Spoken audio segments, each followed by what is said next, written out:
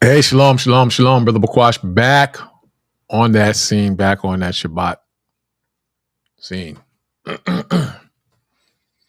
Glad to be back with all the brothers and sisters. I hope everyone is well. And hold on one second, let me get myself set up. I'm on a new system, other side of the system. I apologize if we have any tech issues. This is my first time going live with this setup. I think it should be all right. I think everything should be fine. Put this down, bring me up.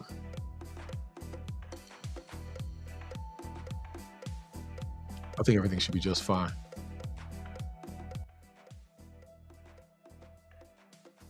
Yeah, a lot is happening in the news. Seems like Donald Trump, he's ruffling a lot of feathers, man, and a lot of the corruption is being exposed. He said he was going to clean the swamp. We're going to see, even though he's a swamp himself. You know, this is the thing. This is why I changed a lot of my views in the last 15 or so years. You know, at one point, everybody was the Illuminati. Then all of a sudden, Trump is not the Illuminati now. Trump is not a part of the Illuminati, or you know, I mean, what the hell is going on? I could look at this situation from so many different directions. I could look at it like there's internal strife amongst certain Edomites being Europeans in the Illuminati or the secret society or the 3% that really run the world. I could look at it that way. I could look at it as the Most High, the God of Abraham, Isaac, and Jacob, has thrown confusion among the powers that be. I could look at it in so many different ways. I could look at it that it's all a big hoax, that Donald Trump was placed in office for a reason. This is why I say don't get too comfortable in men's opinion. Look things up, research. Be more objective than subjective. Think. Learn to think. America's not going to get too far, man. You see the migrant situation is just getting worse, man. I seen them lock this migrant up. I think he was in a Burger King. Somebody shared it on Facebook. It was kind of sad because this man was crying and weeping like an old woman. And I can understand because I said it before and I'm going to say it again. Babylon the Great, the modern day Sodom, the current and modern day Egypt, spiritually, is the greatest, wicked, powerfulest, evil country in the world. Everybody wants to come to Babylon. It's the greatest place on earth. Hey, Salamat. Trump is an actor, plain and simple, straight out of reality TV and pro wrestling. Yeah, but money talks, brother. If that's the truth and that's your opinion, money talks. Canada was trying to do that pushback because they was getting money under the table for so long, and we're now seeing it all come out. Soon as the money was threatened to be taken, Canada folded. Then Mexico, everybody's like, yeah, Mexico, they're not going to tolerate this dictator. They're not going to tolerate Trump. Not only did Mexico fold, but they advanced, I think it was 10,000 soldiers to patrol the border with America. What about Colombia? I think it was Colombia. I could be wrong. Colombia said, listen, we don't want the smoke. We'll use our planes to bring the migrants back. So money talks. Money talks. And the fall of Rome, the fall of Greece, and the fall of any great empire, economically, when that money evaporated, that country was gone. Now, here's my prediction, and I could be wrong. Even though Trump is in office and he looks successful, I believe that 2025 is going to be a hell of a year. I believe people are still going to be laid off because of cancer and the pollution and the sickness of the American white greed is so thick, it's so infectious that it's still going to have a massive effect on America. You know why I say that? Because you're not going to touch this money. You're not going to make any moves on this money, and there's not going to be repercussions. There will be repercussions. Are you watching the news? Are you watching the corruption that's being exposed in American aid all across the world and the damn crap that they claim they spent money on? Condoms, Sesame Street plays in foreign countries, millions and millions of dollars, shrimp on treadmills, different experiments. They're stealing the money. How long have we been telling you they are stealing this money? They are thieves. Left and right, they are thieves. And the beautiful thing is the Most High is letting it all come out, man. He's letting it all come out.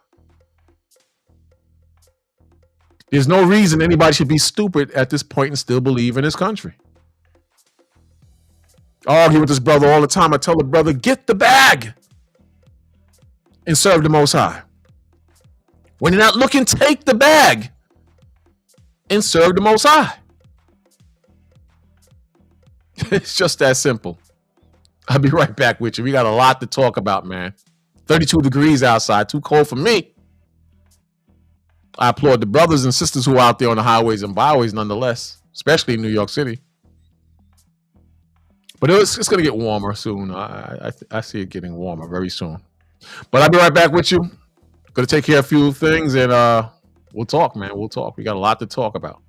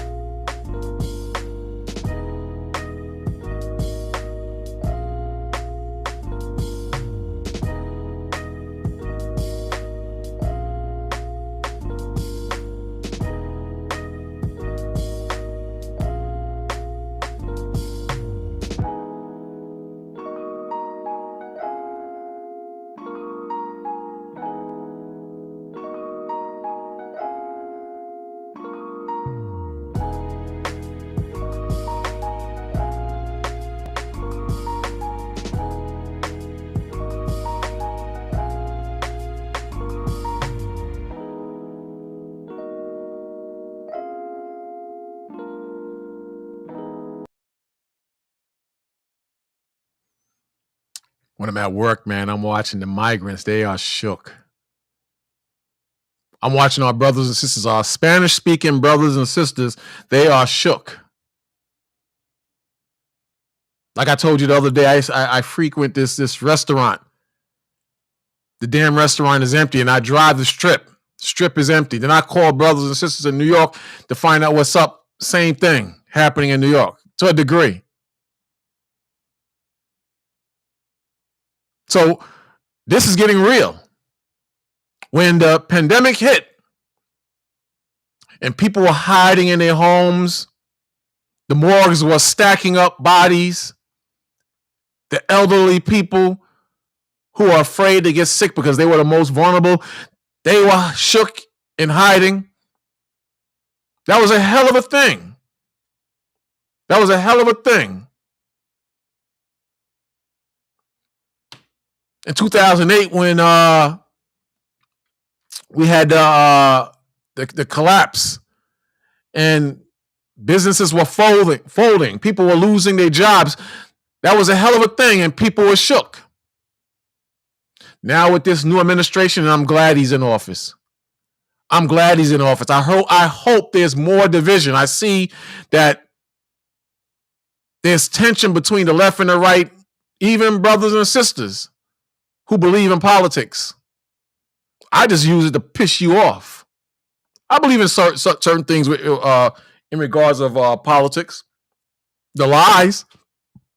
I believe when the lies and things get put out there on the table and it shows how corrupt the country is, I believe that. I believe in when there's war.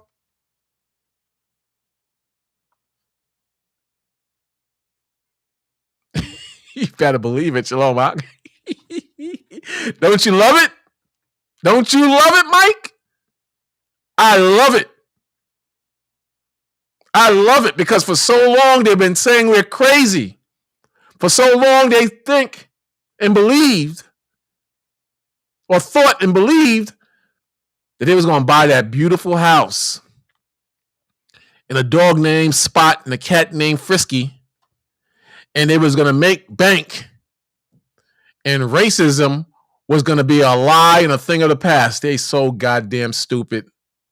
They so damn stupid. Yeah, you love it, right? This is just the beginning. This is just the beginning. Drink a bottle of wine for me tonight. We're going to see how the Super Bowl going to play out. They might be terrorist activity tonight. I think it's tomorrow. They might be terrorist activity for all we know tomorrow. They might be.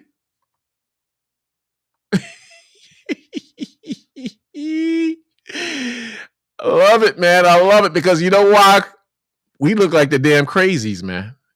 For years, people have been labeling us as the crazies, man. They thought they were so damn smart, Mike. They thought they were so damn smart, Bill Gates. They thought they were so damn smart. Now look at them now. All the intellectuals, all the idiots going to NYU and damn Yale and Brown and all the black women who are supposed to be the most educated in America. Look at them now. Look at the most educated among the black women today. Can't even pay their damn rent. You see hundreds and hundreds of videos. I'm not going 50-50. Why should I go 50-50 with a man? Look at them now. Look at them now. Trump is supposed to be at the SB. I might watch it just to, yeah. I'm going to watch it. You know what? They love this man. They love this man because he's a change in the system. So they say. And all this corruption coming out. I don't know if you brothers is watching this, man. This crazy corruption coming out. Oh, man, they look so damn stupid. They look so goddamn stupid, man. America is collapsing like ancient Rome. You know, when Rome collapsed, they didn't think it would fall. Rome was the superpower of that time. Rome was the proud superpower of that time that could not be stopped. And people feared Rome. They feared Rome. Right now, I'm binging for the third time on Spartacus. And the freakism and the rainbow flame of that time is right here, just not as violent. But anything that could tickle your mind that was bored and wanted to be entertained. In other words, distraction by the government was permitted.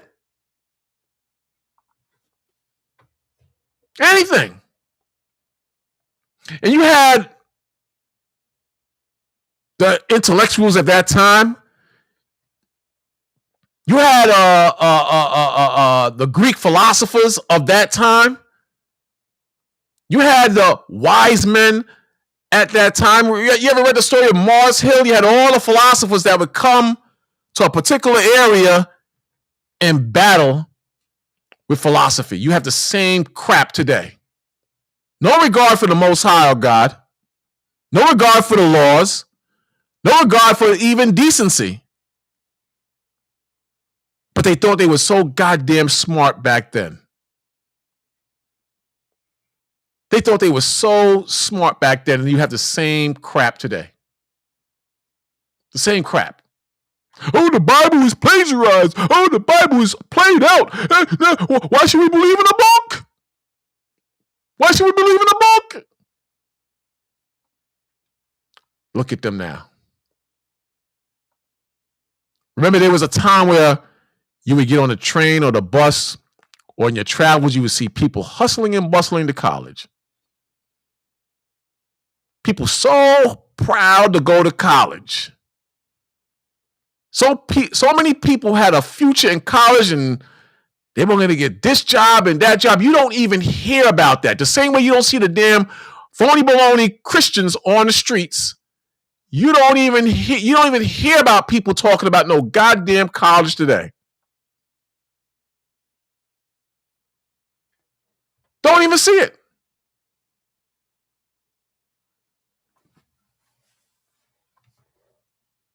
You're not guaranteed a job if you go to college today. You're not even guaranteed to make ends meet today. But they think the great Trump is going to put things back in order. That's what they think.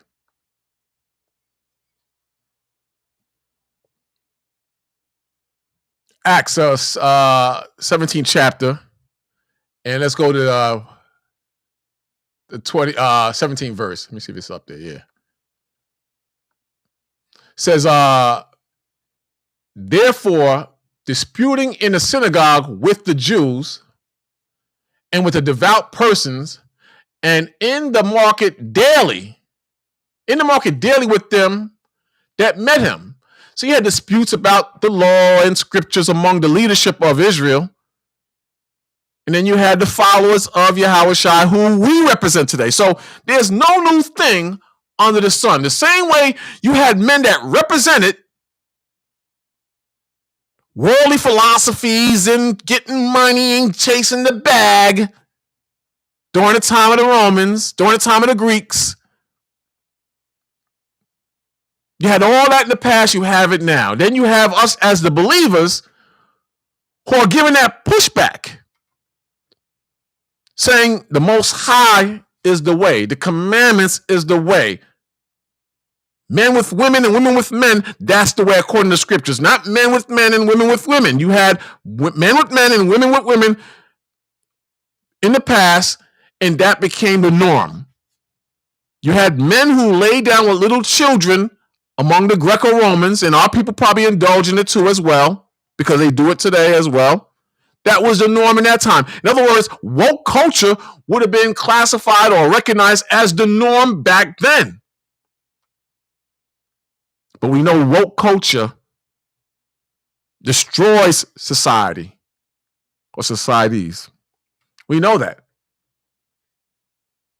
18th verse says, then certain philosophers and Epicureans and Stoics, all these are different forms of philosophies. If it feels good, do it.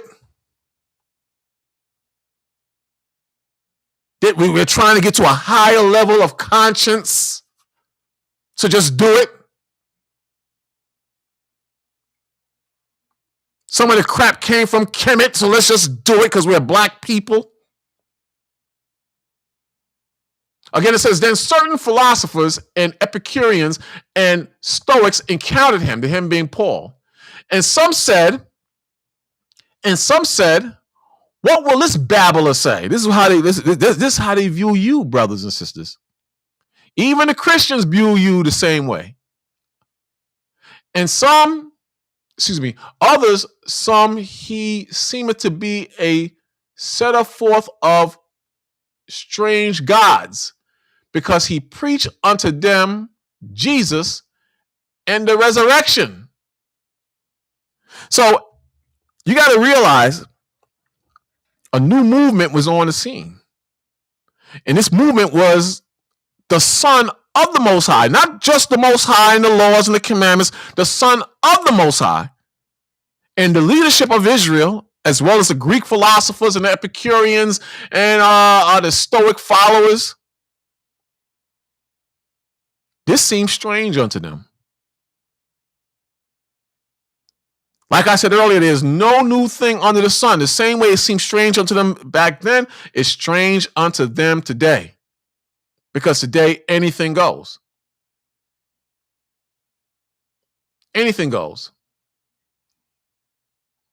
19th verse says, and he took him and brought him unto a Areopagus, saying, may we know what this doctrine, therefore, whereof thou speakest is? May we know what this new doctrine whereof thou speakest. For thou bringest certain strange things to our ears. We would know, therefore, what these things mean.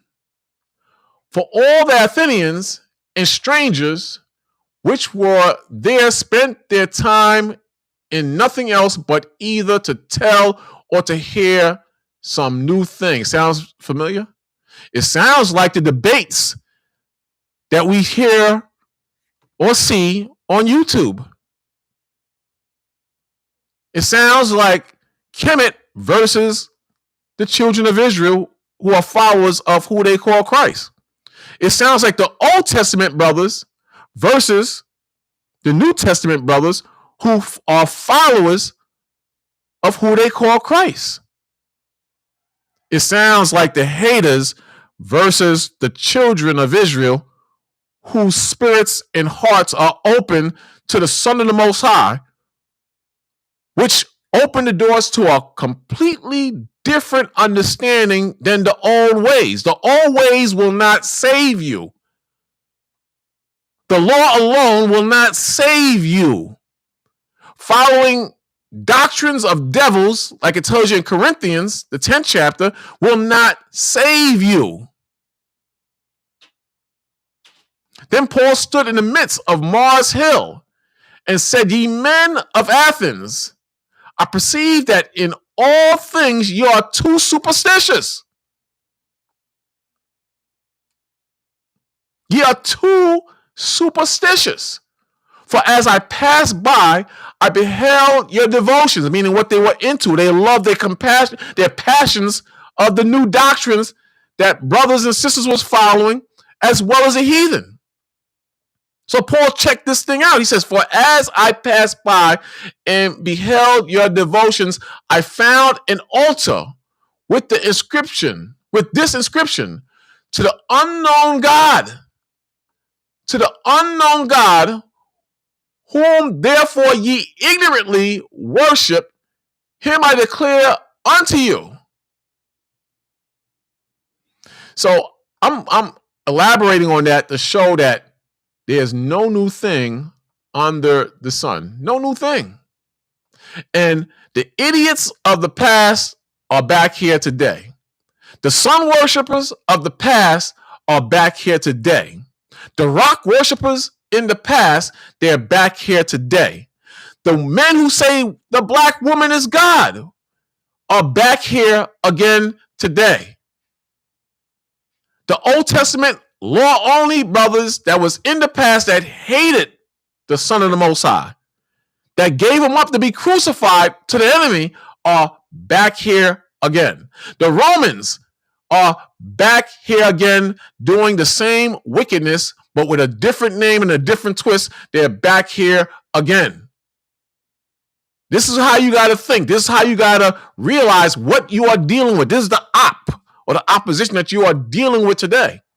The murderers, the petty boys, the hoes, the harlots, the whoremongers, the prostitutes, they're back here again. They're back here again. And with all that said, and with all that to be understood, they hate you.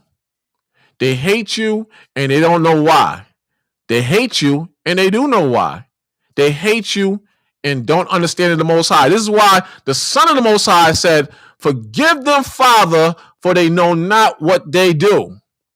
Forgive them, Yahweh, for the children of Israel who are mean, disrespectful, hurtful, liars, cheats, whores, will come at you to kill you or to kill me, the Lord, but Father, forgive them, for they know not what they do.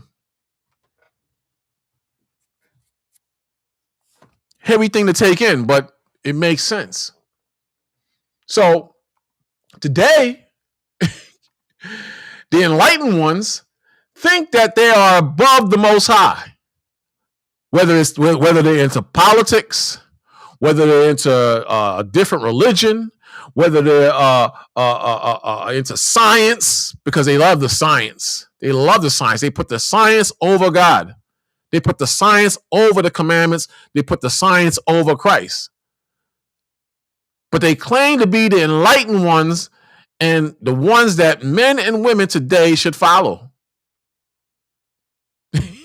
Isn't that something? What is the ideal of enlightenment? The enlightenment was an intellectual movement. Was an intellectual movement in the 17th and 18th centuries. Wasn't the movement during the time of Paul on Mars Hill, wasn't that a enlightenment or an intellectual movement within itself in its time?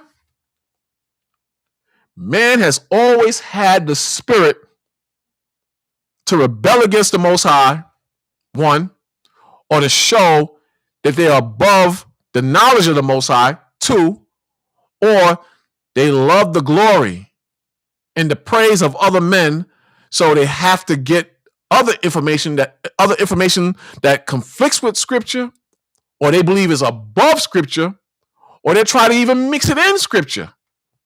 We see that today with different books. Look, I got this deep knowledge, brother.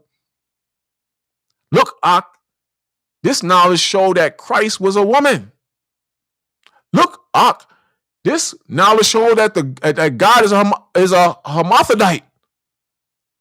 Look, this information shows that we were in Egypt 400 and some odd years. So how long have we been in America? So Christ is coming back next Tuesday at 3:00 when the sun goes down.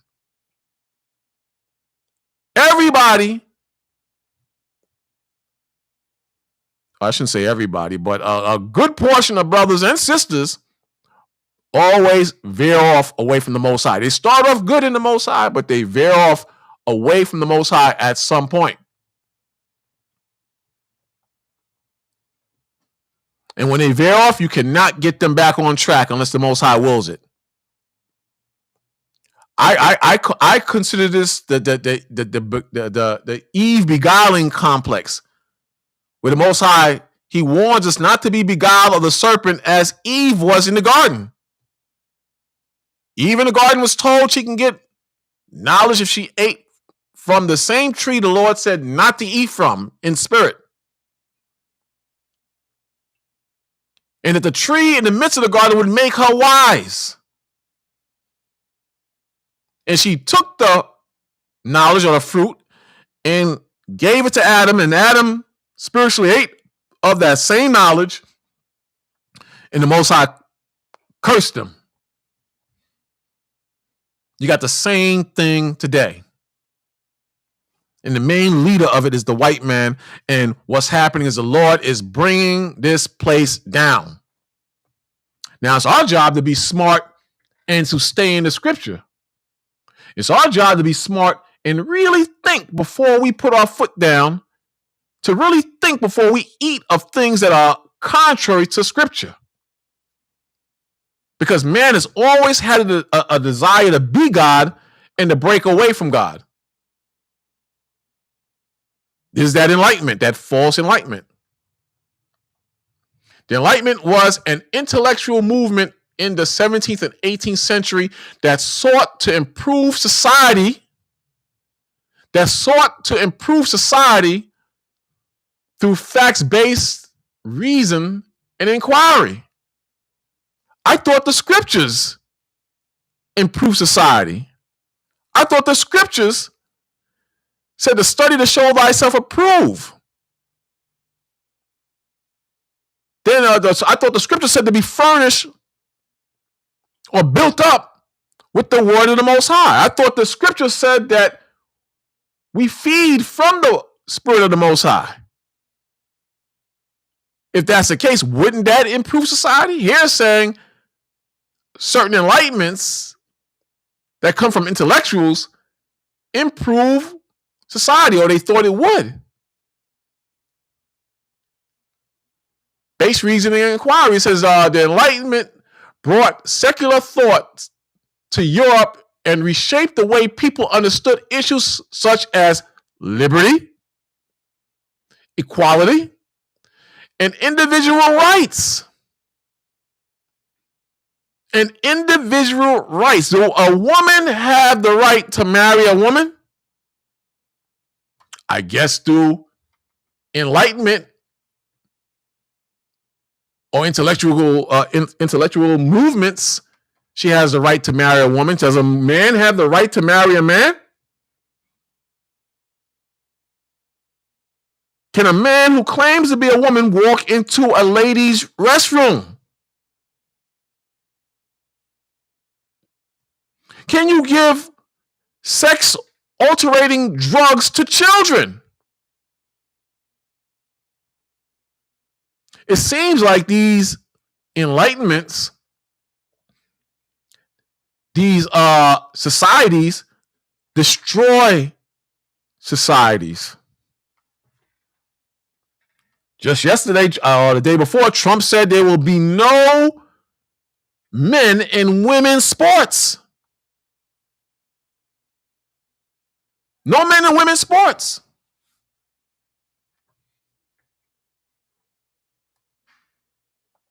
Some people have a problem with that. I saw a meltdown with people having a problem with that.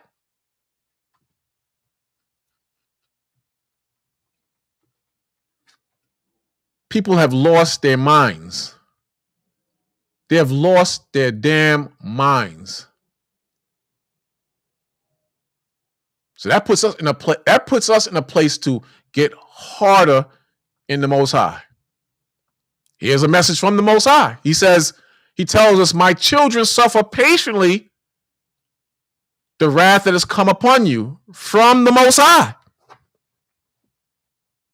So that's step one. We have to acknowledge that the wrath is from the Most High. Don't take it personally. When you lose your job, don't take it personally. It stings, but don't take it personally. If your woman leaves you because the commandments are too much,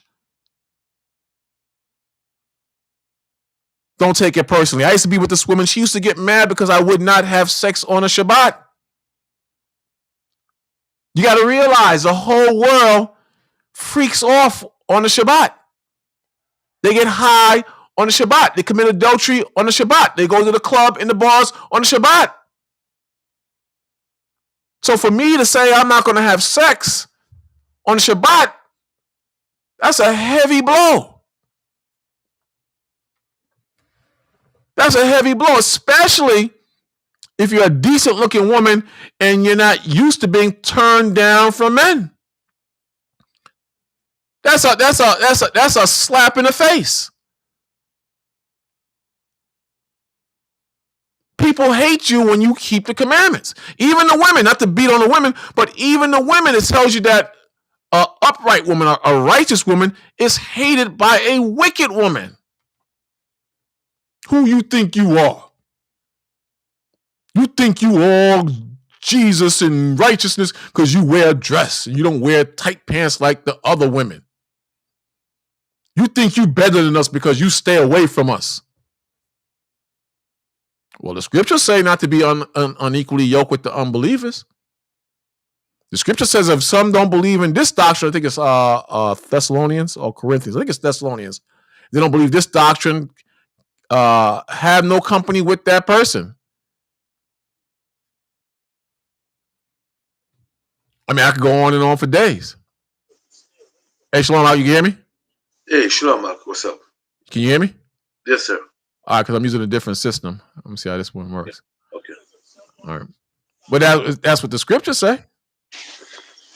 So I'm saying, but at the same time, it says, I think the saying goes, as ye are in Rome, do as Romans do. How many of you going to do what the Romans do? Today, the modern day Romans. You're not going to do what the modern day Romans do. You understand?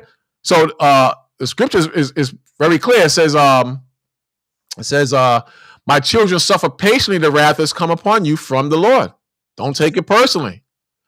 For thy enemies has persecuted thee, but shortly thou shalt see his destruction and shalt tread upon his neck. The same children of the Romans, their fathers and forefathers and fathers' before them, tormented the Jews in Rome. Put you in arenas with damn alligators and lions and hyenas to be entertained. Meanwhile, the system was collapsing. This was a form of distraction, just like football games and baseball games and basketball games. And when you check it out, the arenas look the same. They look the damn same when you check it out. Why is that? Because America is a modern day Rome. America is a mimic of ancient Rome. Look at the stadium on the left. That could be Yankee Stadium. If you was in the Bronx, that could be Yankee Stadium. If you're in Florida, wherever you at, it looks just like a baseball stadium or a football stadium. Then on the right, a lot of the courthouses and buildings are structured the same. So I'm saying you have to think more spiritually. The same way this man steals and robs and murders and how people are assassinated. It's the same thing today. It's the same thing today. And the Lord had punished us during the time of the Roman Empire. And we're still under that curse and punishment. So don't take it personally, or at least try. Sometimes it's hard not to get in your emotions or in your feelings, but try not to take it personally, because all these things are prophecies and judgment from the Most High. So try not to take it personally. Try to deal with things with wisdom and try to look at people as spirits. You understand? Not as people, but as spirits. See, the 26th verse says, my delicate ones have gone rough ways and were taken away as a flock caught of the enemy. See? Be of good comfort, O my children, and cry unto the Most High, for ye shall be remembered of him that brought these things upon you. He's telling you again. He brought these things on us because we chose not to follow the commandments. We chose to be like the heathen. We chose pagan gods. We were doing the things that the heathen do. We were doing the very same things that the heathens do. This is why the Most High, he talks in scripture as though we are Gentiles and we need to be cleaned up from our idols, like it tells you in the New Testament. 28th verse says, For as it was your mind or your spirit to go astray from the Most High, so being returned, seek him 10 times more. See?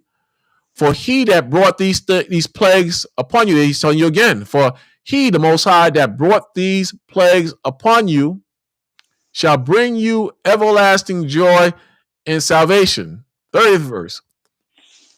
Take a good heart, O Jerusalem, for he that gave thee that name will comfort thee. 31st verse. Miserable are they that afflict thee, and rejoice at their fall. Miserable are the cities.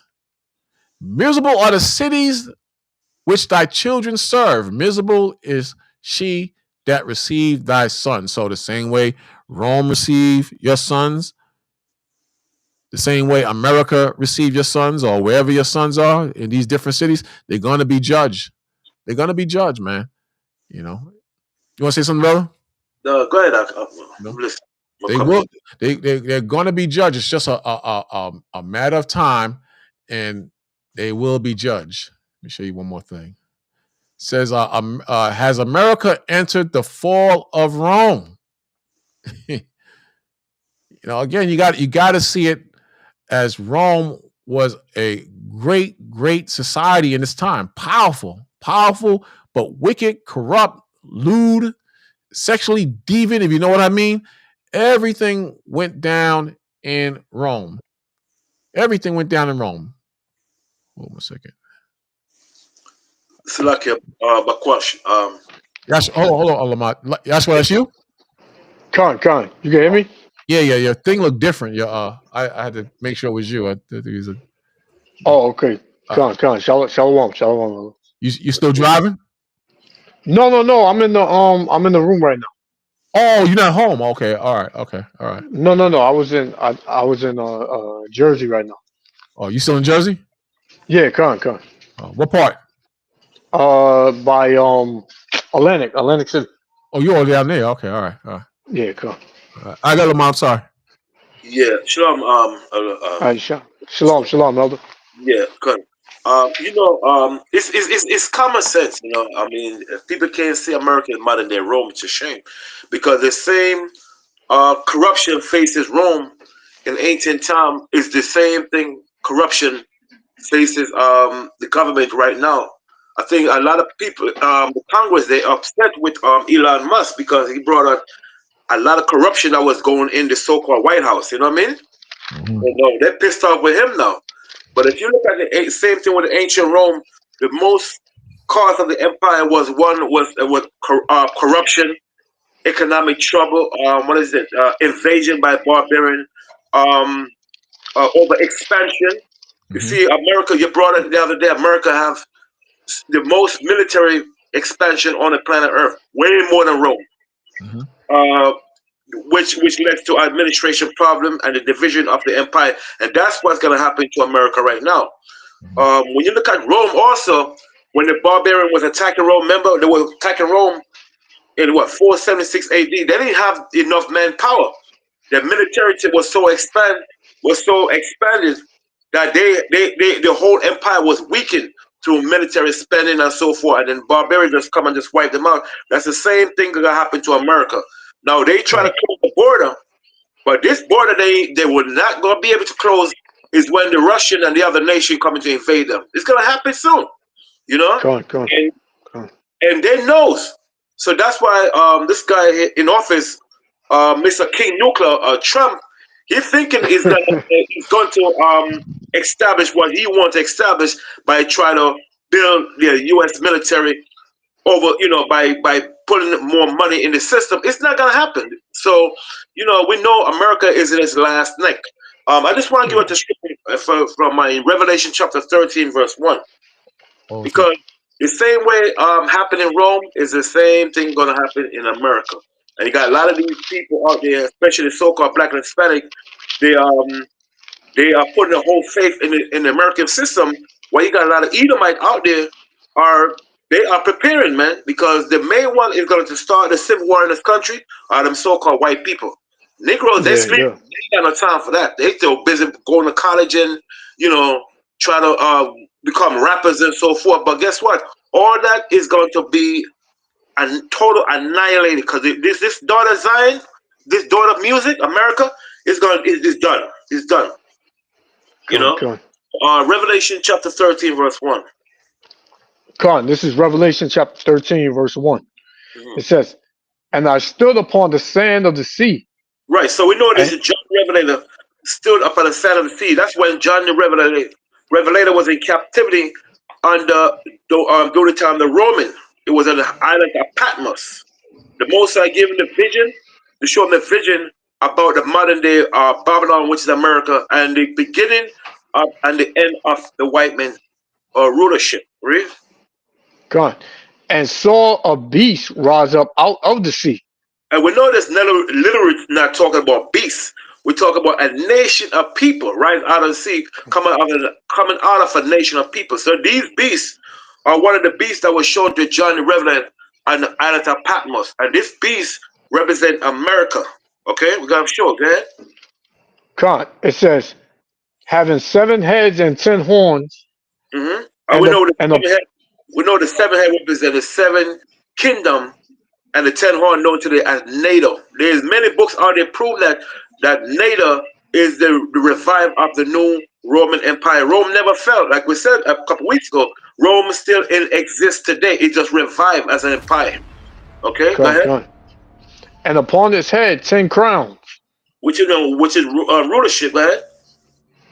and upon his head the name of blasphemy. And we know the main blasphemy of America blasphemy, the blasphemy against the Heavenly Father, show the angel Con, butt naked, and the blasphemy against the Heavenly Father. Okay, go ahead. con. And the beast which I saw was like unto a leopard. And that's the beginning of the white man kingdom under the Greeks. When Alexander the Great father died, Philip II, they invade Japheth land, and they become. That's when Greek, the Edomite took over Greeks during the time of the Peloponnesian War. The Edomite took over Greek under Philip II. Later on, he was murdered by his bodyguard. Then Alexander the Great came and ruled. Okay, that's the beginning of his kingdom. Go ahead. And his feet were as the feet of a bear. And the end of your body is the feet. So the end of America is who? Is going to be who? The bear, which are the Russians. And these Con, guys con. know. These guys know that the end of America is going to be the Russians. They gotta wipe this place on the map. The scripture tells you when America be destroyed, it's gonna be not even the Arabian shall pitch tent there, because when you look at the history of the Arab, they could dwell in any desert territory. Any desert territory, and they are going to what? They are not gonna be able to live in this land when the Most High destroy it through thermal nuclear destruction. Because this Con. war, like we said, is going to be a nuclear war. Let's prove that. Get Isaiah chapter 9. I believe verse 5, 9 and 5. Isaiah chapter 9, verse 5. We're going to talk about Con. that this war Yeah, shall be. yeah, yeah. Yep, Yeah, yep. yeah. This is Isaiah chapter 9 and verse 5. It says, for every battle of the warrior is with confused noise. And right, like what we see, what Bakwash always talk about the gladiator, how they used to Yep, fight with yep, fear. And we know the yep. gladiator, there was slaves, Israelite that was in slavery under the Roman, they used them as gladiator. Okay? Yeah, And then what happened is they used to fought with spear. The same way the other kingdom used to fight, the Anglo-Saxon, all those empire, all those kingdom, they used to fight with yeah, spear and so forth, you know? And yeah, but they wasn't fighting with no like with no flipping what they call it, no nuclear war. They wasn't fighting like with yeah, no, they were using spear, all these things in yeah, battles.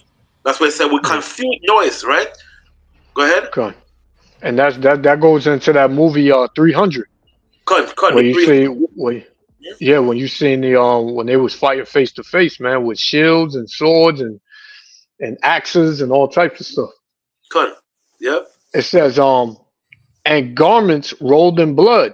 And we say the blood garments rolling up with blood because it was fighting with spear and they were just killing one another, man. Yeah, And man. when you watch kung fu movies, same thing, man. Sword, man, Yep, yep. wiped out. You know what I mean? When you watch the martial arts movie and so forth, the Mm-hmm. scientific one, men Mm-hmm. was killing each other with sword and so forth. That's how the Anglo-Saxon and all these guys and the Odysseus would find these wars. You know what I'm saying? When Yep. Odysseus came and they invaded Rome in 476 AD, he was the first Germanic king to took over Rome, and there was a brother by the Romulus Augustus, another black man. They called him Little Caesar. He couldn't defend Rome because that was the end of the Western Empire, and the barbarian came and destroyed Rome. The same exact way America's gonna be destroyed from the four corners of the earth, and nobody gonna be able to do that damn thing about it. Okay, go ahead. Con. It says, but this shall be with burning and fuel of fire. And what is the burning fuel of fire? Nuclear missiles, nuclear warhead, That's airplane right. bombs and stuff. You know what I'm saying? Mm-mm-mm. People they're gonna feel the flame of destruction, man, when the real war Mm-hmm. comes. Because remember, America is an empire that never been touched by missiles, never. But when them Russian ready, the Most High is gonna wake up the bear, man, and they're gonna wake up Yeah. the other nation from the four corner earth. Let's go to Jeremiah Joel 2 and 20. I'll bring it back to you on the question. Joel chapter 2 and 20. Because the people that fail to understand that they're thinking that this place is gonna rule forever, but they understand that the corruption of the government, the Most High revealed the corruption of this wicked government, and he using Trump to do that. You know, Most High put Trump in office to fulfill a special job. Look what look what was going in the White House for years. They talk about deportation. You don't see deportation. The worst president in the history when it comes to deportation is Barack Obama. He deported millions of people back home to their country, worse than Trump. And when you try to tell our people that, they get mad at you. But Barack Obama, sorry. And now that was swept under the rug. That wasn't really a big. I mean, it wasn't really noted the way this whole Trump administration is being noted, because the way of the world and the way society is now is way worse than back in Obama days. You know what I'm saying? So everybody was feeling the pinch of, not being able to have money to spread, to take care of your household and things like that. So everybody was feeling it. You had Edomites feeling it, you had Israelites feeling it as usual, and then you had other nations crying out as well. So now everybody was looking for Trump to be the savior. So now he got in office and he completely did a damn 180, 360 on you people, man. Yeah, good. Yep. So now you got everybody in an outcry now. They can't believe it. Like, oh my God, even people that voted for Trump, man, they just, can't believe that he's doing these things. Good. 360, right? A complete 360, which that tells you, man, never trust your enemy, never trust this devil. Yep. Even these devils don't even trust their own people, man. They don't lost faith in their own people. You said Joel 2 and 20? Yes, sir. This is the book of Joel, chapter 2, verse 20. But I will remove far off from you the northern army. And the northern army is America. God. It says, and I will drive him unto the land barren and desolate. And which is the barren and desolate is the Persian Gulf. It's not full. It's going to happen fully soon.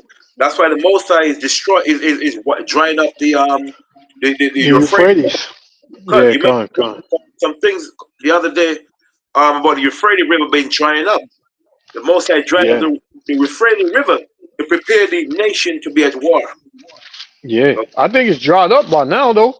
I think it's dried up by now. If I am mistaken, right? If it's not all dried up, it's damn near dried up. Good.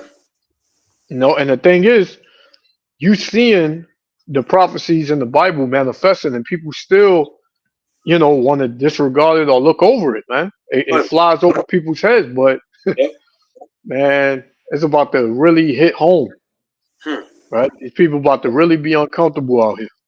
That's it. Yep. It's Joel 2 and 20 again. But I will remove far off from you the northern army, and will drive him unto a land barren and desolate. And that land of barren and desolate are known today as what? The Persian Gulf. They call it the Arabian Desert also. Okay? Yeah.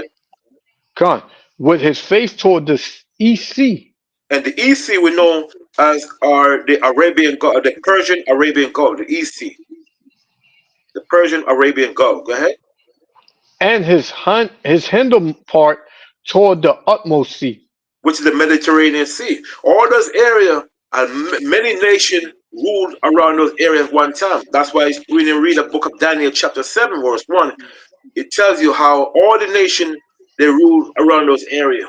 The Roman Empire, all these nations ruled those areas. That's why the Most High used the word sea and so forth, which is symbolized other people in the book of Daniel chapter 1 that ruled around that area in the Middle East. Okay? Go ahead. And his stink shall come up. Right, so his stink shall come up. That's why the Most High, after he's finished with these nations, he's going to bring all these birds. In Jamaica, we always use a term called John Crow. But in the book of Leviticus 11 chapter, is another name I can't remember right now, but I think it's called the uh it's a bird. You know those bird, a big bird. You could see their face got the remember on that Vultures. vulture. Vultures. Mhm. Yes, sir. Okay. Vulture. In Jamaica known as John Crow. Okay? Okay. Go on. Eat up all the dead bodies. That's what's gonna happen. Yeah. That's Yep. when you read in this country or the country, this state. I think South Carolina, when there was a big flood, they say over 10,000 people died because of the flood, and they have to Mhm. have dead body. They didn't have enough body bags, and the bird was eating up a lot of dead body. Why they didn't put it on the news? Yeah, Because they're not gonna put that. huh? They're not gonna put that on the news. Yes, cut right there, exactly. See, John Crow. That's the bird the Most High gonna use in the last days to eat up all the dead bodies Come in on. America. The Lord promised a great feast for the fowls of heaven and the beasts of the field. Yeah. Yeah, oh, yeah. So what do you think? What do you think that pertains to, man? That's not somebody going and throwing a bunch of chicken and all that in the streets, man. That's gonna be dead bodies, Dead bodies. Yeah, you know. yeah. And people can't even fathom that. Like, imagine walking outside or whatever, and you just seeing dead bodies just laying over all through the streets, and you got to step over them to get to where you need to go. That's the Cut. whole. That's the whole idea. The Mm-hmm. total Yeah, breakdown of the system. People don't think that Yeah. that's gonna happen, but Yep. it's gonna happen, man. Cut. yeah. It tells you See. that when you read Jeremiah chapter 16, verses 3 to 5. Mm-hmm. That it's just gonna be, bodies just out there, man. Cut. Matter of fact, could I get it real quick? Yeah. Cut. Mm-hmm. Where you Okay, going? come. Jeremiah 16, and I'm gonna start at verse 3. Mm-hmm. Well, 16 and 3. Come, Oh, I know you're talking about. come. This is Jeremiah chapter 16, verse 3. It says, "For thus saith the Lord concerning the sons and concerning the daughters that are born in this place." This place would be America, Babylon the Great. Mm-hmm. It says, "And concerning their mothers that bear them, and concerning their fathers that begot them in this land," meaning those that were born in this land through their father and their mother, right? It says, "They shall die of grievous deaths," and that's talking about you Israelites. You're gonna die of grievous deaths because lately I've been seeing all this week. I've been seeing a lot of Israelites just scoffing the word. A lot of Israelites. Everybody coming up against the Bible now. Everybody coming up. I don't know if y'all seen the black Christian, going in talking about he don't care about no damn Hebrew Israelites and they're not reading the scriptures and they're deceiving everybody. And you got Christians out there want to actually fight the Israelites. They out there training, shadow boxing, talking about this is how I feel about when I see this is what I feel when I see a Hebrew Israelite. You're not gonna wait for these. You know, They better. They it better. says They better get their head together because we ain't no Christians. exactly. A lot of us come from like hard backgrounds and we just accepted the Lord. A lot of the Yeah, Christians, some of them all fit the same bill, but the majority of them is tutti frutti. yep.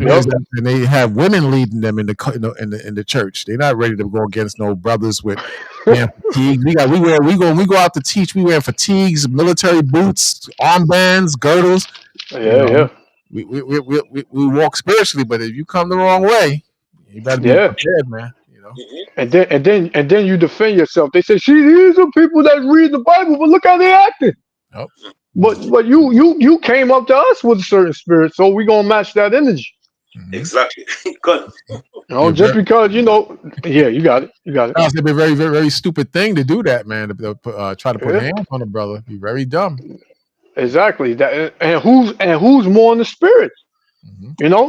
Who's more in the spirit? A effeminate, emotional Christian that want to come up and fight, or brothers that stand strong in the word. And the reason that there was an altercation is the fact that these Christians they can't contend with us when it's according to the scriptures. They always fall short, man.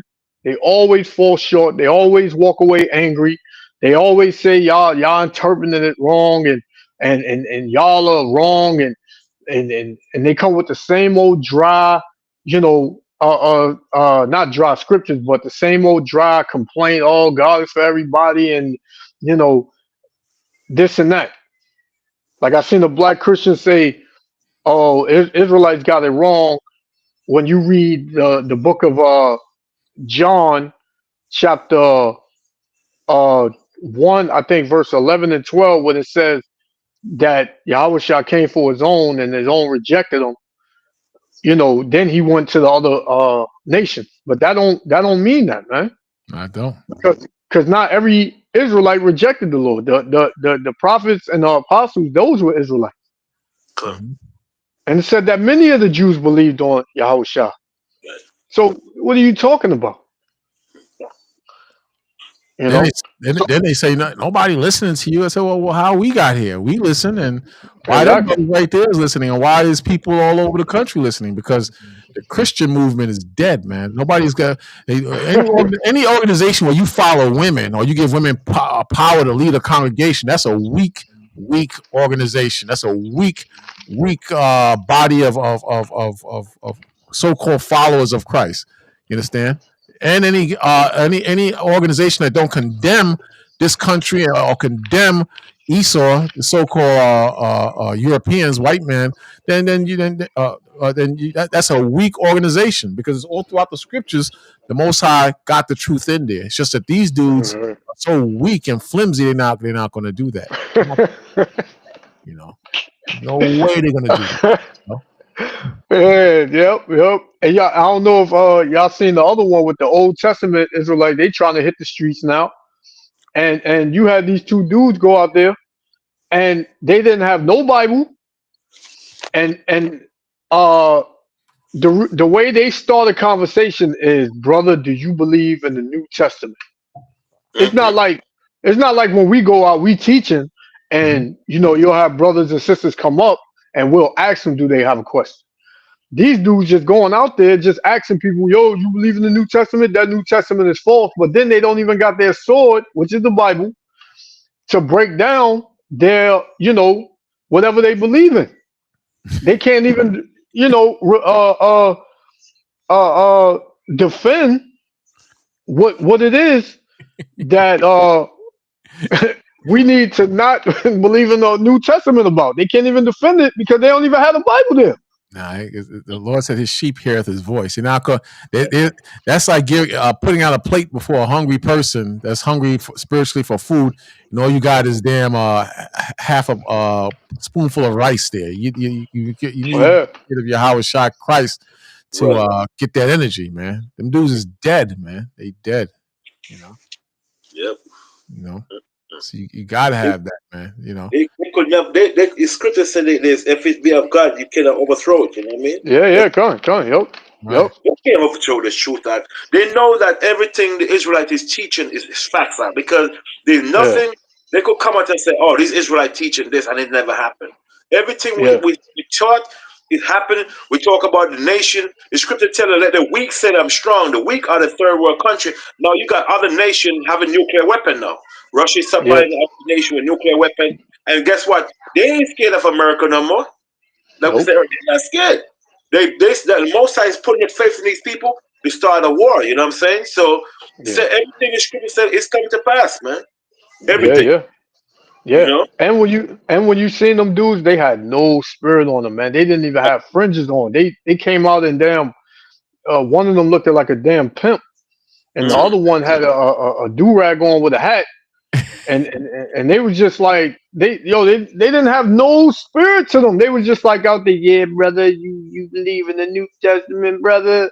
When you get a chance, pull that up if you can pull it up. You at home, I forgot. Don't worry about it. I was gonna say pull that up. I want to see that. Come. I'm well, if you go it was a brother I was watching. I'll send y'all the link a little later. Or throw it in the chat, if you can. Okay, come. But they didn't have the spirit on them, man. They were saying that the Most High didn't speak in the New Testament. So why should we believe the New Testament? That was their whole stance. What it is, the brothers that's on the highways and byways, they're getting so big and powerful, and they're getting so known that these dudes are getting jealous. Yeah, because they're not growing and nothing is happening with them. We have our issues. I always bring out we have our issues, but the point is where the brothers is growing and they getting more popular, and especially if they're well groomed in the spirit of the Most High, you know how to put out the word the right way. You can't resist that. If them Old Testament brothers could confront some damn Christians, man, the Christians would tear them up, man. You know, it was bad. Nobody's gonna follow that. Nobody's gonna follow that. You're not gonna follow what you call it, this Kemet crap. They're not going to follow the Nation of Islam. They're not going to follow any of that crap because that stuff is dying. It's dying. Yeah. I always ask the brothers and sisters in the Old Testament alone, the spirit of Matthew's 24. Where do you get that same energy in the Old Testament about famines and wars and rumors of war? Where is that? Give me that energy from the Old Testament alone. Word for word and match that. You can't match that. You can't match that. Exactly. And it's coming to pass. Yeah. And then the Lord said He comes in the volume of the book. Mm-hmm. So what is that? You know, and you saying the Most High didn't speak in the New Testament. So I mean, so Yahweh Shah came and He did His own thing. He always said that what He speaks is of His Father, not Him. Mm-hmm. Right. You know, so what are you talking about? Because it don't say Yahweh. And who is the Lord's Father? Come on, man. You dudes it's just you got no spirit on you, man. You dry, and you just trying to come out and cause confusion. That's all you really doing. Yep. Yeah, you finished that scripture. I was going to share one in regards to what you just said. Oh, Con, you can bring it out. I'll bring the rest of it out until after you. Hold on one second. Con. John, what you quoted, I think you said you mentioned about somebody had mentioned this the wrong way earlier. Oh yeah, no, about them not believing. No, this is John 10:1. You said 1 and something. It said, then Jesus said unto them again, verily, verily, I say unto you, I am the door of the sheep. See? So we represent Yahweh Shah, and we speak and try to walk in His footsteps to bring the sheep into the fold. So He said He's the door to the sheep. Says, all that ever came before me are thieves and robbers. See that? So if you just Old Testament alone, if you're just the law alone, the law classifies you as a thief and a robber. If you just some other doctrine alone, or you just a doctrine period, the Lord can classify you as a thief and a robber. But the sheep did not hear them. See? And where's the sheep going? They're going to the brothers on the highways and byways, not going to no Old Testament alone brothers. Understand? Because the New Testament brothers, they're going to talk about Esau. You're not going to do that.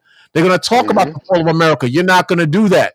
They're going to talk about what our people are going through. And they can jump back and forth in the Old Testament and bring it into the New Testament and mix it up. And they're more interesting and more energetic, and they're more of the Spirit. They have the Spirit in them. You don't.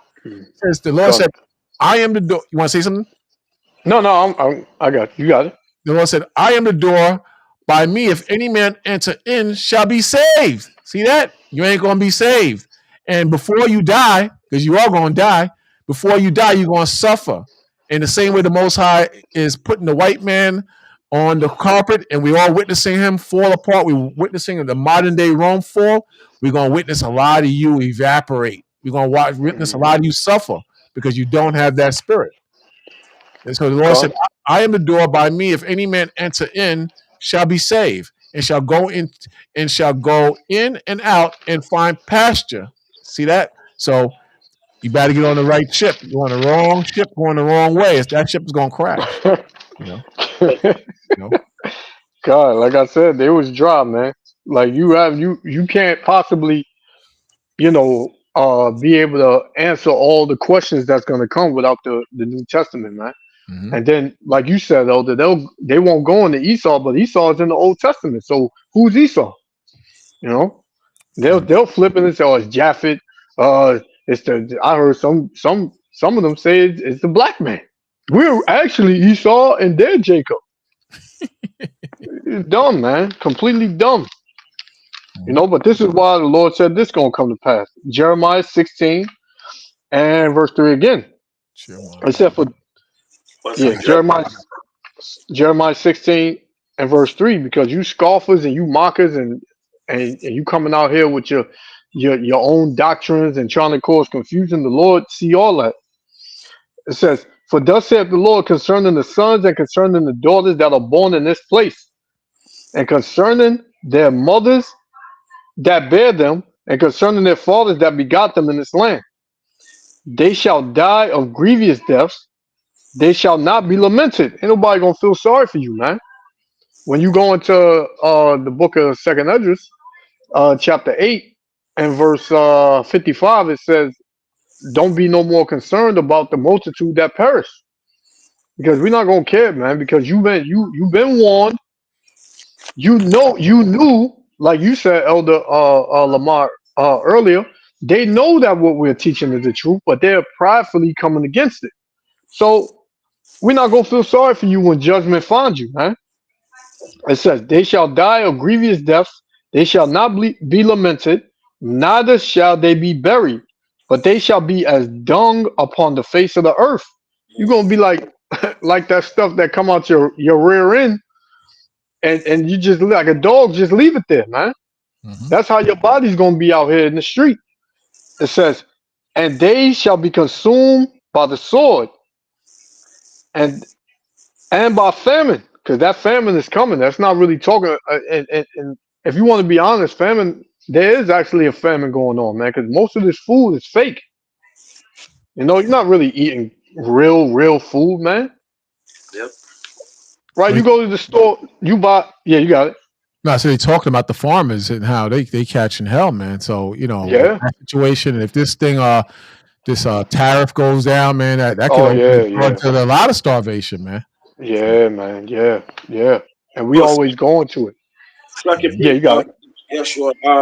They were saying the other day, they didn't bring out the news. Amy Goodman, 99.5, the one I brought out. A lot of the fruits and all these vegetables is being destroyed because they don't want to put it from the ground, because the farmers, the owner of the farmers, they don't have no workers. All the workers been deported. Yeah. A lot of fruits are there have been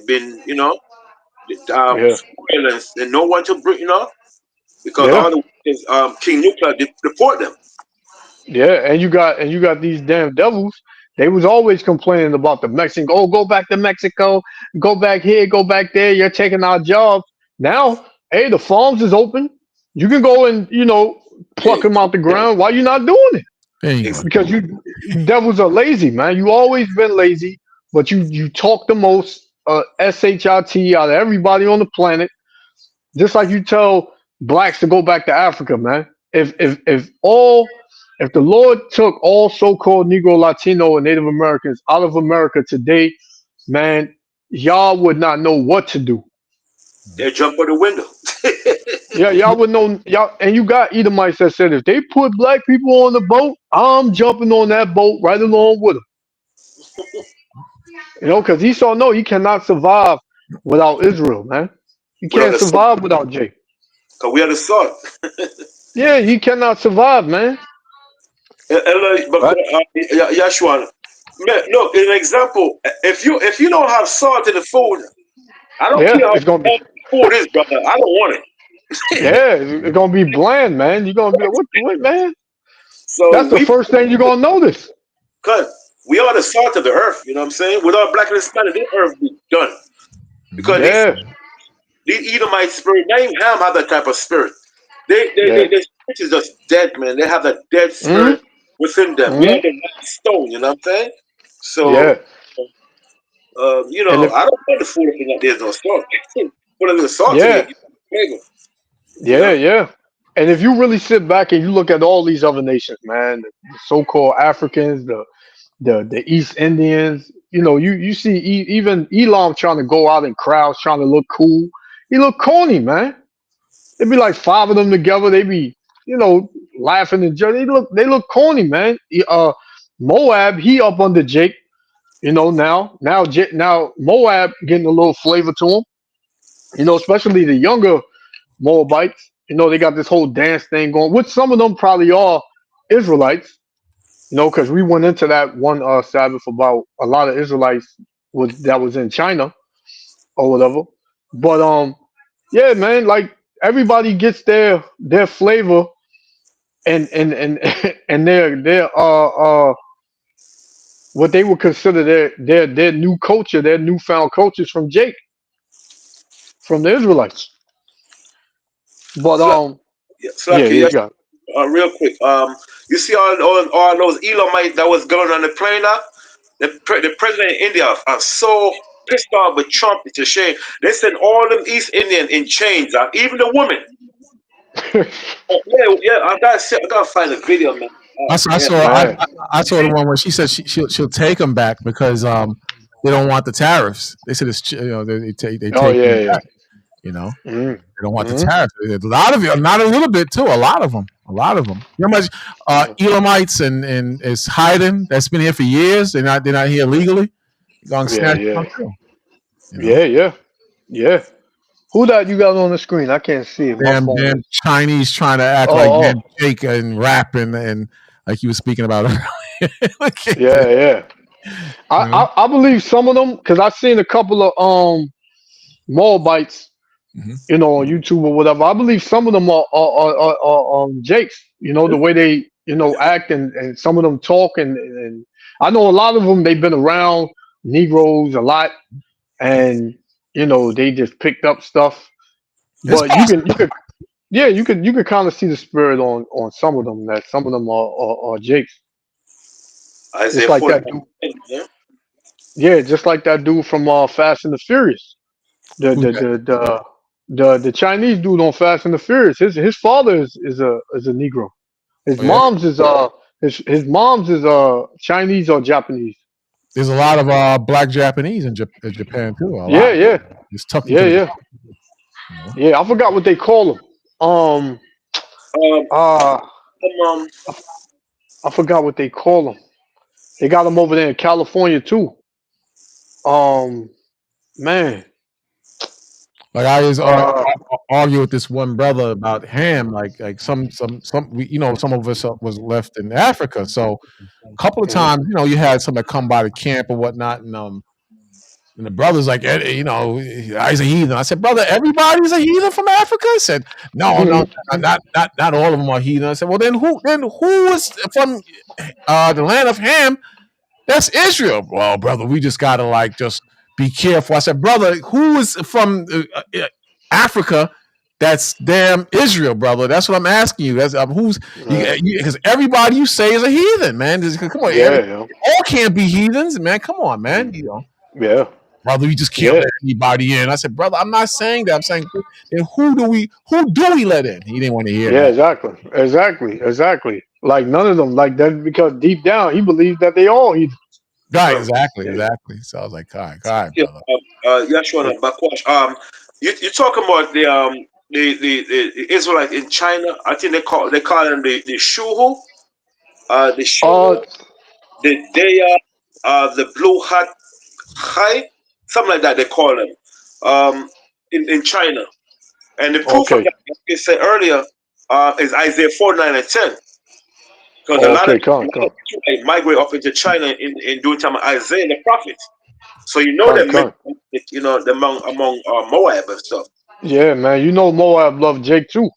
Yeah. Moab is a lot, is a whole community of so-called Chinese women with Jake. Oh yeah, You yeah. know, I do. yeah, I've been seeing that lately. I've been seeing that lately. whole community, man. Everybody flocking to Jake's. Arab women, I didn't know. Arab women, you got Chinese women. You always had Edomite women. Um, but yeah, I didn't know. I didn't even know Arab women were heavy with Jake like that too. Hmm. You See know, what they do. What they trying to do. They're trying to make everybody think the black man is the worst man on earth, but it's not true. You exactly. have more heathens that are attracted to black men than heathens that are attracted to black women. The black man is Hmm. is a cursed god, man, and Yeah, all the women they of all nationalities love the black man, especially when he got his act together.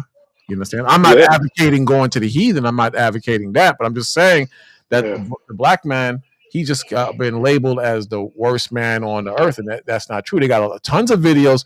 I just watched one the other day where you have all these heathen. women, especially Filipinos, that want they desire black men. They desire black Yeah, men. You know. yeah. And they have you had this Eve.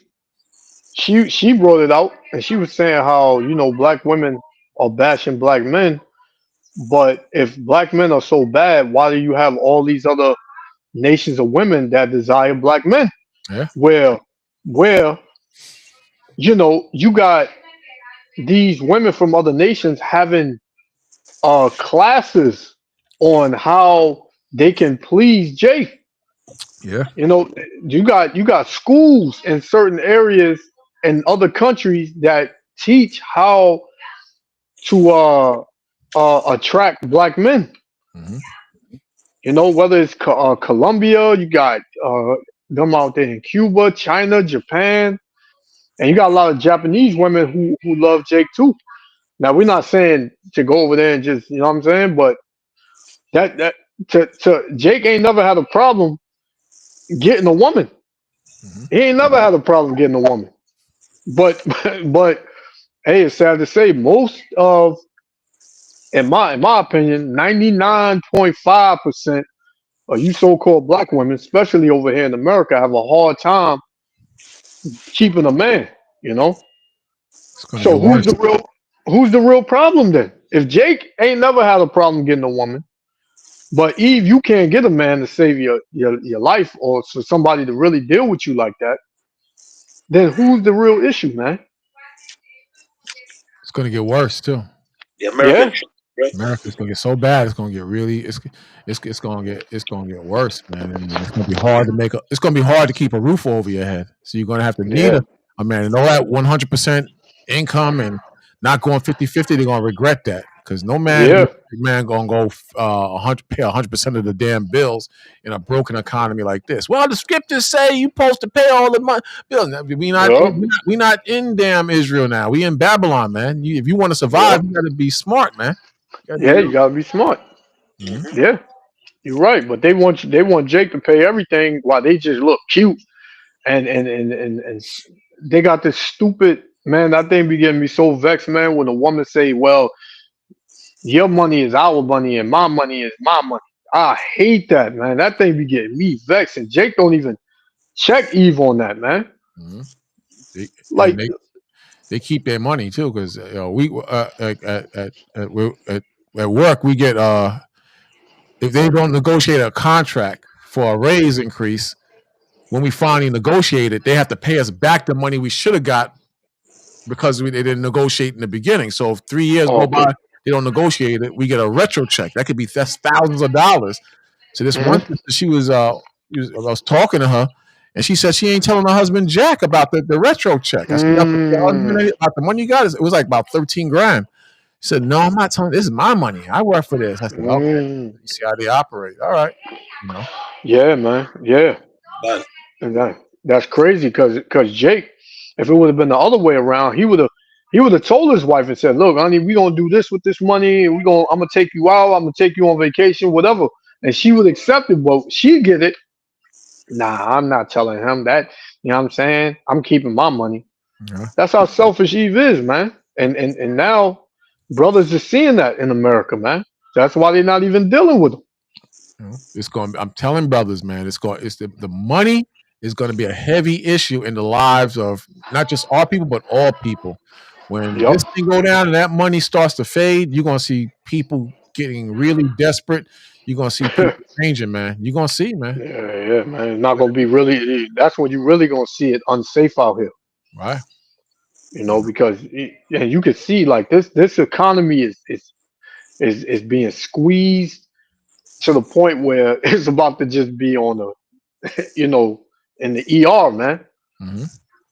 It's like an emergency right now, Yeah. and people not really seeing it, man, because they can still eat out and I always I said it through the spirit, man. Wait till it heat up out here. yeah, Hmm. Something big gonna go down, and it's gonna be right, before that weather change, and people gonna be crazy. I had this article, man, that I had on my laptop, man, about this the whole protests and riots and all that. They said it's gonna increase when it heats up because of the deportations and all that, man. But like I was saying, it's levels to this. Esau come to you all nice and he tell you put your hands around behind your back, and he walk you out, put you in the van. But soon this devil, man, he gonna get fed up and he gonna start really putting hands on people, man, and unaliving people in the street. Mhm. And then that's when everybody gonna say it's serious. Look what they doing. It ain't gonna be time to record in that day, man. You ain't gonna have time to pull your phone out and get it on Instagram or Facebook for likes, man. That might be your last live stream. Okay. There's protests against Trump and Project 25 expected in all 50 states. Con. Hey, yeah, you probably can pull it up. Elder, go to Zero Hedge. It's a site called it's a site on go to the internet and type up Zero Hedge deportation protest.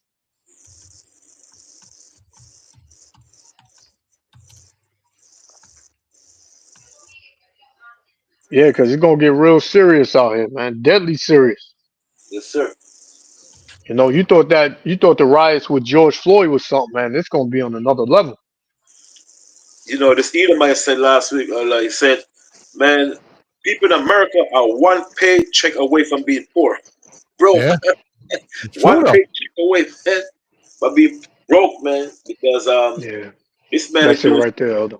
No, it's true So though. like, I was telling my brother, listen, because he was going through some financial hardships, and I told him, listen, you can't keep eating out. You gotta learn to cook, man. You cook, that's like 3 times of what you saving or versus going out. You gotta. I mean, it's nice to go out sometimes because you just want to just do something different and just want to kind of splurge here and there. But if you just constantly going out every day, some people just eat out every day. They don't even cook every day. Yeah, Right. man. Yeah. So that's a lot of money, man. You gotta show them. Man. So that's a lot. That's a lot of money, man. You got to figure if you eating out, it's not below $20 depending on what you eat. Yup. It's not below. It's the least you gonna pay is $20. That's the least. Right. You know what I'm saying? And then it's not gonna fool you up, man. You're gonna eat it all, and then an hour or two later, you're gonna be hungry again. And if you don't know how to cook, what you gonna get back on Uber Eats and order out again? That's even more money if you order through Uber Eats than going to the actual Exactly. Exactly, man. They charge damn near, the amount of tax you're gonna pay and the delivery fees and all that adds up to the damn meal that you get. Come on, man. So I don't know, man. Then I'll be telling you got it. I told him, brother, experiment like different things. If you mess it up, just throw it out. It's a waste of food, but you got to perfect it at some point. You're gonna get better. You're not gonna be a top chef, but I saw a recipe on Facebook. It's and I tried it out. It came out pretty good. You take eggs and oatmeal and cinnamon, and you blend it like a pancake. And I tried it. It worked. I couldn't believe it worked. It worked, man. Oh. But it worked. A pancake made sense, I couldn't believe it. God, yeah, man. Hey, you find, and it's only a click away. That's the thing, man. Our people are that lazy, man. It's only a click away. You can find out how to cook. You can find out how to fix your car. You can find out how to do fixer uppers in your house. Yep. Do it yourself, this or that online. You can do that now. Mm-hmm. But our people so lazy, they would rather go to the damn car dealership and pay $250 for them to fix your light when you can learn how to do it and just pay for the damn light $10. Yeah. You know what I'm saying? These Levites got me. These Haitian dudes got me one time. It was like a simple fix, man. I think he charged me like $50. He did. It was like it took like 2 minutes to do something. Yeah, man. Man, I was so mad. I looked at the dude. I said, "Yo, Ak, you gonna really charge me this for that?" He said, "Yeah." Man, I was so goddamn mad. I said, "I ain't never giving you those business. I'm going to the Northerners. I'm gonna go to the devil. I'm never coming back to you again." And when I look at the guy, he's Yeah. just all screw face now when he see me. Yeah. You right there, brother. You lucky. I would say, nah. They know. Yeah, that's gonna be a They, fight. Though. You end up putting hands on that guy. yeah, It's gonna be a fight. Yo, they know they're getting you. they got me. Yo, he knew he got me. You know. Yeah, they be knowing, man. But I thought, They you know, know it. he live around the corner from me. The shop is there. You know, it's a good way to just open business when these small things to go. But Jake, man, this is why the scriptures tell you not to put trust in no brothers, man, because you know, and that's just $50. Imagine if it's something like outrageous or something like that, man. Yeah, man. Because they're not getting no money, so they want to charge top dollar now for whatever business they get. Right. You know what I'm saying? Being that they not, everything's slowing down. Mm-hmm. Because some people are learning how to do things themselves. Right. So now all these mechanical business, I mean, if it's something real big, then of course you go. But if it's something light, like my AC went out in the car one time, and I just found out. I looked it up, and I found out it was just a little fuse that was in the box. I looked it up how to get it out, the engine or whatever. Took it out, man. It took me 5 minutes, man. Just went and changed the fuse. The fuse was only $8, man. I changed it in 5 minutes. Wow. One little fuse, man. Little fuse, the size of a damn, a little bit bigger than a rice grain. Mm-hmm. A little fuse, man. If you'd have went to the dealership, you'd have made up something and charged you $200. Yeah. Start adding stuff on. Well, you got to fix this and that, too. This is why a lot of the sisters don't respect a lot of the brothers, because a lot of brothers don't know how to change a flat tire. They don't know how to do certain things. I got to give the sisters some defense on certain things when it comes to the brothers too. You supposed to know how to do those things, man. Or try to learn, man. You ain't supposed to just nothing, man. Just sit on your hands. Yeah. But like I said, our people are lazy, man. Yeah, like a brother was like, me and him got into an argument because he was saying the migrants are taking all the jobs from Jake. I said, that's not true in every case. When I drive the bus, man, migrants is up, Hispanics and Haitians are on the bus 5 o'clock in the morning. You gonna get up 5 o'clock in the morning to take their jobs?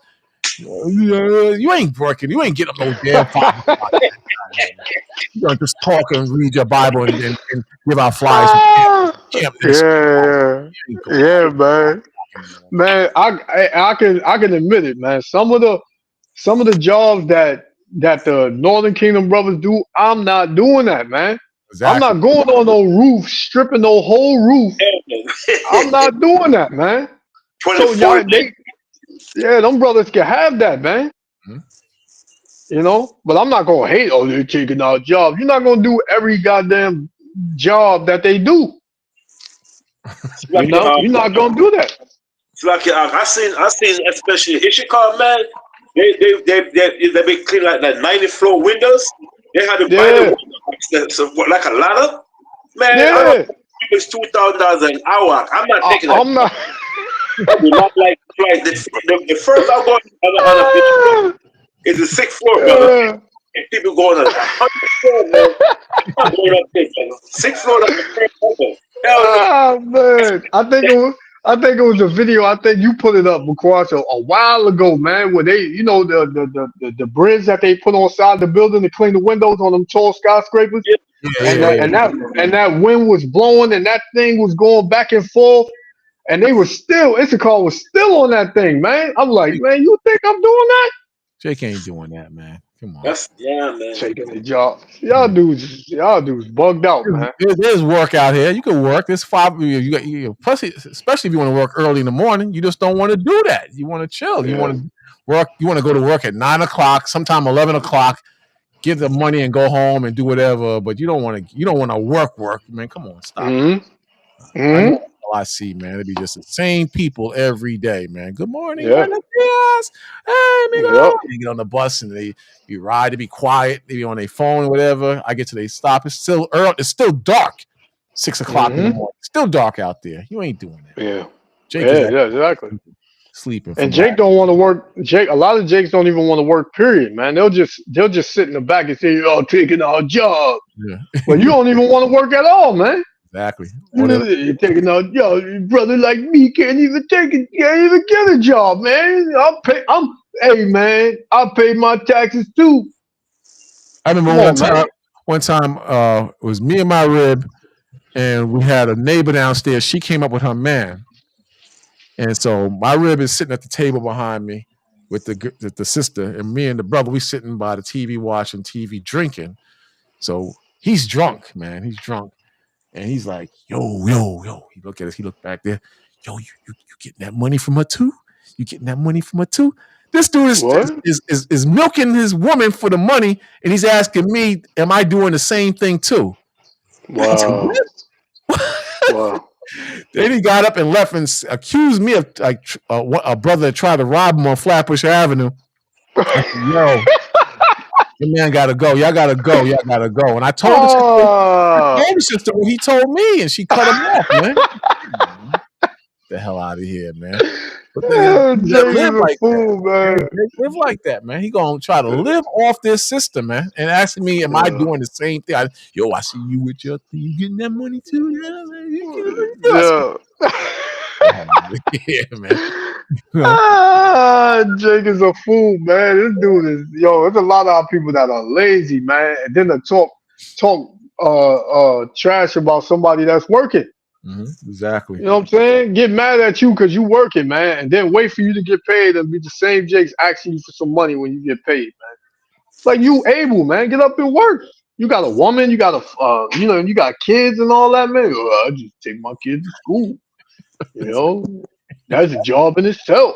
You gotta get out there and work, man. What's wrong with you, man? One of the brothers make you picking orange. Jake ain't picking no goddamn oranges and doing that, man. Yeah. Man. Wait for Eve to get taxes. She bought him a PlayStation 5 and he sit his ass on the couch and play PlayStation 5 all day and then expect her to come home and cook too, man. Come on, man. Come on, Jake. Get off your tail, Jake. Come on, man. Yeshua, a brother said a few weeks ago, my brother, sesame seed oil. The sesame seed oil, brother, is the one. It's like a Hardrock. The organic sesame seed oil is Hardrock. A brother was asking the other day. We brought a sesame seed oil for Hardrock. It's like a regular Hardrock. You get it from Amazon. It's sesame seed oil. He was talking about. One is which one do I use? I use this one it's called oh man. It has honey in it. It's called honey. Okay. Oh man, what is it? I can't tell you the name right now, brother, but I'll get it in Lord willing next Sabbath class. I'll put it in the comments. Yeah. Or if it come back to me, I'll mention it. Yeah. But you could use there's different brand on Amazon. But it's like yeah. It's like a regular eye drop. But you get it from Amazon. But make sure it's an organic sesame seed oil. You get the one it drop. You got to say high drop. Yeah. High drop. Or you could look into, or you could just type in honey. I forgot the name of it, but just type in honey on Amazon. Organic honey. Right. It has actual honey in it, and it cleans out all of the bacteria and the dirt and all that from behind your eyes and everything, man. Yeah, cut. Retainer, cut. Yep. Yeah. You got that from Amazon? You got it from Amazon too?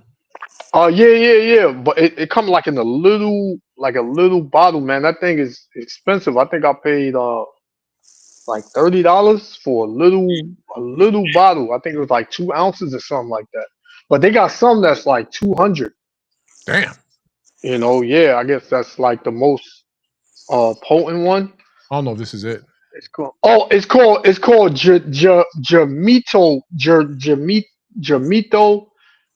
honey. It's on the screen. It's on the screen. I can't see it. I'm on my phone. Yeah, I got it right here. It's called Jamito honey. Yes, sir. They got it on eBay for $6.69. Jamito honey for $5.13. I might try this. I might go when the sun goes out. I'm gonna try this. I just ordered some what do you call it? Milk thistle. I bought milk thistle. It came day Okay, before. okay, okay. Yeah, con. Yeah, I got some of that con. But that right there, that clears out the cataracts. Right. Um, Yeah. yeah, it clears up it clears your eyesight up real good. You know, Yeah. if you got blurry eyesight, it cleans it out. But you gotta use it as directed. You know. Yeah. Right. This right here, I got a Jeremito. Said Jeremito. Yeah, Jeremito, honey. Yeah. Yeah. You got it too, Lamont? You got it? Yes, sir. It's J-I. It's on the screen. I got it on the screen. Okay, cut. Yeah. Yeah. Only for eye drop. Yeah, Yeah. yeah. Both of them. But it do Right. sting a little. It do sting a little bit, but that's because your eyes may be super dirty Right. and not even know it, and that just be burning everything out of your eyes and stuff. But it's real good. I've Yeah. been Cut. using it I've been using it for the past maybe 7 months, Mm-hmm. Yeah. and it helps. It helps. Your eye was blurry. Yeah, like a blurry eye. Nah, but I would always be like itching because stuff would be flying in my eyes and stuff. Right. And sometimes I'll still feel like stuff is just in my eye. Right. So I have put that, and it like cleans everything out through the tears. You'll be crying, look like you're crying, Mhm. and then you just and you'll start seeing the difference. Your eyesight will start Yeah. Stop jumping up. clearing up and stuff. All right, I'm gonna try it. You make me feel bad. I got at my desk. I got the regular clear eye Visine, and then the Oh bedroom. no, that's the worst. That's the worst right there. That Made me feel makes it bad. worse. I was using that too. But that makes it worse because they put Yep. all types of chemicals in that stuff. Yeah. It makes it worse. Yep. I'm on Amazon website. It's organic sesame seed oil. Okay. And organic sesame seed oil. Yeah, they got different one, but the again that's why I gave it to my mother because she had cataract at one time and glaucoma, hmm and Yeah, maybe yeah. Glaucoma too. Yeah, yeah. yeah. Glaucoma. Yeah, helps with that too. And they're not gonna put that on no market. Esau not gonna promote that. That come Yeah, from Jamaica. Actually, that Jamito oil that come from Jamaica. right, Mhm. Yeah, you get that from Jamaica. right. Okay, good. Benjamin be heavy with the herbs, man. Yeah, We ain't talking about smoking it, Benjamin. yeah, We talking about the actual, herbs that you use for municipal purposes. right. Another thing, good to wash your eyes with the coconut water, the pure coconut water. Soak it Yeah, in yeah, the yeah. Con, yeah, yep, con. warm it and soak it in your eye, like push it Yeah, towards the eye, and the medicine pull whatever problem you have in your eyes and stuff. But yeah, yeah, yeah, con. this right here is it's called the USDA moisturizing and nourishing sesame seed oil, pure and certified organic from US Organic Nature, Nature for Nature. It's called Nature for Nature. Yeah. It's a very good Okay, one. con, Yeah, con, cold press. con. You say cold press is a pure stuff. You get it? Yeah, yeah, yeah. Yeah, Yep, con, cold press. Yeah. con. Yep. But yeah, that like the scriptures say, knowledge shall be increased. Mhm. Like it's not just knowledge of the scriptures. It's just it's knowledge of a lot of things, man. Being in this truth is very beneficial, man. Because if this is what started everything. We might have known certain things before the truth, but when we came in the truth, man, everything was more clear. The Lord started opening our spirits up to a lot more things. Be able Yeah. to take care of ourselves and not use Esau's witchcraft, which is his medicine, that don't actually heal you. It'll just contain whatever you have going on for a little while and then make it worse. Um, but actual herbs, and you do studies on it, man, and a lot of Jaces they becoming herbalists now, Yes. because they know Esau medicine, man, is bad for you. It Not working. messes up your bones, Mhm. uh, a lot of stuff, man. Come. It's going as time get worse. You're gonna have to be more dependent on the spirit. Like I know this brother, he going through a lot of stuff, And I tell a brother every once in a while, yo, you need to come back to the scriptures. He used to be in a truth hard. And I tell him, yo, you need to come back to the scriptures. A lot of times the things are happening to you because you turned away from the Most High. You come back to the scriptures, and, and then, because then the scriptures ain't just knowing prophecy. It opens your mind to a lot of different things. A lot of things, including your health, including health. Yeah. So, I didn't know about that which I was just talking about, and I don't think you just stumble on it. The Most High made you find that, so I'm gonna try. Yeah. Look at this guy just died. The rapper that just died, man. Irv Gotti. Irv Gotti. I didn't know he died. He was in a coma, but he died yesterday. I think it was. Yeah, they say he was having. I think he had like 2 strokes or something like that. Yeah, that was the second one. Couldn't recover from that one, but these celebrities, man, they be going off anyway, man. Like they done turned their back on the Lord. They done sold out to Satan for riches for a season, and Satan got them, and Satan came to collect, man. Look at this right here. It says, Ecclesiasticus in the Apocrypha says, honor a physician with the honor due to him, for he uses which ye may have him. Let me read it again. Honor a physician with the honor due unto him for the uses which ye may have of him. For the Lord has created him. See? So you don't just get the knowledge on herbs and how to heal and certain ailments, why they occur, and how to get out of a bad situation. When you're sick, the Most High put the Spirit on him. So the same way you found the eye honey, you said eye honey. What the eye honey? What the hell is that? I'm like, that's the Most High. The Most High says, man's going of the Lord. How can a man understand his own way?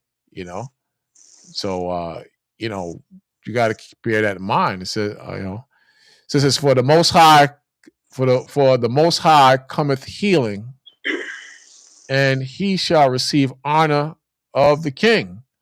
The skill of the physician shall lift up his head, and in the sight of great men he shall be in admiration. So don't take that lightly, man. Especially your health, man, because as you get older in age, man, it's hard, man, to maintain yourself. It's not easy. Come on. You can read the 4th verse. It says, the Lord has created medicines out of the earth. See, the herbs. There was no virus shots and all this crap that the Esau has people going crazy over. Man, I feel bad for a lot of people. They go, I got my shot. I got my shot. I got my shot. I don't even argue anymore because they're going to get mad at me, man.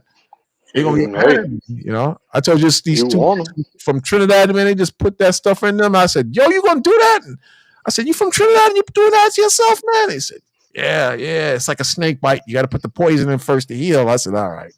They got mad at me. I said, that damn thing is going to kill you. They got mad at me, boy. But they don't know this verse. It said, the Lord created medicines out of the earth. Out of the earth. And he that is wise will not abhor them. See? That's right. Yep.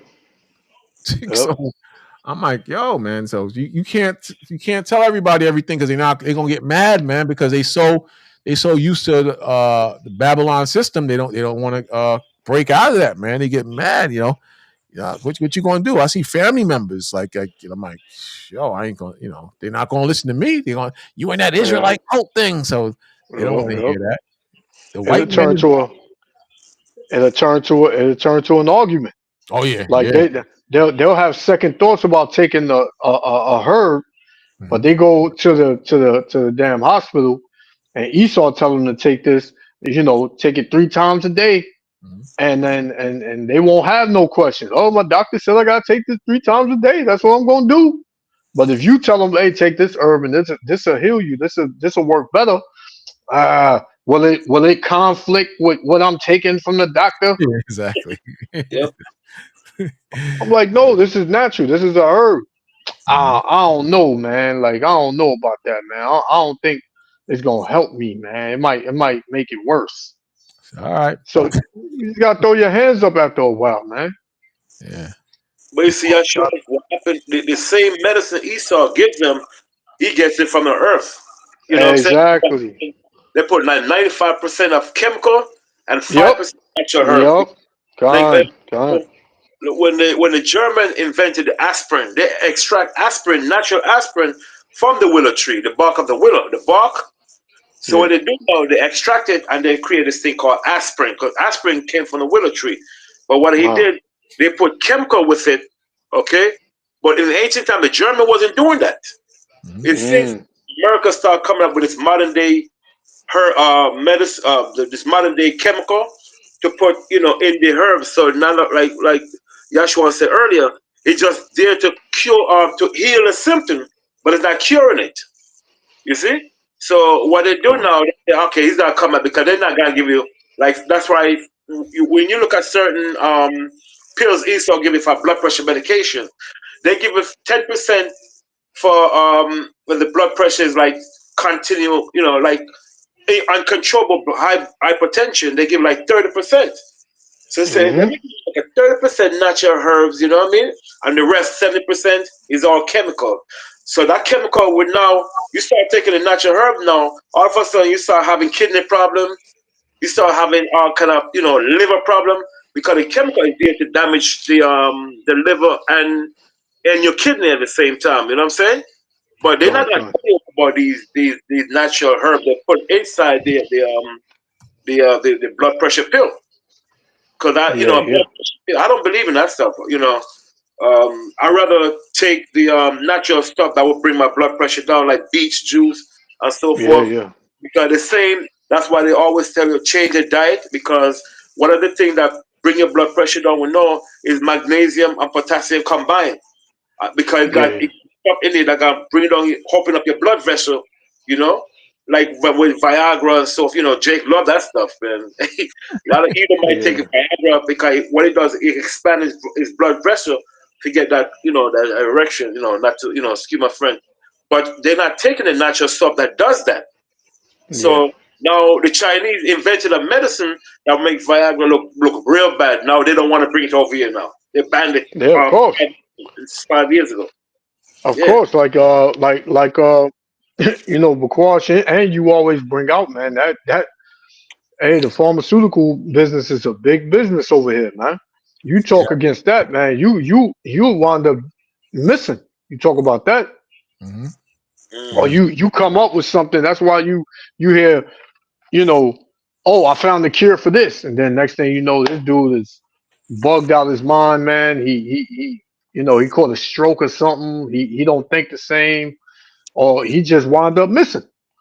True. Because he ran his big mouth, and you can't come up against this government, man, especially dealing with his witchcraft, which is his medicine. Mhm. Mm-hmm. Can't come up against that, man. It's true. Check this out. I don't know if this is the actual one, but this is an interview with Joe Rogan and Mel Gibson. This is only a Oh 30, yeah, but like he like Mel Gibson didn't even want to bring out.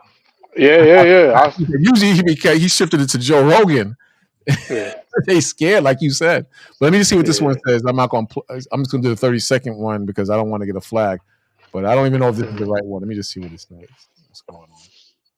Explosive moments from Joe Rogan's podcast with Mel Gibson. First, he called out Dr. Fauci, criticizing his handling of COVID treatments. Gibson shared that after taking remdesivir, he couldn't walk for 3 months and believes it contributed to his gardener's tragic death. Remdesivir kills you, Gibson said, highlighting its nickname. Run death is near. Then came the bombshell. Gibson revealed 3 friends with stage 4 cancer are now cancer-free. He credited alternative therapies, hinting at drugs like ivermectin and fenbidazole, a direct challenge to the mainstream cancer industry. Host Joe Rogan backed him up, arguing these claims are hard to ignore and slammed Fauci's past, calling RFK Jr.'s book an accurate takedown of his track record. See, so they make a lot of money from people with cancer. They got to keep the cancer flowing. They got to keep sickness Yeah, flowing. There's a lot of money, man. They make a lot. yeah. They make a killing, man. A killing. And this dude, Devil Fauci, uh, he uh he been already proven to be a liar, and he even said he lied, but he didn't get why he ain't behind bars, man. He got pardoned when after at the last minute when Joe Biden stepped down. He pardoned him. He pardoned a few people. He pardoned his son. He pardoned I forgot this lady whose husband died, but he pardoned a lot of people. But he pardoned this doctor, this devil doctor. He pardoned him and anybody who was associated with the jibby jab that could be go to jail or be he did it in such a way that they can't you can't bring them up on the carpet to spill the beans on the truth or be pushed to tell the truth legally. So it's money, man. Everything in this modern day Roman Empire revolves around money, and they're gonna keep doing it. That's why so many people die. They got people. I made a good point. You got so many people who die who can't afford medicine to even heal themselves. They cannot afford even the bad medicines to heal themselves or can't get surgery. If you're poor, you're more likely to die. That's how the system works. This book was talking about the guy that's talking about. It's called The Real Anthony Fauci. Excellent book, man. Oh, you bought it? Yeah, I have it about a year now. Man, that book, they try to ban it, but it's a real good book, man. Real Anthony Fauci. Oh, you got the book. I said, yeah. They was talking about that in this hearings, man. And when you read that book, it shows you, man, there's so many things this man dude is the devil, man. Was pure devil, man. Yep. That dude is a pure devil, man. And that just goes to show you this man is responsible for unaliving a lot of people with that band-aid, so to speak. He's responsible for that, man. And look, he got pardoned. So all of this death under this dude is just pardon, man. That's how they do it. Man. It's crazy, man. This is how you know who's in charge. That's how they do it. It's all lies. It's all a bunch of lies. And where brothers and sisters fall short at is that the Most High, He's the truth. And at some point, the clock is going to run out. The clock is running out. Right. You can only be outside of the Most High so long. He's going to make an example out of you while we're out here teaching, or you'll die when the ultimate destruction comes. But at some point, you got to open up your eyes, Yeah. But a lot of our people, they don't want to open their eyes. They want to stay dumb, blind, deaf, right? Especially because it's coming from us. What these niggas know? These niggas don't know nothing. You don't even got a job. You know what I'm saying? Niggas, they dress. Look how they dress, man. You think I'm gonna believe these dudes? Come on, man. That's exactly how they do. These dudes out here every year, son. They've been out here every year for 10 years. They still doing the same thing, man. It's obvious ain't nothing going on. It's obvious that they don't know what they talking about. You're crazy. This is why the Most High got to press on them even harder, man. Press on them extremely hard. Exactly. Show that page you was talking about the yeah. They took my video down. Now I ain't get a strike on YouTube in a while. They just gave me a strike for bringing this out, man. Hit me. You read through? Oh, you played the video. Yeah, it was a video, but it was just Nah, they ain't gonna do yeah, it's crazy. But I didn't even say nothing to them. They said you want to appeal it and all that, man. I said nah. I didn't even do it. My title was "You're not Mexicans, you're Israelites." That was the title. That's all. That's all it was. The content, probably. I know. If you talk about abortion, if you talk about the so-called J people, or you talk about what you call it, the Clintons, they usually hit you on those, man. Oh yeah, I ain't speaking none of that. I was just basically saying how, the Latinos they take pride in trying to be like Edomites, and now Edomites got they foot on their necks, and this and that. I was basically all I was saying, and they just took it down. I guess I guess it was too strong for them. I forgot what they labeled it as. But I gotta go back and probably false information. They're gonna try to say. They're probably gonna say it's false. No, it didn't. They didn't even say false information. It said something else. I never, because I ain't have a strike in a while, in some maybe a year. I ain't have a strike. Right. and they said something. I guess it's some new term or something they came up with, and I got to go back to it and find out what was the actual uh the crime that I committed or whatever. Definitely got your shadow banned though. Definitely got. I'm gonna send you a video on how to kind of get around it. I'm gonna send it to you later. This hand might put it on there. But so civil actions from political left are notoriously seasonal, and the winter cold usually keeps fragile progressives indoors. Yep. However, in southern states where temps are warming up, we're getting an early glimpse of what larger U.S. cities will probably look like with the arrival of spring. I believe that they're gonna close this place down. They're gonna turn up.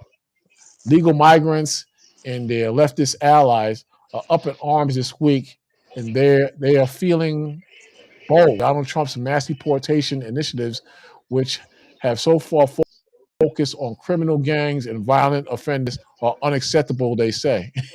Well, I tell you, man. Yep. I'm telling you, I ain't gonna play the video because they're gonna strike me too. But I watched a couple.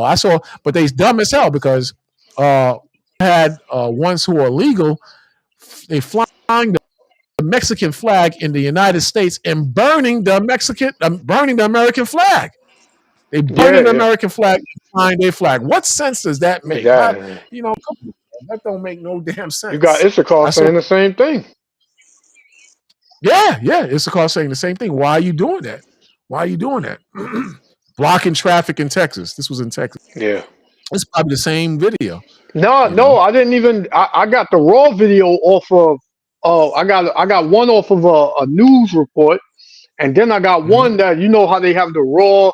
It looked like a live, and you just see people walking down the highway. They're shutting the highway off, and then they talking through it and all. That's all it was. I didn't even play a video from this. I had found out about this after I did the video. Maybe I don't know. But I didn't play this video. I don't know what that is. Oh, okay, all right. I didn't even get to bring this out. You know what I'm saying? But I'm tonight with a large protest to the streets calling for change. It was a wild scene most of the evening as hundreds of people rallied against the Trump administration's immigration policies. Good evening and thank you for joining us. I'm Carlo Cicchetto. I'm Marcella Lee. CBS 8's Elizabeth Sanchez was at the protest. She explains what sparked this demonstration and shares the message from those taking part. Behind me, you can see hundreds of protesters who have gathered on Highland in National City. They got here late this afternoon, and many of them found out about this protest on social media. The sounds echoed by protesters symbolize solidarity with the immigrant community. As one protester climbed a light pole and hoisted a Mexican flag, those around him cheered on, carrying. That's not going to fly because especially in Texas, that's not going to fly. That's dumb. Those patriots, you got a lot of patriots out there in Texas too, man. Yeah, them Edomites are strapped in Texas.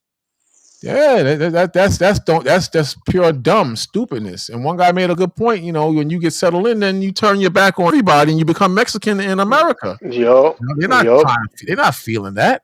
They're not feeling that at all. You burn the American flag? Come on, man. Yeah. And Lamont brought it out about the the military troops moving close to the southern border. Oh yeah. And they're about to. I was hearing they're about to invade Mexico to try to take down the cartels, but that ain't gonna be no walk in the park, man, because everybody knows that the alphabet boys over here in America done funded, the cartels over there in Mexico. Everybody knows that, man. They said that the cartels have drones that can run into and explode.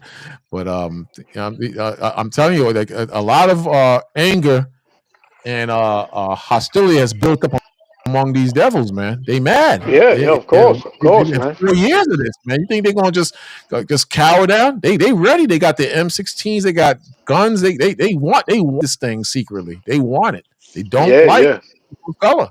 And it's gonna happen. it's going to be a heavy pushback too, because see that every move this devil making is closer to his downfall. So if you start it, and you got to be willing to go all the way, and you know Jake, you got Jake in the cut too, riled up, ready to go off. You know, but these devils, like you said, they've been ready. They've been talking about a civil war. Look at that. For damn 8 years ago. You know? Look at this, man. Yeah. Look at this. This is gonna be really bad this summer, man. It's gonna be really Yeah, bad. man. Yeah. But they're gonna do something. Yeah, man.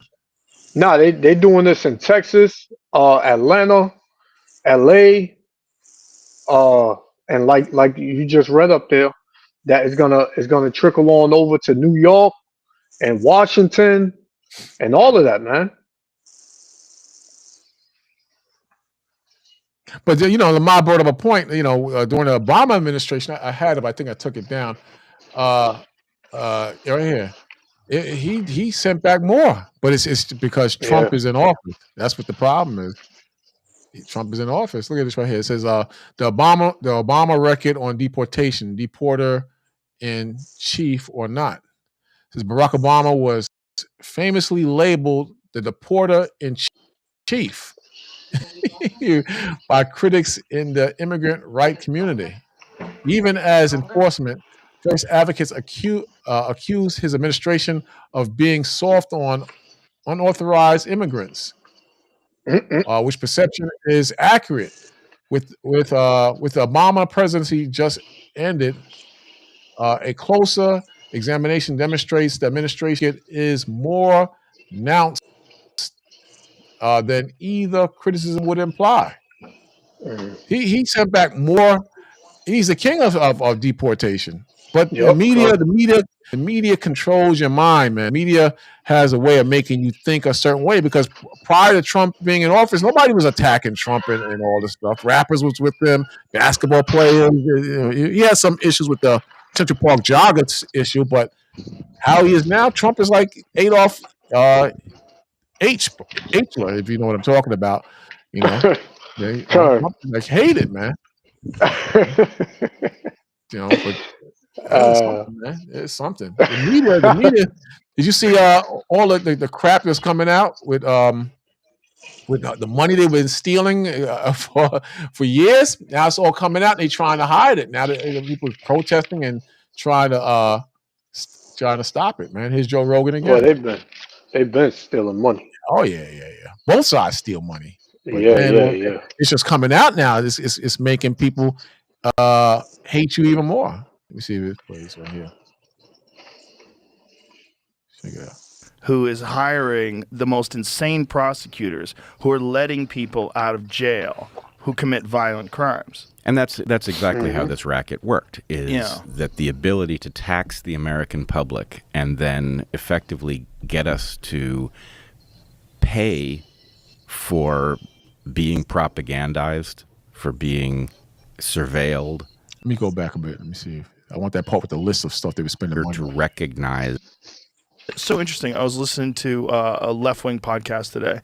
I like to mix it up. You know, I listen to all kinds of different stuff. And it was like I was listening to a different world. Like, they weren't even talking about all of this corruption and all this obvious buying of influence. Instead, they were talking about aid overseas and how people are going to starve. And like, it's mind-boggling, and there's also... You got to be very careful what you're listening to. You got to listen to both sides and then weigh it out. Because you will believe a lot of the stuff that are lies, or you'll get into your emotions. You have to really be smart, read between the lines in certain cases, and you got to get all the truth, left and right, up and down, top and bottom. You got to get everything, because you will start to believe the foolishness if you just listening to one source of news. But check it out.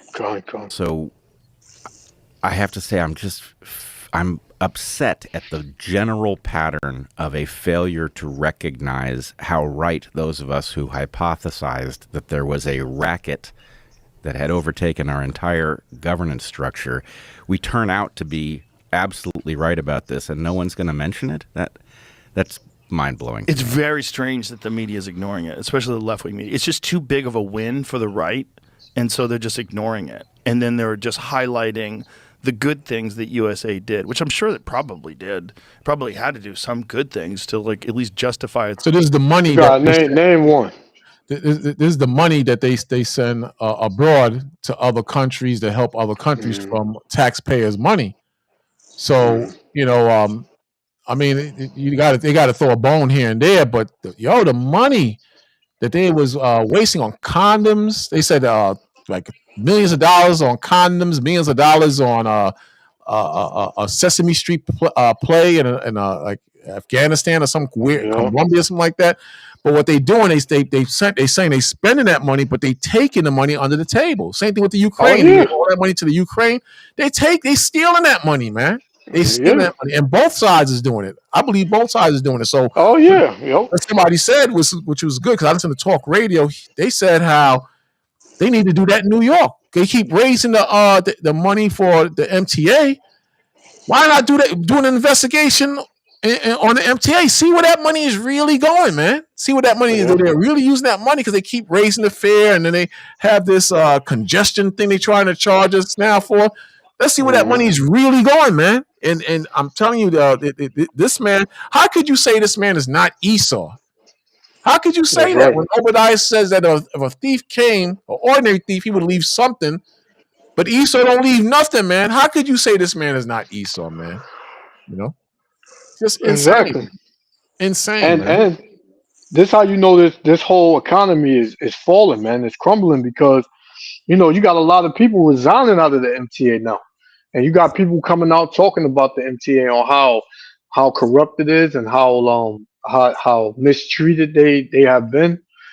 So now the MTA is just understaffed now, and nobody wants to work no more. Because they feel like they're being like you said, after they done steal and take whatever they take, they give the workers the crumbs. So now the workers are starting to realize they getting the crumbs, and we working our tails off, and we not seeing nothing, man. Our checks are not are being double taxed.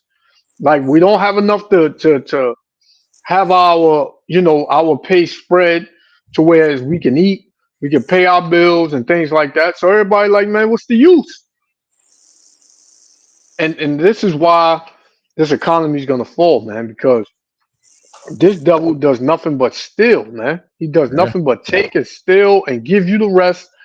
And like you said, they throw us a bone, and we supposed to be good with that. But then for how long? You know what I'm saying?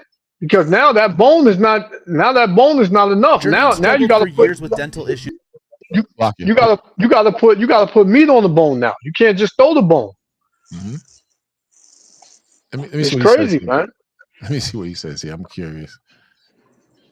By a Doge investigation, podcaster Joe Rogan has blasted USAID after the colossal waste of taxpayer funds was exposed by a Doge investigation headed up by Elon Musk. Off some of the things that this guy Kanakota the Great on Twitter listed. Listen to this, man. This should be in every source of news on the planet, man.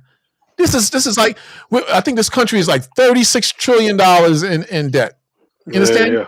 This is insane. And I'm not saying it's just one side doing. This is the money that they dish out to different countries, but they stealing that money, man. Check it out, so you understand. And this is off the Jesse Water Show. USAID, $20 million for Iraqi Sesame Street, $2 million for Moroccan pottery classes, $11 million to tell Vietnam to stop. This is where your tax money is going. If you work, this is where your tax money is. What do you mean? What do you mean Iraqi Sesame Street? What do you mean by that? They do a play in Iraq, Sesame Street in Iraq. So they say, and they paying them. They saying they paying them this money. But that money ain't really going over there. Like they may have a small percentage going over there, man. And you don't need that much money to do a play on Sesame Street in the first place. But this is this should be top news. This is how I know this is the end, man. This is how I know America is done, and Donald Trump cannot save America. This is how I know it's a wrap, because they letting this out. The same thing with the medicine. They wouldn't let you know that people are dying because they can't afford healthcare. Healthcare should be free. Healthcare should be free. So now, when you put on the news tonight, you see the Democrats protesting and pissed off because they don't want this information to come out because this was on their dime. This was on their dime, so it's all coming out. Did you see the Kamala Harris thing? How they hid the real interviews, and when she messed up, they just did a retake of it. And Donald Trump is suing for over like $1 billion, millions of dollars, whatever the case may be. I'm just saying, man, this is just crazy, man. This man is a liar. These men, they lie, man. Yeah. Check it out again. Jesse Water Show, USAID, $20 million for Iraqi Sesame Street. $2 million for Moroccan pottery classes, $11 million to tell Vietnam to stop burning trash, $27 million to give gift. What? This is $11 million to tell them to stop burning trash? Yeah. They went with condoms too. They try to say that's not true. It is true. It's condoms. They were sending to, I think it was Iran. I think it was Iran. I could be wrong though, but this is what they doing, man. But you know what it is. You know, I say, I'm gonna send you $1,000, and you say, oh, I'm gonna take $1,000. I give you I give you 100 out of the 1,000. I keep the 900 for myself. They taking this money, man. They stealing the money. That's insane. This is crazy. Look, bags to illegals. $27 million. $330 million to help Afghanis grow crops. Crops. I wonder what those crops are. What's their biggest crop, Brett? It's going to be the poppy seeds for bagels, I'm thinking. Exactly. Opium. $200 million on an unused Afghani dam. $250 million on an unused Afghani road. This is wild. Yo, what? This should be major news, but they blocking it. They blocking it. Yeah, this is how they get down, man. And you know, I just can't see the fact that this is coming out after all these years. And we knew they were stealing the money, but not like this. But these years, man, come on. You can't tell me that the Most High is not weakening Egypt. You can't tell me that, man. There's no way you're gonna tell me that. You know. And you can't keep labeling us as a hate group, man, because these dudes are thieves. They goddamn thieves, man. You know, and it's not stopping, man. You know, it's crazy. That's crazy, insane, man. Like, and they always screaming they don't have the money. They're broke. Exactly. This is why y'all broke. Yeah, exactly, man. Man. Here's a I knew that. Okay, I'm listening. I knew they was giving money to other countries, but I didn't know that it was this. And like you said, they're not giving all this money. They might put it on paper. Yeah, they put it on paper that was 20 million when they probably only gave them 2 million and pocketed 18. We all know that, but just for the list itself, it's just ignorant, man. That's stupid. Mm-hmm. When your own people are over here dying. This is just to show you, man, that this country don't give a damn about nobody in this country. Not even these Edomites in this country. They even being shortchanged. It's a lie, man. It's all lies. Look at this one with the Kamala Harris, man. This is all these black women ran to Kamala Harris, and Barack Obama was like, "You black men don't want to have a woman over you," and all this crap is all a lie, man. This country is just lies. Trump is a liar too. Just ain't come out yet, but it's all lies. Look at this one. We got our hands on the raw footage of Kamala Harris's 60 Minutes interview. Last October, in the heat of the election, Harris, Hail Mary with CBS. But the network was caught deceptively editing this answer. Watch. But it seems that Prime Minister Netanyahu is not listening. We're not going to stop pursuing what is necessary for the United States to be clear about where we stand on the need for this war to end. But it seems that Prime Minister Netanyahu is not listening. The Wall Street Journal said that that your administration has repeatedly been blindsided by Netanyahu. And in fact, he has rebuffed just about all of your administration's entreaties. Well, Bill, the work that we have done has resulted in a number of You don't know what she's saying. movements Exactly. in that region by Israel that were very much prompted by or a result of many things, including our advocacy for what needs to happen in the region. And we're not going to stop doing that. We're not going to stop pursuing what is necessary for the United States to be clear about where we stand on the need for this war to end. Trump sued CBS for $10 billion, and it looks like they might settle. But before that happens, the FCC released the full interview, unedited, and we have the tape. They talked for an hour and left a lot out. Here's an answer that never made air. Watch.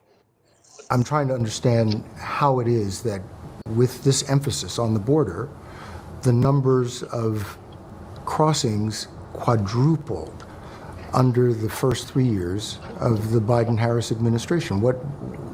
How did that happen? There are a variety of factors that relate to what we have seen globally and what we are not immune from at our own border in terms of what we have seen in terms of surge of immigration and irregular migration. And there are solutions at hand, but we've got to have leaders who are solution-oriented, which we've been and are. What? CBS also. It's all a sham, man. The whole country is just a sham. And I guess if you ain't reading off a teleprompter, you don't know what the hell to say, man. she messed up, so So this is why I just can't see this going further, man. These people are stupid, man. All of them are stupid, man. Like, and these are the man. Remember all them sisters that was fighting for her and saying what's wrong with her, Oh, give her a yeah. chance, and all that, man. She don't know what the hell she's talking about. All those people, that came against men and black men and whatnot. It's just crazy. The only thing Harris has made clear is that she wasn't going to do anything but just benefit black. Yeah, anything to do the best. But people swore she was going to do a lot. She said she wasn't just for black people; she was for everybody. Yeah. She said, I can't just, make laws for black people. Mm-hmm. I can't just do that. It has to be everybody. So you got that. You got the whole money situation, and that just goes back into America being a modern day Rome, man. That's all it is, Come on. What's that scripture where it says the leaders of this people caused thee to err? Isaiah 3? Is that Isaiah 3? Or is it Isaiah something 16, 9:16. I think I'll see in a second. Let me see. 9 and yeah, come on. I got it. Right. This is Isaiah chapter 9 and verse 16. It says Isaiah 9:16. It says, for the leaders of this people caused them to err. Yeah, because look at the leaders. You got a woman up there that all these so-called black women voted for, but they just voted for her because they still wanted to be free and they wanted women's liberation to go to the next level so they could be bigger, harlots in the street as they are now, right? It says, for the leaders of this people caused them to err, and they that are led of them are destroyed. Exactly. And most of these people they love to be led by these people, man, because they go up there and they give fair speeches and which they all reading off a teleprompter, telling them what to say. Trump is the same, he go up there and sometimes he'll be raw with it and just tell you how he feel and whatever, but for the most part, these speeches and all these things that these leaders are saying, they already written for him. All of these executive orders that Trump passed, man, those was already set up for him because they purposely want to crash this economy, man. And they're fighting among themselves. And they fighting among themselves, man. Mm-hmm. So it's gonna be a lot of bloodshed soon. A lot, man. You know why? Because you trust in the leadership. Mm-hmm. You trust in these idiots, man. Pure idiots. That's what the Lord said. Cursed be the man that trusteth in man. You know, Yeah. make it flesh is arm, or arm is flesh, something like that. That's Con, why that you happened. get that right now. You know, because you're Con. a fool. You know, to believe in this, man. How could you believe in this stupidness? It's gonna, or have faith in it. That's why it's the Most I tell the wisest of us to use the world. You know, don't abuse ourselves in the world. You know, use the world. Don't get caught up in this foolishness. And there's so many ways to look at this thing, man. If the Illuminati calls a shot, then why is Trump in there? Did the Illuminati put him there? Are they fighting each other? And is that is that something, a focal point we should believe in?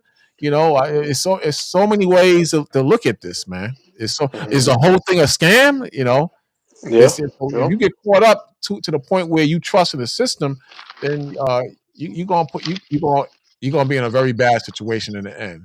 You know, because bottom line is you have to trust in the Most High. You know, that's right. Con, I got that for you. 17:9, right? 17 Jeremiah 17:5. Oh, it's 5. I don't know why I said 9 for. Con, it says, "Thus saith the Lord, cursed be the man that trusteth in man." Mm-hmm. Con, you got it. See, and the bottom line is that's what it is. You know, you cursed if you trust in man. If you trust in man, you are cursed and you are a fool, man. You're a fool, That's especially with all this stuff coming out. I don't think this stuff is coming out by chance. I think the Most High is making it, putting them to mess up, man. Because when we were in our power and we did stupid things too, man. And we thought we was never gonna fall, man. Good. I got. It says, and then make it flesh's arm. Yep. And whose heart departeth from the Most High. You got to be in the Most High, especially if you're an Israelite and you're trying to make ends meet. You know, you got to be in the Most High. You can't wing it like you used to do 10 and 20 years ago. You can't do that. You have to have some balance in the Most High. You know what you got now? Con. It was more on that. That's it. Are you okay? Con, I'm gonna go to Luke chapter 12, verse 2. Luke 12:2. 1 second, let me get it. Con. I'm not used to this. I'm doing the other. Yeah, I'm using my little Bible. I don't really use it, so I'm just just going off the spirit. Right. 12:2. All right, there you go. Con, this is Luke 12:2. The Lord said, "For there is nothing covered that shall not be revealed." There you go. Right? Yeah, you got it. You break it down. So everything comes out to the forefront at some point. The lies, the trickery, the treachery, even the murder. You know? Right. And before, everybody thought we was crazy. Oh, this is not like that. You guys are crazy. You know? Now, the Most High is beautiful because he sets you up to a point where you don't have nothing to run back to unless you're just stupid and crazy. School, done. Wall Street, done. Yep. Money, done. Jobs, done. Making ends meet, that's iffy, possibly done. Marriage, definitely done. Nobody's getting married. So you see the sisters complaining. My sister was like, where are all the men at? Y'all don't come out no more? I'm tired of going to the club and just 3 men against the wall and there's hundreds of us in here. Nobody approaching us. Nobody approach us no more. Men don't approach no more. Yeah. Chivalry is dead. All that, man. Mm-hmm. Times is changing. It says, neither hid that shall not be known. And there you go. Be known. If you're just dumb enough and not to see it, then that's on you, man. Go to Psalms 146:3. That's another one. Come. Yep. Mm-hmm. Come. This is Psalms 146 and verse 3. Mm-hmm. It says, put not your trust in princes. There you go. See, the prince today is your mayors, your congressmen, and your men of high positions. That's what it is today. But the same way the Lord said not to trust in man, you're not supposed to put your trust in princes or men of power either. You're not supposed to be stupid like that. You're supposed to put not your trust in princes. Go ahead. God. Nor in the Son of Man, in whom there is no help. There you go. You're gonna find out. Man ain't gonna help you, man. Your money ain't gonna Uh, save you, and man is not gonna save you. Trump ain't gonna save you, man. Trump, most I gonna make an example out of Trump too. You wait. yep, yep. I'm gonna go off, or he gonna they go some one of them guys, ICE members. They're gonna be caught with a bunch of migrants in his basement, tied up and violating them sexually, or something gonna come out, and people gonna be in the streets going crazy, and they gonna say, "We told you, Trump is Yep. Adolf," and they're gonna Con, it's gonna jump off, man. But there's con, no help in man. You are a fool if you trust in man. Now the Most High, he's making it come out. He's making it come out. And sure. all the people that laughed at us and said that that's not true, and what about this and what about that, we're finding out that what the brothers on the corners have been teaching for years is the actual truth. It's the truth, Sure. man. Con, you had one, Lamont? Yeah, con. Isaiah Okay, chapter con. 10, verse 20. Isaiah 10. 20. Yeah. Isaiah 10. I think you read the first verse in that one. I think it's what I think it is. Isaiah 10. Oh, yeah, con. Isaiah Yeah. 10, verse 1. Yeah. Yeah. Read the No, first Isaiah verse. 10 and 20. But Okay, start at man. verse 12. Con, I saw that one and jump down. Yes, sir. Con. Isaiah 10 and 1. Woe unto them that decree unrighteous decrees, and that write grievousness which they have prescribed. Yep. Yeah. The so-called leaders, grievances that they are prescribed. That's what you see Trump did with his 2020 Project 20 2025. Yep. Yeah. Yep. Those are the grievous things that they have prescribed, right? Thing they put in plan. Okay, go ahead. Con. To turn aside the needy from judgment. And you see, to turn aside the needy from the judgment or the righteousness. In other words, they describe laws that pull our people away from serving the Heavenly Father. Okay? Go ahead. Con. It says, and to take away the right from the poor of my people.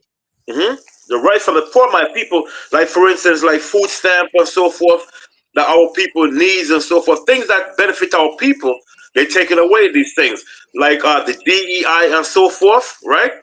And They're gonna hit that soon. They got Yep. they got a lot of people on those programs that don't belong on those programs, including the so-called J people. They're the biggest vultures on that thing, but they're gonna hit a lot of people of color first. Right, cool. Yep. Matter of fact, read Isaiah 10 and 1 again. Con. Brother. Sorry. Isaiah 10 and 1 again. It says, woe unto them that decree unrighteous decrees. So unrighteous decree is mean unjust laws. That's what Trump is doing today. That's unrighteous decree, which is unjust laws. Go ahead. Jump to verse 2. Verse 2. To turn aside the needy from judgment. To turn aside the needy from judgment means from judgment means by obtaining unjust laws and so forth, and relying on our people, not relying on the Heavenly Father, like what the scripture said. Okay? Con. And to take away the right from the poor of my people. And the right from the poor of my people mean what? They take away the right from the poor of my people mean what? Withhold justice from our people. Yep. Okay? Right. They're pulling our people for no reason. Okay? They're pulling away laws that implement way back during the time of Lyndon B. Johnson and Kennedy and so forth. Because a lot of these laws that Trump is doing today, they'll go back to during the time of Lyndon B. Johnson and Kennedy. He's the one to implement that and so forth. Okay? That widows may be their prey. Widows, Salakia. Widows. They prey on these widows. This man don't give a damn if you have a child that's just born.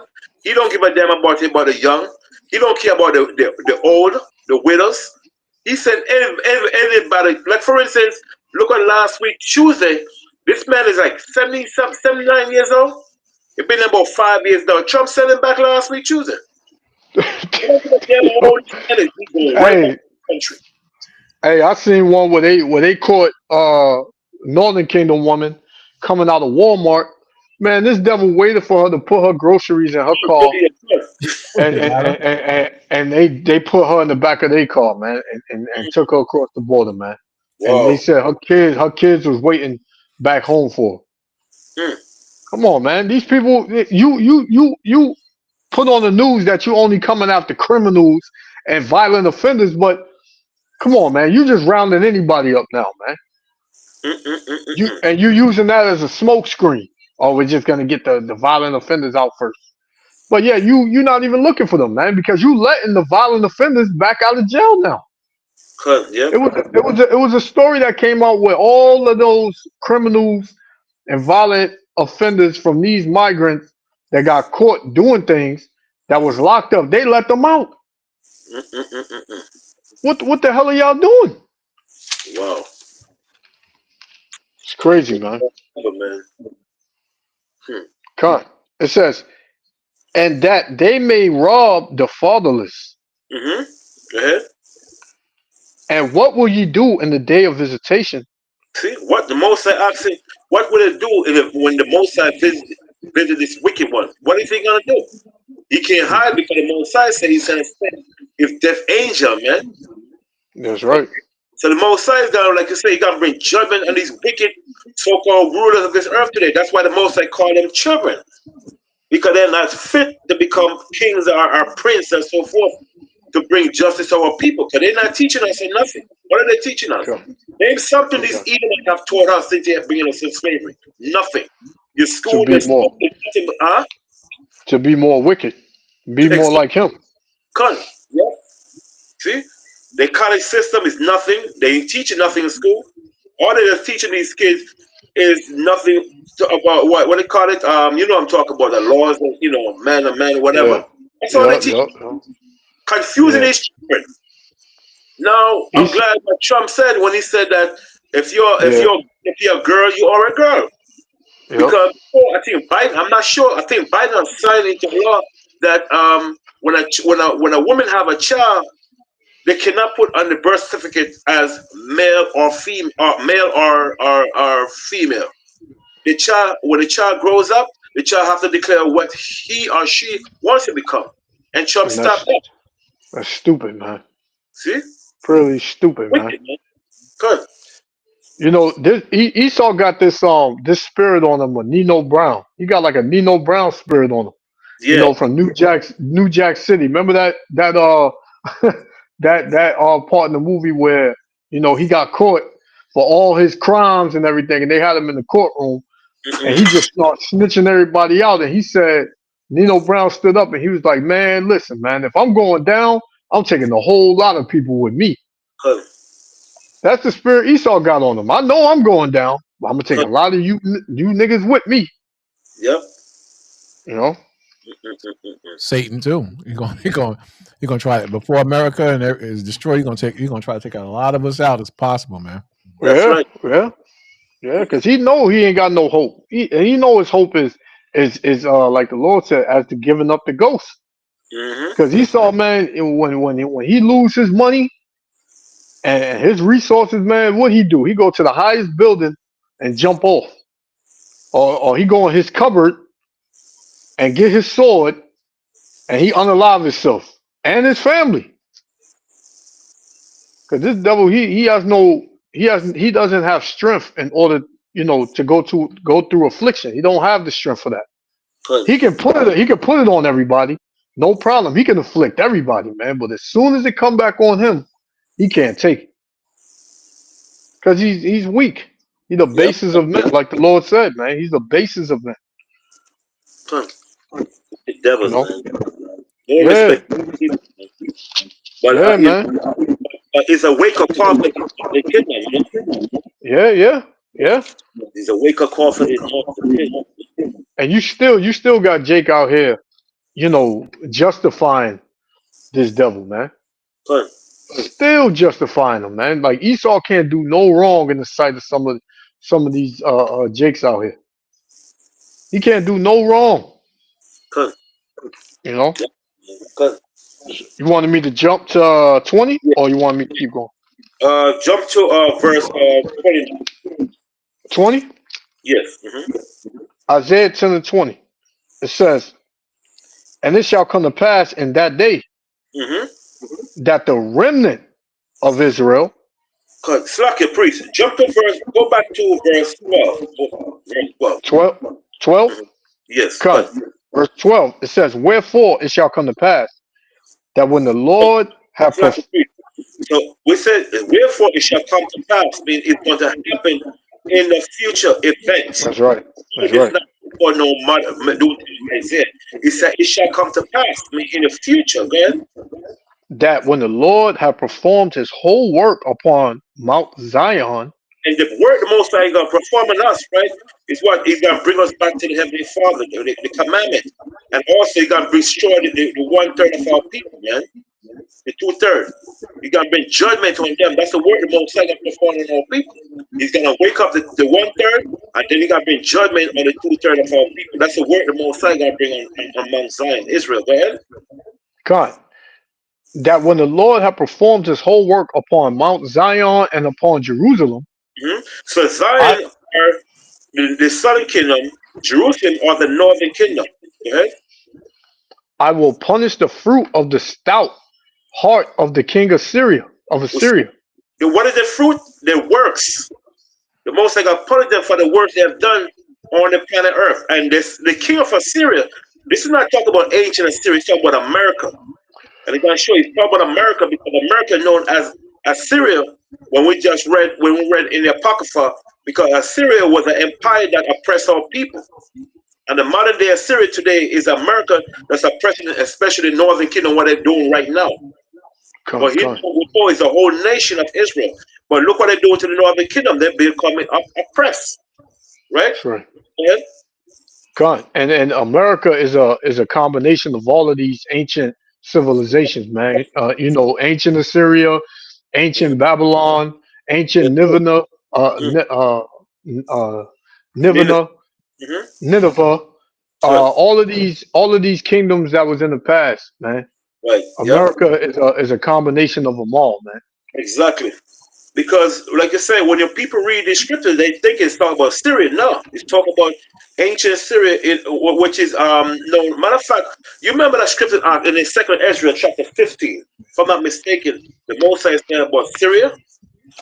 Let's bring it out as an example. So, new listeners out there don't think we're making up things, because it's going to prove things. Because Ezra was way after the Assyrian Empire had destroyed. So why would the Most High even use Ezra to say something that a kingdom already fought? Talk about a kingdom already fought already. Is it Ezra chapter?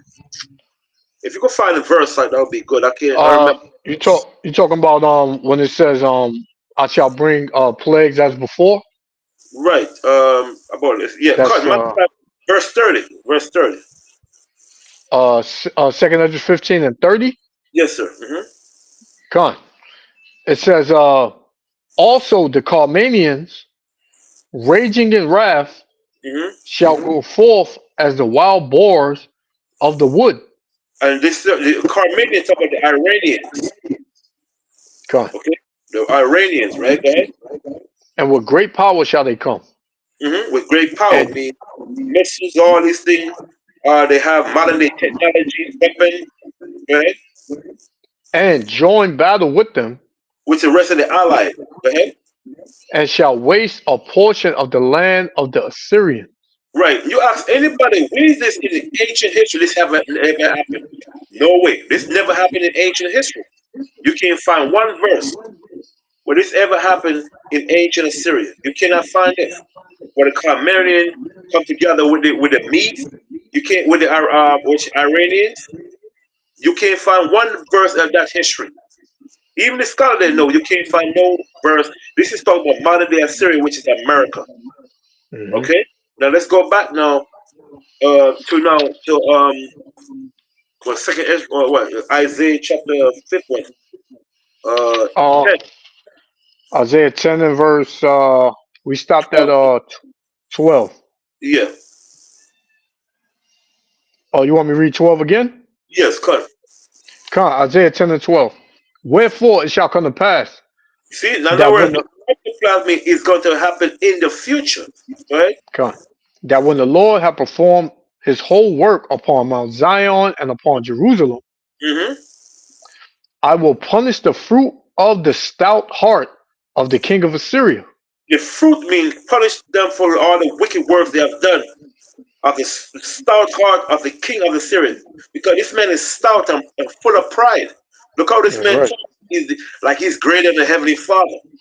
Yeah, Most punish him, man.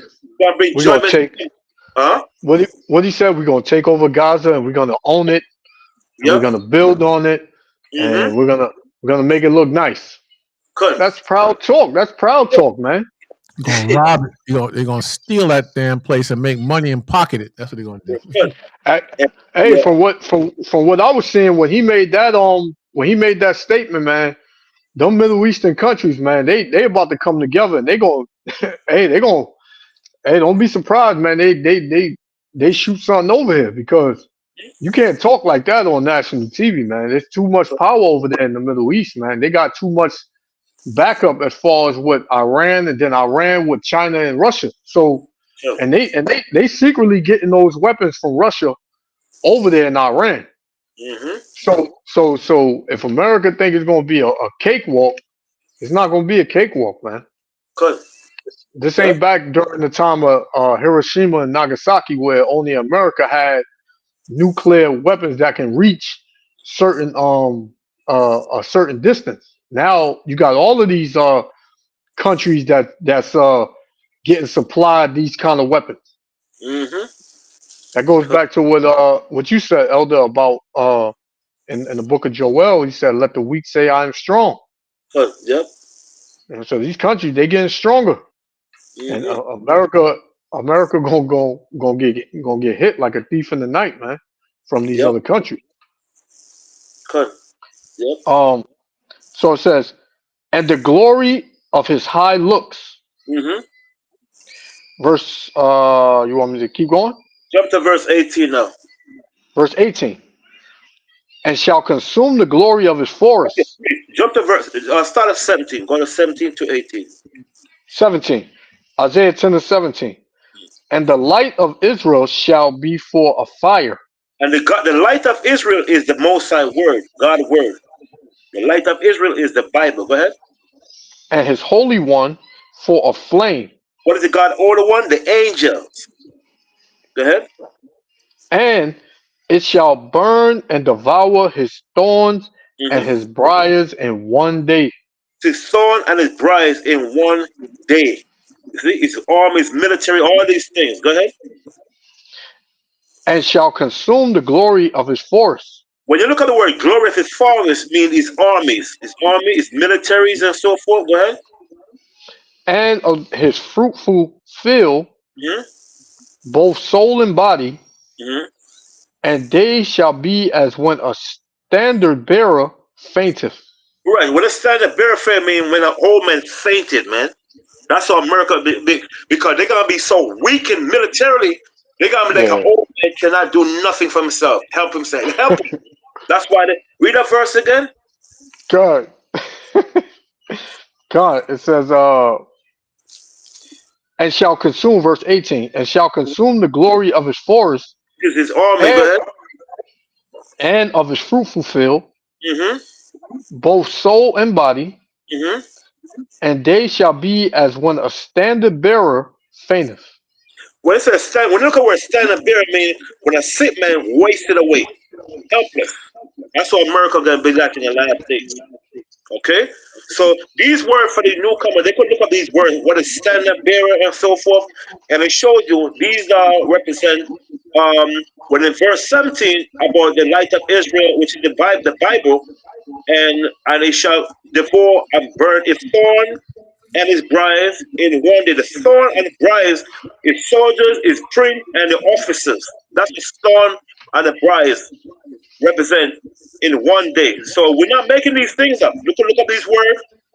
When the scripture talk about thorn, briars, mean is prince, okay? The soldiers, the princes, and the officer. Those are known as the thorn and his briars in one day. Remember, Babylon shall destroy in one day. That's right. Right? And we know this not talk about Syria because Syrian Empire didn't fall in one day. When the Medes and the Persians came together to destroy the Syrian Empire, they did not fall in one day. So we know this not talk about ancient Assyria. Talk about America. Okay? Go ahead, verse 20 now. Con, I'm gonna read to I'm gonna read 19. This one. Very, very good one. Yeah, good. Con, it says, and the rest of the trees of his forest shall be few. Few, see? Only a few men left. They're gonna become majority of men are gonna be died in battles. Yeah, that's a good word. Come. That a child may write them. See, a child may write them. You see, so we know the Most High is bringing judgment on these people, man. The child will write. I mean, the child gonna write up they gonna see the history of these people. Just like we read about ancient Assyria and so forth. We talk about ancient Assyria. People gonna be reading about this modern day Babylon. When the kingdom sets up, we gonna be reading about how the Most High deliver us from this wicked Babylonian system called America. That's gonna be the next Passover.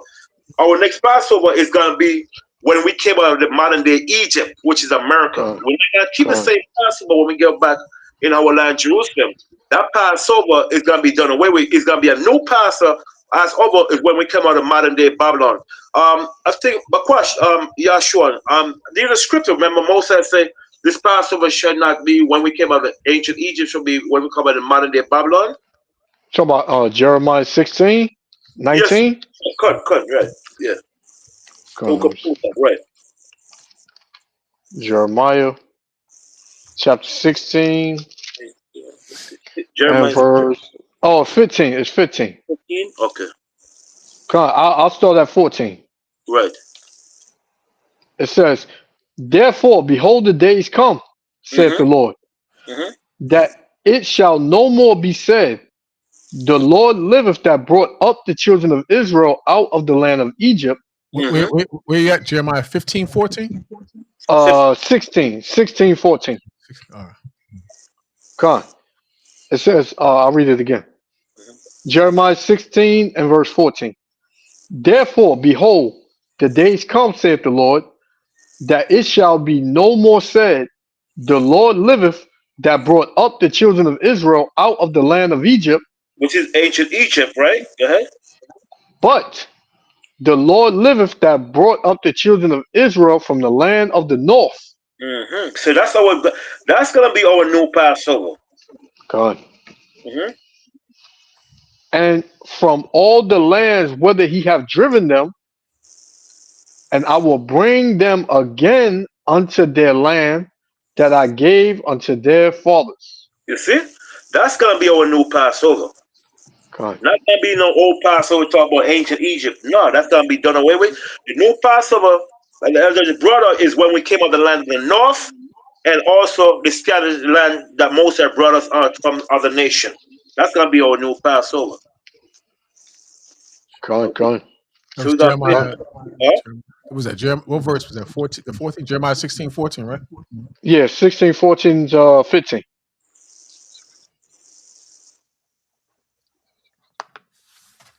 God, that's going to be a new celebration. This is why they said in Psalms we shall sing aloud on our beds with swords on our hands, man, because it's going to be a great day when we're delivered out of there. And I think in the book of Job, it said this is going to be this man going to be like a dream that flew away. Good. Because it's going to be shocking, how we delivered, and when we get in that position, we're going to rejoice. And it's no more 9 to 5s, no more vaccines, no more paying taxes, no more car notes or car tickets. It's gonna be a whole different world for us, man. No more big work. Yeah, that too. There ain't gonna be no wife. You just gonna have to grab her by her collar and point towards Babylon burning with smoke. Remember that? Yeah. Over now. Relax. Okay, I'll relax. And she'll relax. Yep. Relax, and it's gonna be beautiful.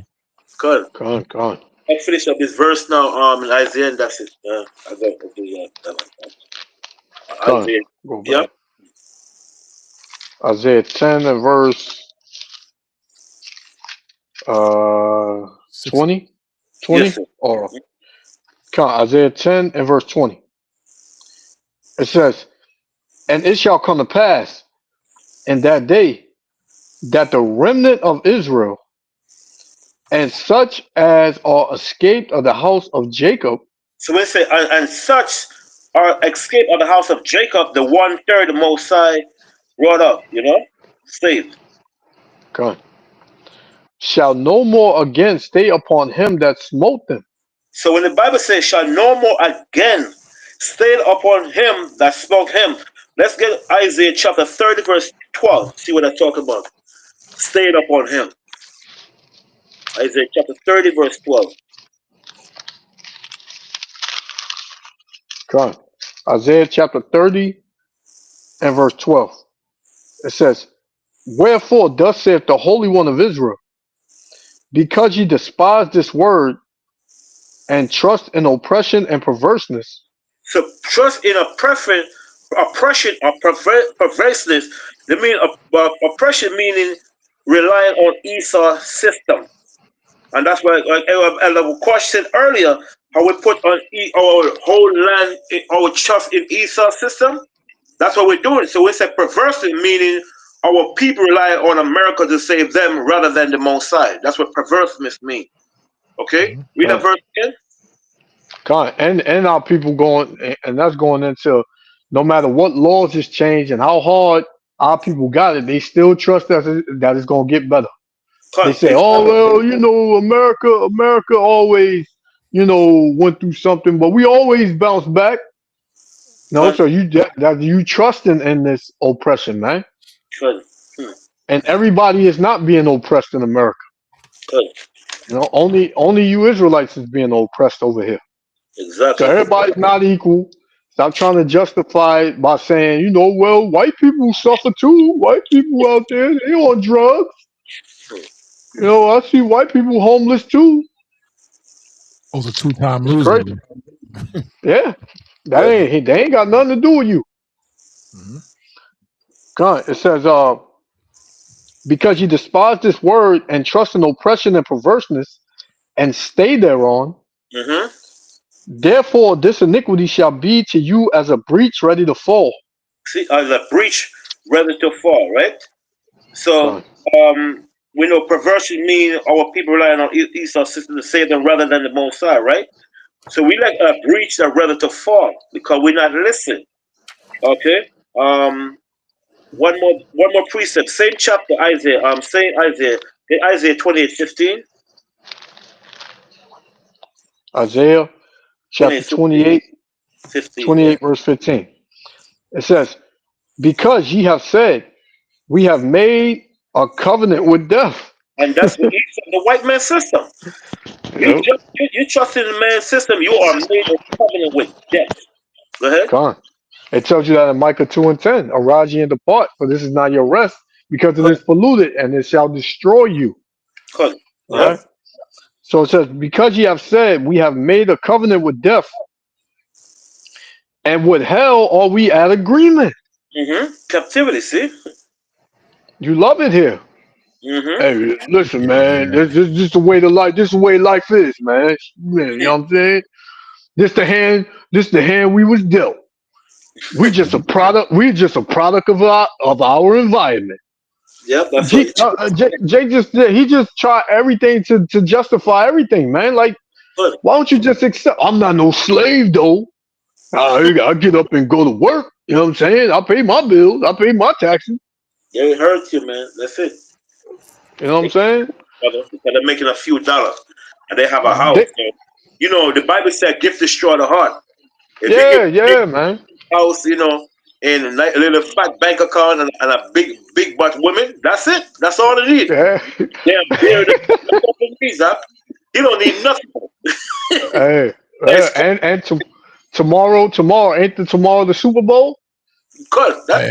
Yeah, man. That's all they care about. They got the big screen. They're going to get a couple of 6-packs. They probably gonna go to a bar or something. What is that? One of those what's that?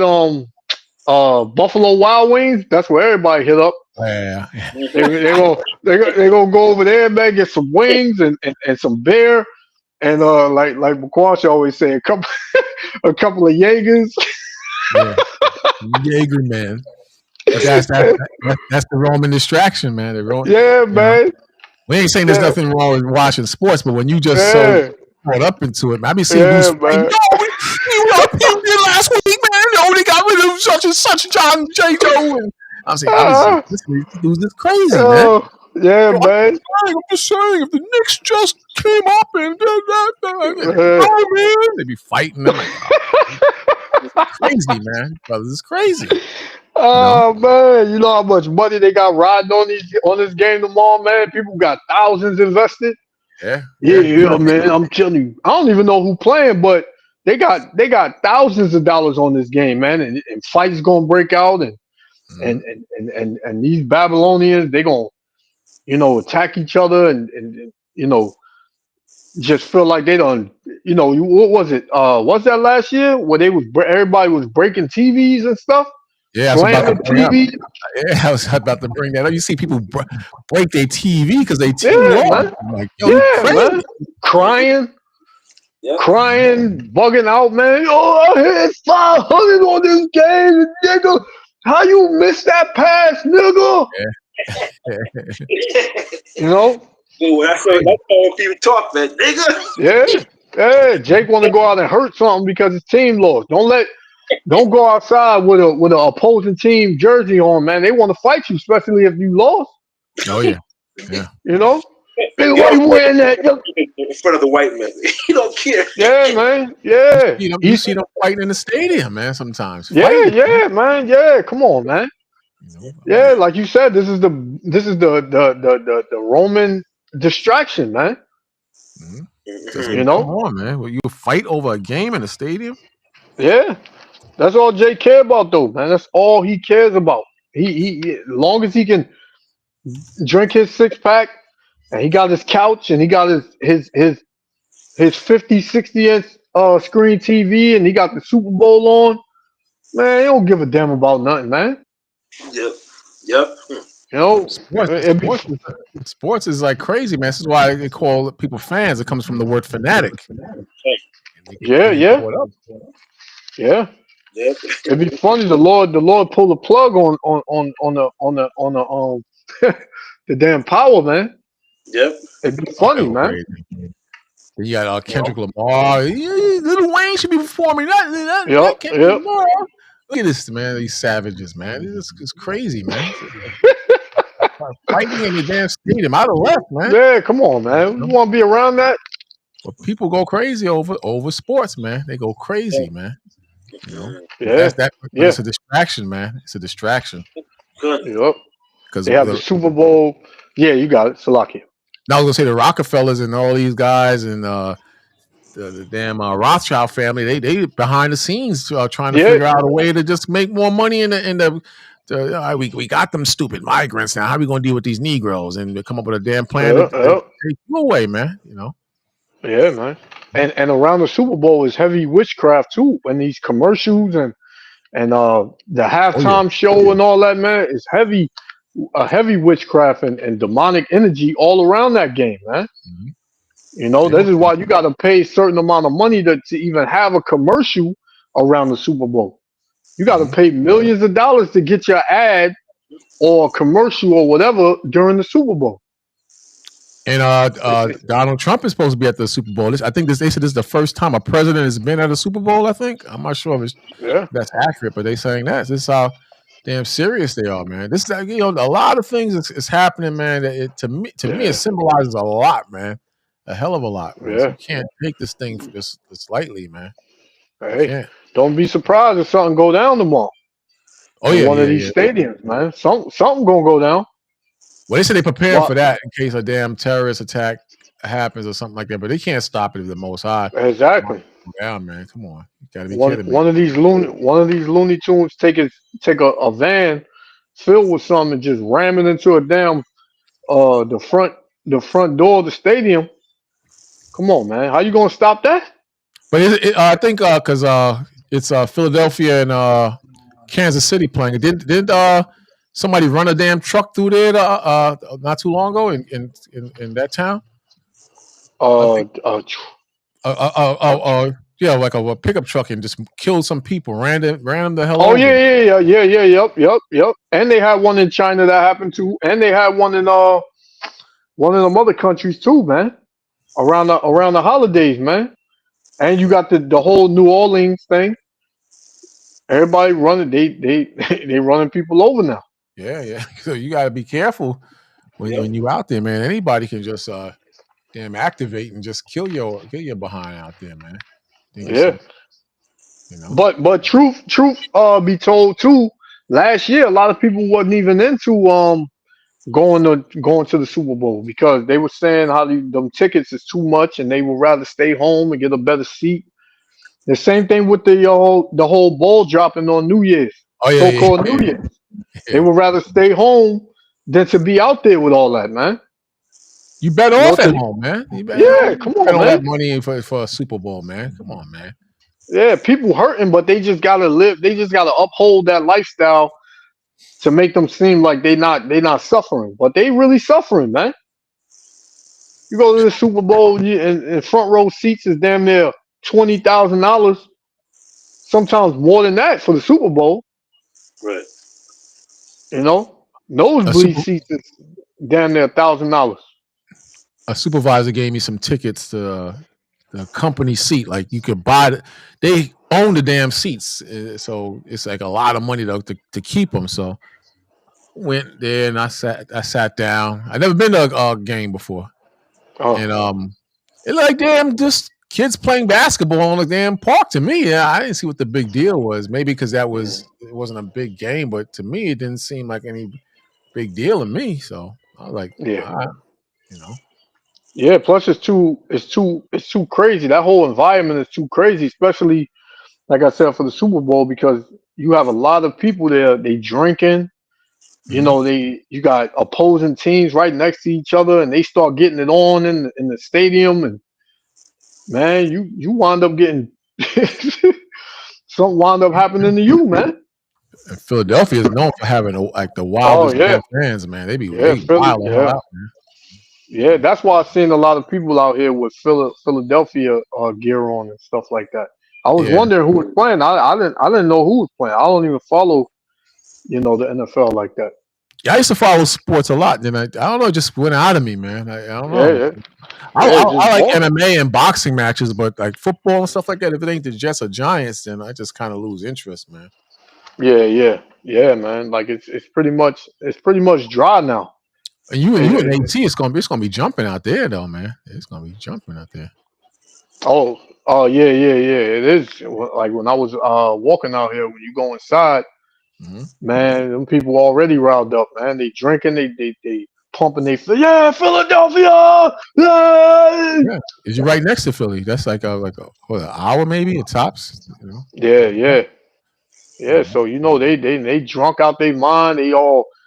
Red. These devils all red out here. And, they just. They don't leave that boardwalk though. I walked to that, man. I got a hotel. I forgot what it is. I forgot what hotel it was. But then I went to that boardwalk. I mean to the hood over with the damn Popeyes and the liquor store. Everything's that, man. I said, "Yo, what the hell, man?" That thing changed drastically. Yeah. Right next door too, man. Not that far. But Esau, that's how he locks it down. He ain't gonna tap into his money. You ain't gonna be in the Hardrock Cafe with your damn hat tilted and scheming on damn people. You ain't gonna allow that, man. Yeah. Oh, you want me to finish off where was you at? Okay. Isaiah 28. Isaiah 28 and 15. That we finished that precept. That was a precept we went for, right? No, we didn't finish that verse. Okay. All right, read it. Sorry. What chapter you in? 30? Isaiah 28. Isaiah 28 and 15. Come, this is Isaiah 28 and verse 15. It says, because ye have said, we have made a covenant with death. So we know we're making a covenant with this death mean, this man, a covenant with agreement with this man in his system. Go ahead. We have made a covenant with death, and with hell are we at agreement. Mm-hmm. When the overflowing scourge shall pass through, Mm-hmm. Which is the it shall, judgment. yep, it shall not come unto us. Right. So the Messiah is gonna save us when we repent from our sin. Go ahead. For we have made lies our refuge. And they see, lie our refuge, and that's what happened. Everything this man said, our people believe it. Like I Yeah. said before, when the Messiah says something, our people question it. But when Esau says something, ain't nobody saying nothing because it's the old time saying, if it's right, it's right. If it's white, it's right, right? Yeah. And if it's black, it's not a fact. So our people put their whole system in this man, his whole faith in this man's system. They don't question it. But when the Messiah says something, everybody want to question it. Oh, why the Bible saying this? Why the Bible saying that? I don't believe the Bible, but they'd rather believe the white man than to believe our people. Go ahead. Con, remember when that first C19, I'm gonna just say that. Mm-hmm. Back in 2020 was out, and you had these devils telling everybody, yeah, you wear the mask, we can get back to normal. We was bringing it out of that camp, and we was telling them, man, it ain't never going back to normal. Even if you wear a mask and you get that Band-Aid on your, in your arm or whatever, and people didn't listen, and look what happened, man. Because they trusted in this man. They said, if you do what we say, it's gonna go back to normal. Yep. But people to this day are so scared to take a damn mask off that they just got so much fear in them, man. Right? It's just it's just a bunch of fear, man, going on. It's a shame, man. God, it says, Salaki, it says, when the overflowing scourge shall pass through, it shall not come unto us. Mm-hmm. For we have made lies our refuge, Mm-hmm. and under falsehood have we hid ourselves. And falsehood means lies. Okay? The Messiah is going to forgive us for those that did not, that through ignorance, the Messiah is going to bring us back to, our right mind. Because a lot of folks, our spirit is sick out there, man. We're sick. Yeah, God. The real medicine we need are the Bible, man. See? Okay? Con. Go back to Isaiah. Huh? You got something? Oh, yeah, Con. I had a precept going back into what you just said, and that precept that Bukhari brought out in Psalms 146. This is Psalms 118, verse 8 and 9. It says, "It is better to trust in the Lord than to put confidence in man." Right, Con. Verse 9. It is better to trust in the Lord than to put confidence in princes. But yeah, the rulers and Trump will be considered a prince. But you put all your confidence in Trump, man. You don't put your confidence in the Lord. So it all ties in. You see how the scriptures tie in with Isaiah 30 and 12. They trust in oppression and perverseness and stay thereon. Therefore, this iniquity shall be to them as a breach, swelling out of a high wall, ready to fall, man. Paraphrasing. So your judgment is going it's going to overflow you, man, for trusting in these princes and in man. Good. Yep. Which one you called?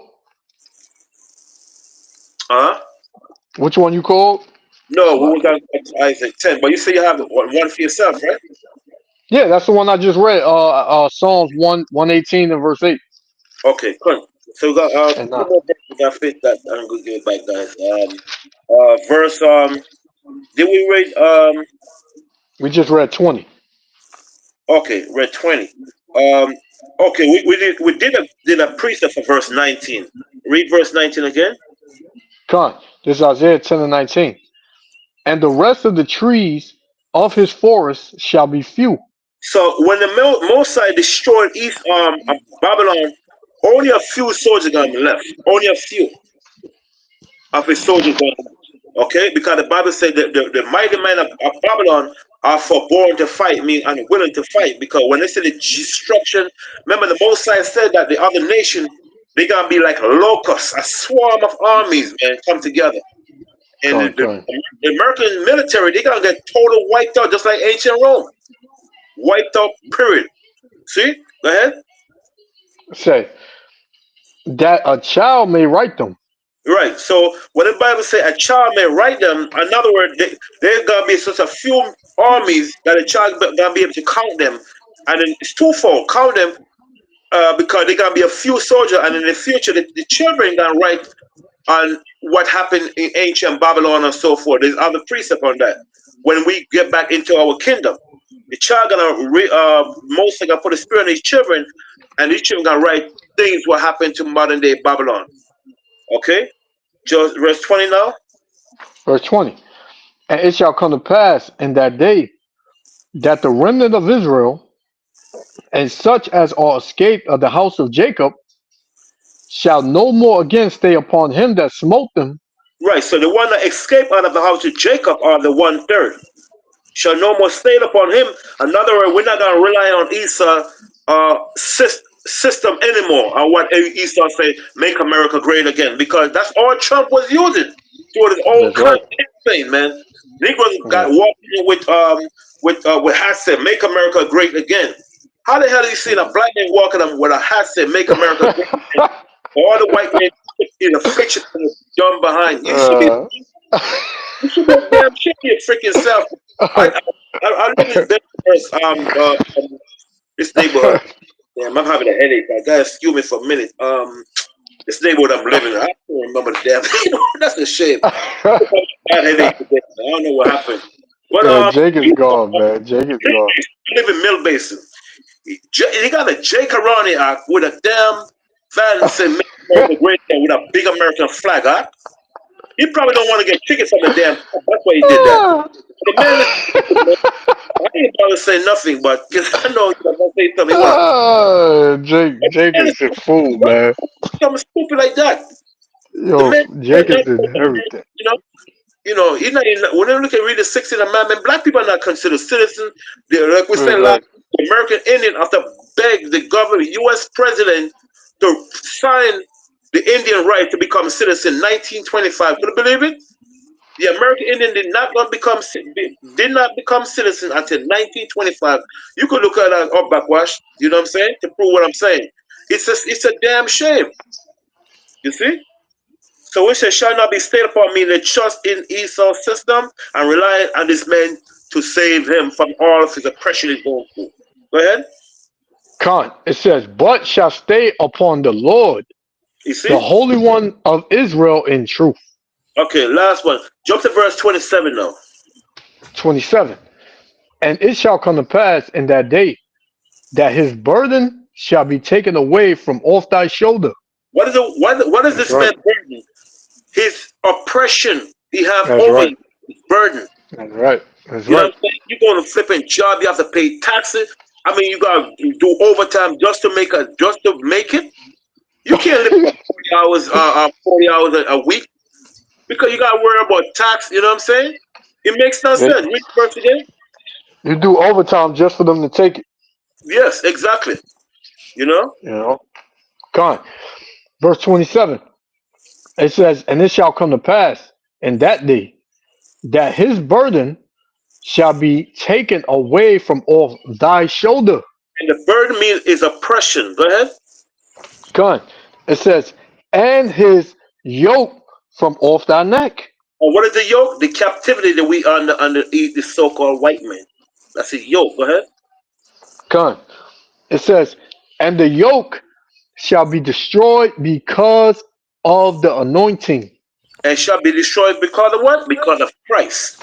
Christ is going to take the yoke off our neck. But them Negroes only don't believe Christ exists. They need to read this verse right here.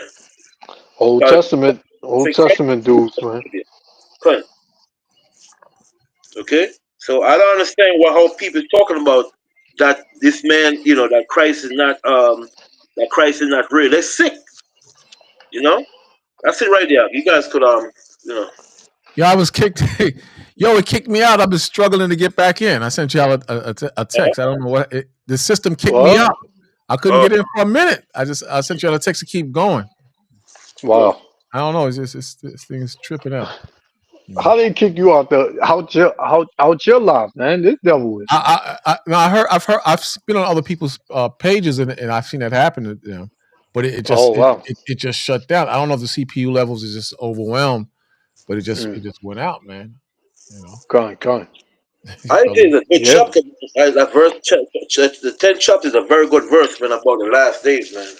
I mean, Con. yeah, especially the I think it's the first verse, first and yeah, second verse. Very good. Yeah. Because this man, going back to verse 1 about the unrighteous decrees, his child support, his damn the taxes, paying the rent, always, every time you get a raise at the job, you get $1, he wants 65, 70 cents off that dollar and give exactly. you 30. You know what I'm saying? That's an unrighteous decree, man. Yeah, This man is no fret. yeah, man. Yeah, Every form in his system is oppression, man. Everything, man.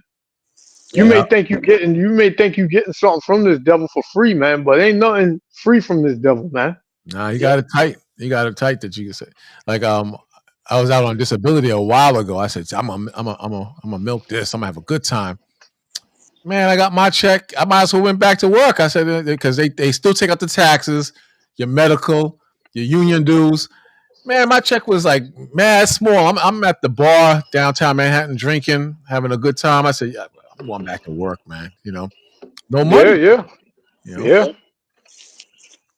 you ain't gonna And beat then you that easy. He got it rigged, man. You know.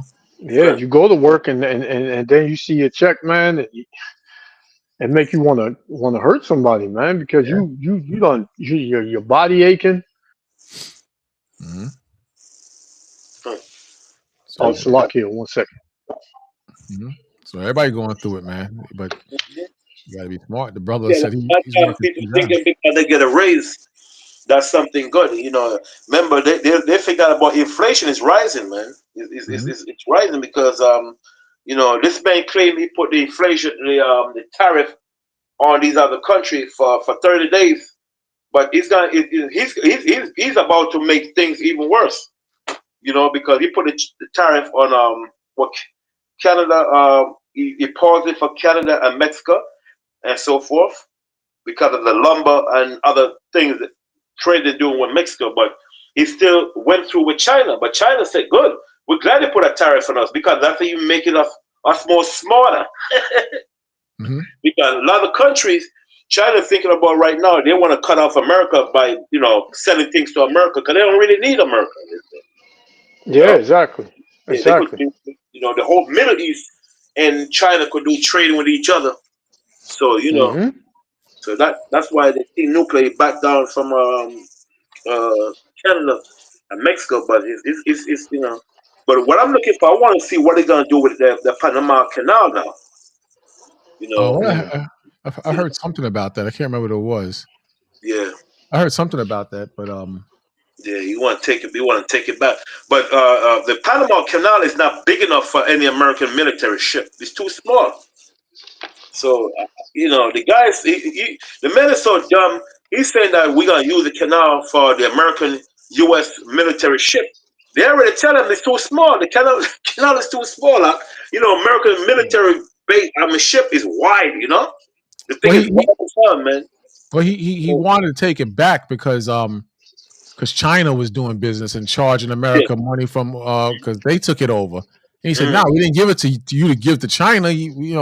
And China's an enemy, and they making all this money. We want it back." So that's the issue. So either way, it's just all leads to conflict. Taxes, Yeah. tariffs. It just leads to more pressure on everybody because you're right. If they do those tariffs, man, it affects the country. It affects us, man, because everything goes up. Car price, the price of cars going up and stuff. It's got And that's Elon. what they want. Yeah, he trying to prevent America from buying cars from China, the hybrid, the electric cars, because those cars are way better than Tesla. It's faster, and also the battery life last. You don't have to change the battery for like 10 years. No, you could change. I think something is the one that's gonna charge up the generator. I can't remember how the guy was showing it. and they show that it's a better car than Tesla, and it's way more cheaper. So Elon Musk is telling Trump, don't make China bring those cars here. But a lot of Europe are buying the car from China, and a lot of Elon Musk he's losing a lot of money from Tesla in Europe because you seen that Chinese car, huh? Con, you seen that video with the lady that died on the FDR? I think it was yesterday or the day before. The Tesla blew up or something like that. Yeah, the big van. I think the big van. The one. No, this was a car. This happened. This was a car, a Tesla car. Yeah, I'm glad you brought it up. Yeah, I think it blew up, or it caught fire and blew up, and it killed her. Unallowed to, right on the FDR driveway. I think it was yesterday or the day before. No, it was Monday. Yeah, Lamar, you was telling me about that. Monday? Yeah, it was Monday. Yeah. What happened is okay. She was speeding and she hit somebody and they eject her from the car. Yeah. Yep. The other lady got burnt up in the seat. She stayed in the seat, got burnt up. The crisp, man. See? So the car what? It blew up? The car blew up? Yeah. Yeah, it was on crazy, man. Drive, yeah. That's crazy, man. She got burnt up to press, and the other lady, she got split in half, man. It was the whole FDR drive got shut down because affect us from the whole FDR drive. Nobody could they cut it off. They have to get off 96th Street. That go into trusting this man. That's what it goes into. You trusting this man. There you go, right there. Look at that, man. That's crazy. Upper East Side, yeah. Mm-hmm. Come on, man. You trusting in this man? You telling, oh yeah, the electric cars, the Tesla, they drive itself, and it gives you the comfortability to go to sleep. If you want to drive, all you gotta do is put it in GPS, and it'll get you where you need to go. And take you right off the goddamn highway. Yep. Drive you right off the highway, man. Yeah, we used to do it on it coming from the church up on 125th Street on the FDR back to Brooklyn. It's speed on that damn thing, boy. Check out. See what the hell is going on. We're now on the FDR after this fiery crash ended with a Tesla driver killed and a passenger rushed to a hospital burn unit. The early morning accident also led to some really big backups and headaches for drivers during the morning commute. Eyewitness News reporter Lindsay Tugman has been on the scene. And Lindsay, when I woke up and saw you there this morning, since about 4 this morning, that was frightening, had to be gridlock shut down for everybody. What's going on now? Yeah, Sam, Charlene, Mike, it was a rather upsetting accident to look at after it happened this morning. One person was killed and another severely injured after a Tesla that may have been speeding. That's what investigators are looking into, crashed into a guardrail. It was actually the guardrail just past me here on the northbound. I remember for Sabbath service used to start like at 7:30, something like that. And if you didn't make it to Sabbath service, you had to stay behind at the Mount Zion and clean it up and mop the floor, clean the dishes, all kind of crap. So to stay up, I would iron out my garment and I would sleep with my clothes on. And his brother named Kowal used to pick me up. And I remember going uptown, we would get on the FDR drive, but we were so tired because we worked the whole week and now we got to be at the Sabbath service. He was driving and I fell asleep, and then I woke up. A bump woke me up or something. I looked, this guy's sleeping. He's not even driving a car. We moved on the highway. Wow. I said, wake up. Wow. Yeah, we could have got killed, man. And this guy has stopped, man. That's insane, man. That's insane right there. I was with Kai Rum one time. We was coming down Brooklyn Avenue, and I fell asleep because we was at the New Moon. And I was drinking and I was tired from camp and whatnot. Kai Rum, he likes to talk. He just be talking. And he said, I woke up. I slammed the brakes. I was about to go in the back of a Pathfinder. Luckily, he was with me, man. But, things happen, man. But damn. You just lose your life in the Tesla, man, Yeah. Them cars are untrustworthy anyway, man. Any electric cars, man, that you got to constantly charge. The batteries always overheat, man. And you don't know What's gonna happen with them batteries overheating like that? They man? garbage. They garbage because Yeah, they don't get you. You think you better for the gas car because they exactly. don't get you. They go dead, and there's not enough charging For stations. charging ports, yeah. Yeah, that was in that list too. What he was reading, like $1 billion in charge ports in America, but there's only 8 charge stations or something like that in America. So that was in Come the on, list man. too. You better off with a regular rugged car that just use Regular, gas. yeah. At least you could trust that a little bit more, you know. Yep. You got the meter. You got the meter. It tells you how much. You know when you're getting down to the. I gotta get some gas. You don't know when. Well, it probably gives you an alert. Oh, get you a charging port. But what if you somewhere the next charging port station ain't for another 30, 40 miles? That's what the people was complaining about. That was the complaint. Come on, man. Lucky the elders. The one in China, right? It runs on is an electrical car. Also, it got gas. Also, that if the electricity ran out, automatically the gas took over. That's smarter. That's smarter, you know. But America, they.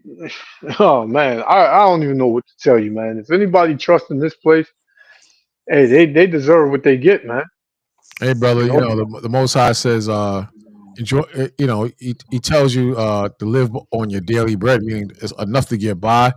But he also says to enjoy the fruits of your labor. So, you take a time out to kind of chill with you and the family and stuff like that. But you don't go overboard in the system. Milk the system. Milk the system, whatever you can milk it for. But do not believe in the system. Yeah, exactly. You work, but you chill too. You teach the word of the Most High, and you keep going. Because this system definitely gonna crash. It's on its way to crashing right now, man. As we speak, every day, man. It's just they talking about the stock market falling. They talking about how the crypto. The crypto, the trader market is falling, the housing market is falling, the auto market is falling, everything is falling, man. Everything. And for some reason, Jake feel like, it's bad now, but trust me, man, we gonna get it back. Always be some Jake on the corner drinking a damn 40 ounce talking about, we gonna get it back, man. Don't worry about what it's saying in the news. You can't believe what you see on the news, man. You gotta dig deeper. Some people don't even watch the news. They say it's too depressing. I said, what? Yeah. How you supposed to know what's going on? Then you read the Bible. That book is outdated, man. That's played out. Yep. So how do you got brothers out here that's telling you what's going on? That's what's gonna happen. Before it happens, then it happens, and you heard it from the brothers, but yet you can go back to them brothers and say, well, I mean, that was common sense. Everybody knew that was gonna happen. Instead of saying, y'all brothers was right, man. Let me hear what y'all saying in the Bible. What y'all think gonna happen next? Instead of asking questions and inquiring, you just want to just throw a blanket statement on it and say, come on, that's common sense, man. You should have knew that was gonna happen. You gotta separate from brother like that. You gotta train your mind to man. Endure and be disciplined. You gotta train your mind to be roll like that, man. Because this ain't gonna get better like this. It's like a brief. Remember the video I was telling about yesterday? It's called "How Empires Fall and Why the U.S. is Next." I got it queued up. I was waiting for you to. Come. Yeah, it's right. It's right here.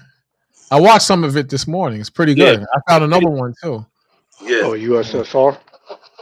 Hold on 1 second. Let me. How Empire Fall and Why the U.S. is Next.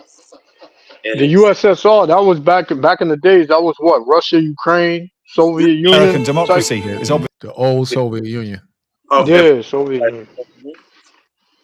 Why the U.S. is next. Yeah, that's it. All right, hold on 1 second. The Ottomans who spanned continents, and the USSR that changed the political landscape of the modern world. So is the empire we're living under today also crumbling? Yes. The key question is how fast. We have bounties. That's where people get jammed up, in and out of the truth. When? Scripture says no man knoweth the time. So even though no man knoweth the time, you still have. Then the scripture tells you to endure hardness like a good soldier. In the book of Isaiah or the Old Testament, it says, "Wait ye upon me." So we still gotta wait, But then you got idiots out. Egypt 300 years, America, Babylon 300 years. We out of here next week, Tuesday, when the sun go down, and they throw your whole game off. So now you ran to Tuesday. Now you got to keep going. You don't have the endurance to go further. So this is where, like I mentioned about the daily bread and enjoy the fruits of your labor. This is where that comes in. You have to be balanced, and you have to be strong, and you have to be focused, and you have to have understanding. No man knoweth the time, but we know the signs, and we know we're close. Beyond those known to the people of any other day. American democracy is obviously limping on both feet. America is not the greatest country in the world anymore. The U.S. empire. Well, let me change the speed on this. I have a feeling, man, that these devils are going to get me today, because you told me they got you, and it's been a while. It's been a while since they got me. Let me change the speed on this, man, if I can find it. 125. Is falling, and there are 3 symptoms of its impending demise that we can see from looking to the past. Let's start with the oldest of the bunch. These videos are made possible by our supporters on Patreon. If you'd like to help us tell more stories like this, you can become a paying member through the link in the description. Now back to the video. The Roman Empire oversaw the lives of millions of people. Remnants of its great reign still stand in cities across the world, a testament to their reach and influence in the lands they conquered. Never has Rome been greater or stronger than now. But then, after 1,000 years of Rome never went, but Rome never had the power to go but so far east, right, Lamar? He didn't go but so far because, in other words, out far as Japan and China didn't have that power, right? Lamar, can you hear me? I could hear, bro. Yeah, you're right. They didn't go that far, right? No. A certain empire they couldn't conquer because it was too much of a far distance. Right, and I heard that was one reason it fell, because it spread itself too wide. Right. I think Alexander could only go but so far too. He couldn't go but so far. Domination, it fell. And just like Rome wasn't built in a day, it didn't fall in one either. Instead, the fall of the Roman Empire was death by 1,000 cuts. Why can't you stay organized? Come on, man. Yeah. There's one factor in particular we're going to look at: internal decay. At the height of its grandeur and its glory, a civilization so powerful it could never be conquered from without. Yet it found the seeds of its destruction within itself. There was a huge disparity between the lives of the elite and the commoners. Rome's elites lived in grand estates, hosting lavish, decadent banquets where they'd feast on peacock tongue and wine from naked waiters. Every one of these senatorial families has holdings all over the Roman Empire. They're the equivalent of small multinational corporations. They are wealthy in a way that is impossible for us to understand. The poor lived a very different reality. They worked menial jobs and lived mostly on bread and porridge, living in overcrowded, badly built buildings, prone to Sounds familiar? collapse and spreading disease. The games are all about Roman emperors giving the people what they need, and it's always described as bread and circuses. They had to feed the people of Rome, but once they were fed, they had to be entertained. Let the games begin! There were famines, peasant uprisings, and slavery, and the Roman tax system disproportionately impacted the lower classes, while the wealthy often avoided taxes through exemption or corruption. This is now a new era of Roman history. Same exact thing. Same thing that's happening in America. Same thing. Rome is no longer what it was. Rome is in decline. The middle class was shrinking, and the economy became increasingly polarized between the very rich and the very poor, all fueling resentment and instability. And same thing in America. They slowly the middle class is evaporating. They say after a while it's going to be either you're rich or you're damn dirt poor. Even as we speak now, it's very difficult to buy a home and get a mortgage. That's about to be going soon. It's going to be, people are going to just be renting after a while. The whole thing is just changing right before our eyes. People don't even realize it. Yep. Con, what you gonna do about it? So what's that? What you gonna do? See, that's where the Bible kicks in, because us as believers, we'll lock down in the Bible. All right, to hell with it. It's gonna fall anyway. But the people who's chasing the dream, they frustrated, and they beating at the devil's door saying, give us some more money. We want to buy houses, man. People that went to college and graduated. I was supposed to own real estate and have a wife and kids, and it's just not happening. But us as believers, we know what time it is. Exactly. Exactly. When all else fails, what you got, man? When all else fails, when your money, your resources, your job, when all of that fails, your hustle, even when your hustle go, what you gonna do? Let me read this before we go on. This is Haggai 1 verse 5. I always start at 5 because it knocks them in their head. It says Haggai 1 verse 5. It says, "Now therefore, thus saith the Lord of hosts, consider your ways." See, consider your ways. If you're in the Most High, if you're outside of the Most High, or do you believe in America and the system, or do you believe in the Most High? Consider your ways. 6th verse. "Ye have sown much and bring in little." So a sower is usually a farmer or someone who's planting seeds to live off what grows. Now we know we don't have farmers today, but you can classify or relate being a farmer to your 9-to-5 jobs.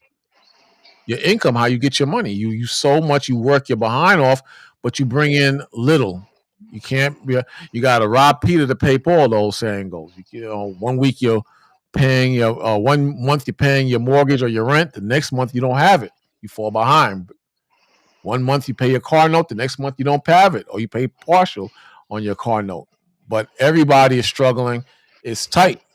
The majority of the people, I think Lamar brought it out, but it's true. The majority of the people are one check away from being homeless. There's a certain, I can't remember the rate. Yeah. But like most people don't even have $1,000 or in between $200 to $1,000 in their bank accounts. Paycheck to paycheck, man. It's crazy. Yeah. A lot of the people on my job that retire, they come right back and they work part-time because what they get on retirement is like maybe $2,000, $2,500 sometimes. They can't make it on that. They got to come back. That's sad, man. Yeah. You're going to die working. You're going to work till you die. That's what that means. I talked to a couple of the old timers. They told me a lot of people that have gambling debts. They have problems with gambling, so they didn't get to save money for retirement. A lot of them have children by younger women, so they're on child support, and they got to support, bring up a child all over again in old age. That some of them, their children had children, which would be their grandchildren. Their children can't make it, so they got to support their children and their grandchildren. So they can never retire. They can't retire. You're stuck. So the scripture says, "You have sown much and bring in little." You eat, but you have not enough. So you got, you rationing dinner. Remember, I used to do that, man. I used to make a big pot of spaghetti and damn ground turkey, throw some stuff in there, mix it. And I'd have that for breakfast, lunch, and dinner to stretch food to get to work, but you never full. You just eat enough. I'm going to save this little portion for breakfast. I'm going to eat this portion for dinner, go to sleep. I mean, this portion when I come back home, hopefully I'll make it to payday, That's right. Yeah, but and that ties into what you said earlier, that brothers got to know how to cook. If you didn't know how to cook and you couldn't make spaghetti on your own and you just eating out, man, you'll be broke. You ain't gonna make. It's gonna be days you don't eat, man. It might be a whole week that you don't eat because you don't know how to cook, man. Yeah. That's why a lot of brothers can't keep a woman or don't have a woman because it's too expensive. So brothers can't afford a woman. I went out with this sister one time. I said, "Why we always got to go out? Damn, what the hell's up?" She said, "We got to go out. I like going out." I said, "Why?" I said, "For the experience. For the experience." I said, "Experience? Come on, man. So that's a lot of money. You figure you go out with a rib, you just meet, you paying at least $150 if you're crazy enough to spend that and $200. Other than that, what's wrong with a diner and just having a regular meal? These ain't on it like that. They think you just got money to burn. Yeah, 10, 20 years ago, females were just happy with going to the movies, going to get a little bite to eat. You know what I'm saying? Just hanging out. Some of them, you'll find a rib here and there that'll like to, take walks in the park, get a bottle of wine, and y'all just walk and talk and whatever. But for the most part, you got these stupid women out here talking about he got to spend this amount on me on the first date, and he got to take me to a 5-star restaurant, and he got to get my nails done. Those women, you need to leave the hell alone, man. I remember I went out with this Ephraimite sister. We went downtown. I think it was in the Village, and we sat in this restaurant. They brought us the menus. The prices was ridiculous, but the rib, what impressed me about the rib, she said, "Oh, this is crazy. Let's just get out of here." You know, it's out. Yeah, a lot of Northern Kingdom, they be with it, man. My wife, my rib is the same way. Like she'll be thinking of that before I even think of it. Or you ever been out with your rib and then the dude comes with the roses? The roses be a $10,000 a rose, and the dude try to push you on the spot, like you don't want to come off cheap. You know, so some ribs say, no. I say, how much? $25 for a rose? And ribs say, no, come on, keep going. Let's go. $2. So, they try to put you on the spot. You know, that's a good rib. She ain't gonna try to break your pocket. Some ribs will just take it. You know, $500 for a rose, but I do want it. Like, you know, that's going damn die in 2-3 days. Yeah, I think the Northern Kingdom will have more lenient than the Southern. Yep. Benjamin, oh boy, you can't afford a rose at $25. You're too damn cheap. Yeah, man. Yep. Everybody know about it the next day, man. But the Northern Kingdom map, they were like, oh, papi, no, papi, too much. No. Yeah. You know, Benjamin, shit. If you don't spend the money, boy, on Judah, oh man, that nigga is cheap, man. I can't deal with that. I ain't The videos are you giving off broke energy. You giving off broke energy. Like, come on, man. Broke so energy. won't you pay for it? Won't you pay for it? Yeah, you pay for it. You know what I'm saying? Yeah. You know, you go to like you said, you go to a restaurant, see them prices, man. They give you a little bit of damn food, and you paying $120, $130. If you got a good rib, you'll be like, man, we could have took that, bought some food, and we both could have cooked it and been able to eat a couple of days, man.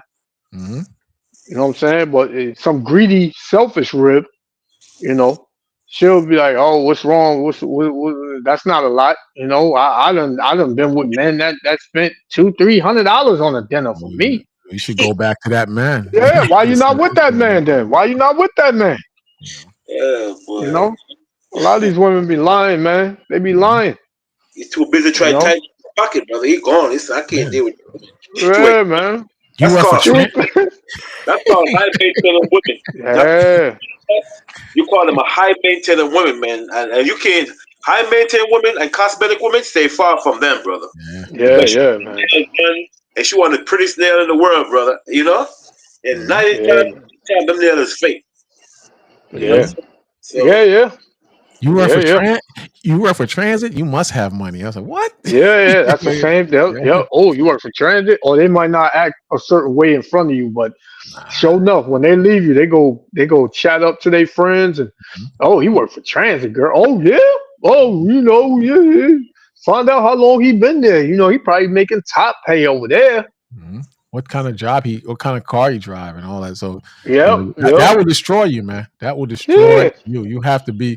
This is Babylon. You have to be very smart in Babylon and trust nobody in Babylon unless they're in the spirit or potential spirit follower. But you better do that. You better know how to cut corners. You better know how to cook, man. You see, like you better know how to find sales.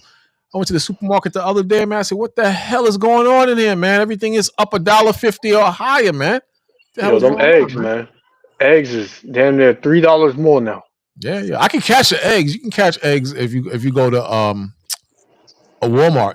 Sometimes they have good deals there. You get a good deal. You get like 18 packs for like $7. Sometimes. That ain't too bad. Yeah, that ain't too bad. But you know, you got it. It changes though. It changes. You got to catch it. Yeah. Yep. You got a lot of Jakes out here talking about they not shopping in Target and Walmart no more because of Trump DEI. You know, I guess he got rid of that or whatever, or he made it law, whatever. Trans Am clothes and all that crazy stuff. That's what they do. That's what they protesting against, right? Well, that's part of it, but it's also the fact that they don't want. They saying that the diversity and all that in these companies is not going to be based off of that no more. It's going to be based off of your skills, which translates to, we don't want you ninjas working here. We didn't like y'all anyway. You're not performing the way we thought you were. We thought you were. So you got a lot of Jakes. You got a lot of Jakes not wanting to spend their money in these stores, which that's nothing new. But you got to go where it's cheapest at, man. You go to the corner store, man. A gallon of milk is $8. Oh, I don't go But to. you go to. That's what I'm saying. But you go to Target or Walmart. The same milk is $5. Oh yeah. $6. So why not get it cheaper, man? Yeah. You gotta use the system. I mean, you gotta maneuver, through wisdom or whatever. But why would you be, out here like you got it, spending top dollar for everything, man? And you wind up broke. That's why they say you got to shop like a woman. Women could shop. One thing you can't beat a woman. If a man sees something, you want to get it right away. The patient. A woman would go in the store trying to get coupon. You ever see when an old woman buy the cash register? I said, Yeah. They go somewhere. Yeah. Like a million coupons, brother. Yeah. They like, oh, $100, man. I was like, damn. But she's gonna say like 5 minutes or an hour. Because she giving her all the coupon, and when she finish up, she only spend like $30, man. Yeah. They be. Listen, I'm going to try to get the best deal possible. Yeah. Best deal possible. I'll go online and look up like certain like if I need equipment or what, like for the video or something like that. I'll look it up. If I go on a trip out of the country, man, I'll have 3 sites opening up, and I'll call them. You got what you call it? Cheap Caribbean said they offering the same trip for $300 less than you. And let's see what we can do. And they be lying. They'll come down, but I'm gonna look for the best deal possible, man. If I get the car need the car repair, I go and buy the parts. And I tell the guy how much you put the parts in, and they be mad as hell. You put the parts in, I'll just pay for the labor because the parts I get is much cheaper than what you was gonna charge me. Yeah. They're gonna charge you all arm and a leg for the part and the labor, man. Some places they look at it first and tell you what the problem is and what they're gonna charge you, and then I say, well, you know what? The wife said, let me talk to her first. She has all the money, and I'll leave, and I know exactly what's wrong with the car, and I'll take it to damn Hector Cruz or Northerner, and he'll just he can't rob me and make up something because I know what's wrong with the car. The big dogs told me what it is. I bounce from them, and I want you to fix it now for half the price. That's what the problem is. Fix that. Gotta be that way if you want to survive, man. Oh, God, that's called moving in wisdom, man. Right. But learn to cook, man. You save so much money if you learn to cook. Even if you just have to practice with burgers and fries, practice. But they got all types of things on YouTube that show you how to cook healthy and eat healthy. Or if you get not into that, just cook, man, because these guys is ridiculous out here what they charging for food and whatnot. They're ridiculous. Yeah. I remember with $20 you can get a good sized meal. Eating out back in the days, man. But now, man, they don't give you nothing, man. They give you some damn chicken wings that look like they got from the bottom of the freezer. Yeah. That ain't even full. And you eat that, man, and an hour later you hungry again. Yeah, me and the brothers went out after Sabbath service one time. We went to Fridays, and they ordered their food. They got big plates of food, so I tried something different. Man, it's like a damn kiddie meal. I had to tell the dude, I ain't paying for that. Take that back. He said, what you mean? So you see how big I am, man? I'm 240 pounds. You gonna give me that? Nah, give me something. I'm gonna order something different. He took it back too. He took it back. Yeah. They ain't got no choice. Man. Come on, man. Yeah. Come on, you gotta be kidding me, man. Get that out of here.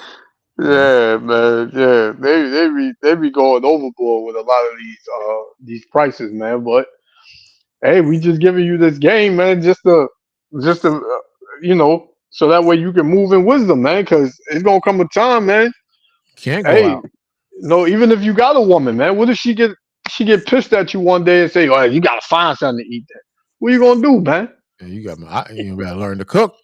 But You know, Netflix, sometimes you gotta have Netflix and chill too, man. You can't just be out yeah. here, man. Look, right. See behind me, there's a bar right behind me. I got a little bar.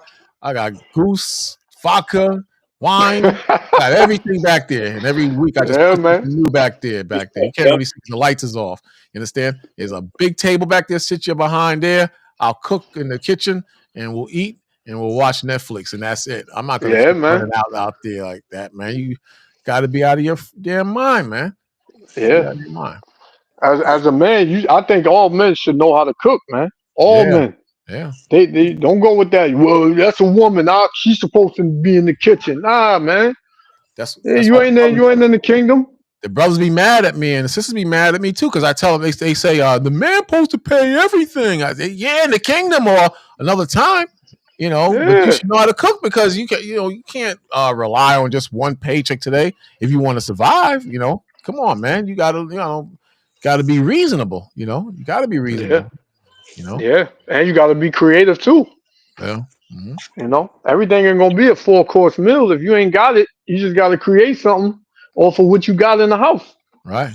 You got to learn how to move things around and like I said, be creative. But Jake is like, man, listen, man, I want a steak, man. Like you ain't got steak money, man. Yeah, exactly. You got to get it how you get it, man. If you got to eat chicken, if you got to eat chicken legs one day, eat the chicken legs one day. Right. Don't be proud. Well, I'm gonna do what I got. Most High was implying. He says, "You have sown much and bring in little. Ye eat, but ye have not enough. Ye drink, but ye are not filled with drink. Ye clothe you, but you are not warm." That's another thing. You got to learn how to shop for clothes. You got to buy clothes out of season. Like right now, you should be buying summer clothes now. Yes, exactly. Yeah, it's cheaper. Yep, a lot cheaper. You go to Macy's, man. Go downstairs, man. You got a rack. 50% off, sometimes 75% off, man. Yeah, the clearance. Clearance rack. But it's the stuff they had last summer out, man. Cheap. Yeah. You be having proud Jakes. They see the clearance rack. Man, I ain't shopping over there, man. You crazy, son. It's the same thing they had out. Man, I'm broke.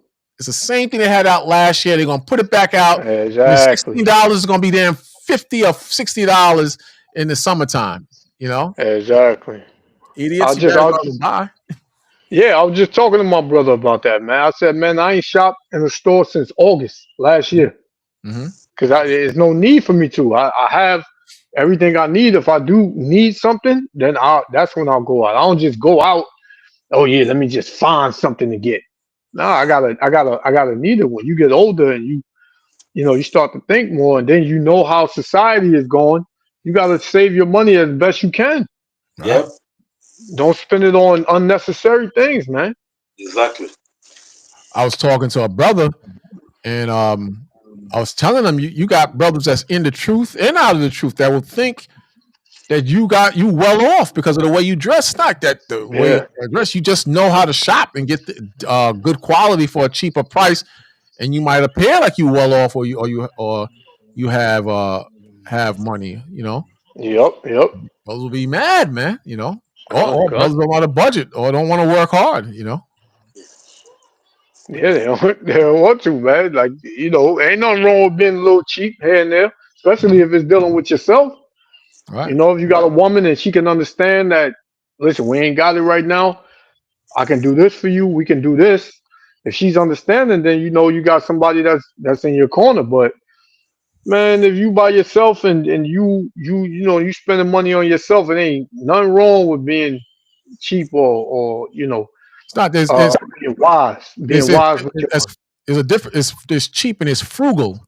Frugal is knowing how to spend your money a certain way, and you smart. Cheap is just you try to penny pinch and stuff like that. But if you frugal, you know how to get more bang for the buck, and you know how to move it. And that's better than being with a rib, and then now you got eviction notice. Now you're being evicted. You know how embarrassing that is? You're the man of the house, and you're being evicted because you didn't manage your money right, or you chasing hoes, or you have a drinking problem, or a drug problem, or whatever, or you just don't know how to maneuver your money. That's embarrassing, man. So now you got a whole different problem on your hand because you was always going out, always eating out, always in the bar with your rib, and now you can't pay the mortgage or rent. Now you got to go to your parents and ask for money. That's embarrassing, man. Okay, what about when you just came out of the restaurant with the ribs and they put something on your car? You know that thing that they put on your a boot.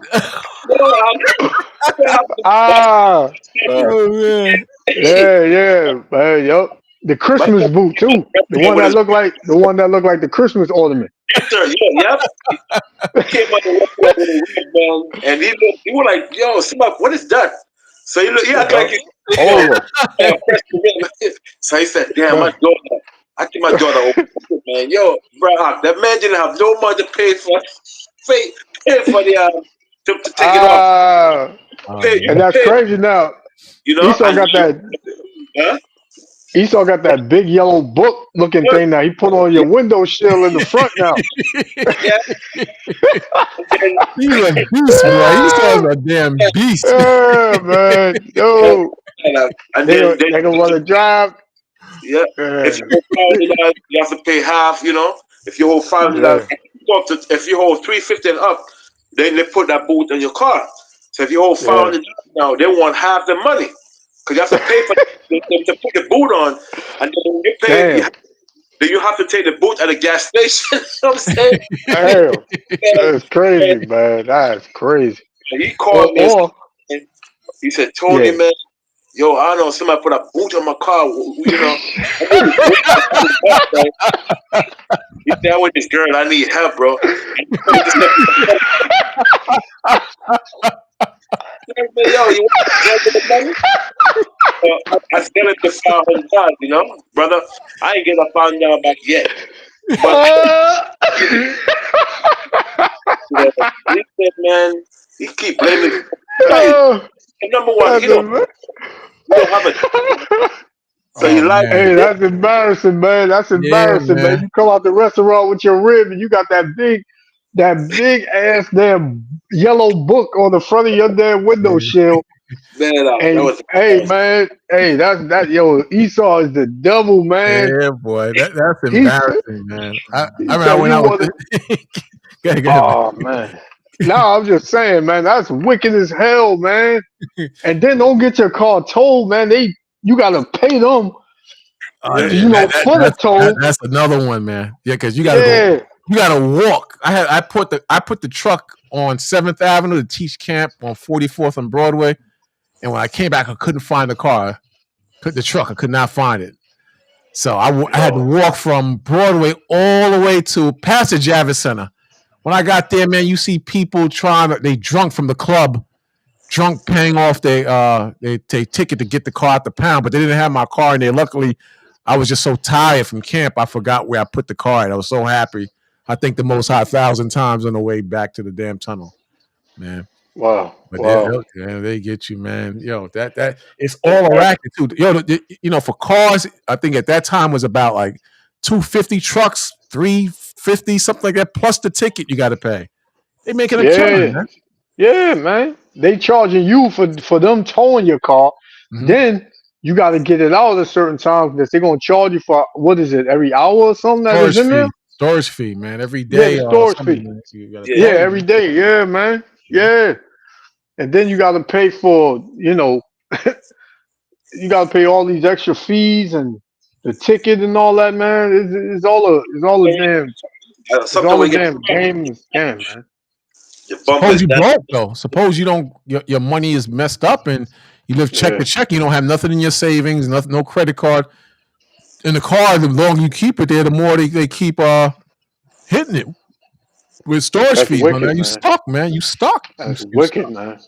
Yeah, man. That's wicked as hell, man. Then you got, and then say it's Saturday. You know what I mean? You spent out because you went to the restaurant with this rib and she left you because your joint got a damn boot on it. And now you got to wait all the way to Friday to get it out. So now it's accumulating all the way to Friday from Saturday, that Saturday before, man. Mm-hmm. And you can't, you think you can lend me something? She going to call you broke. And she going to hang up the phone on you, man. That's not going to work, man. That's bad, man. That's real bad.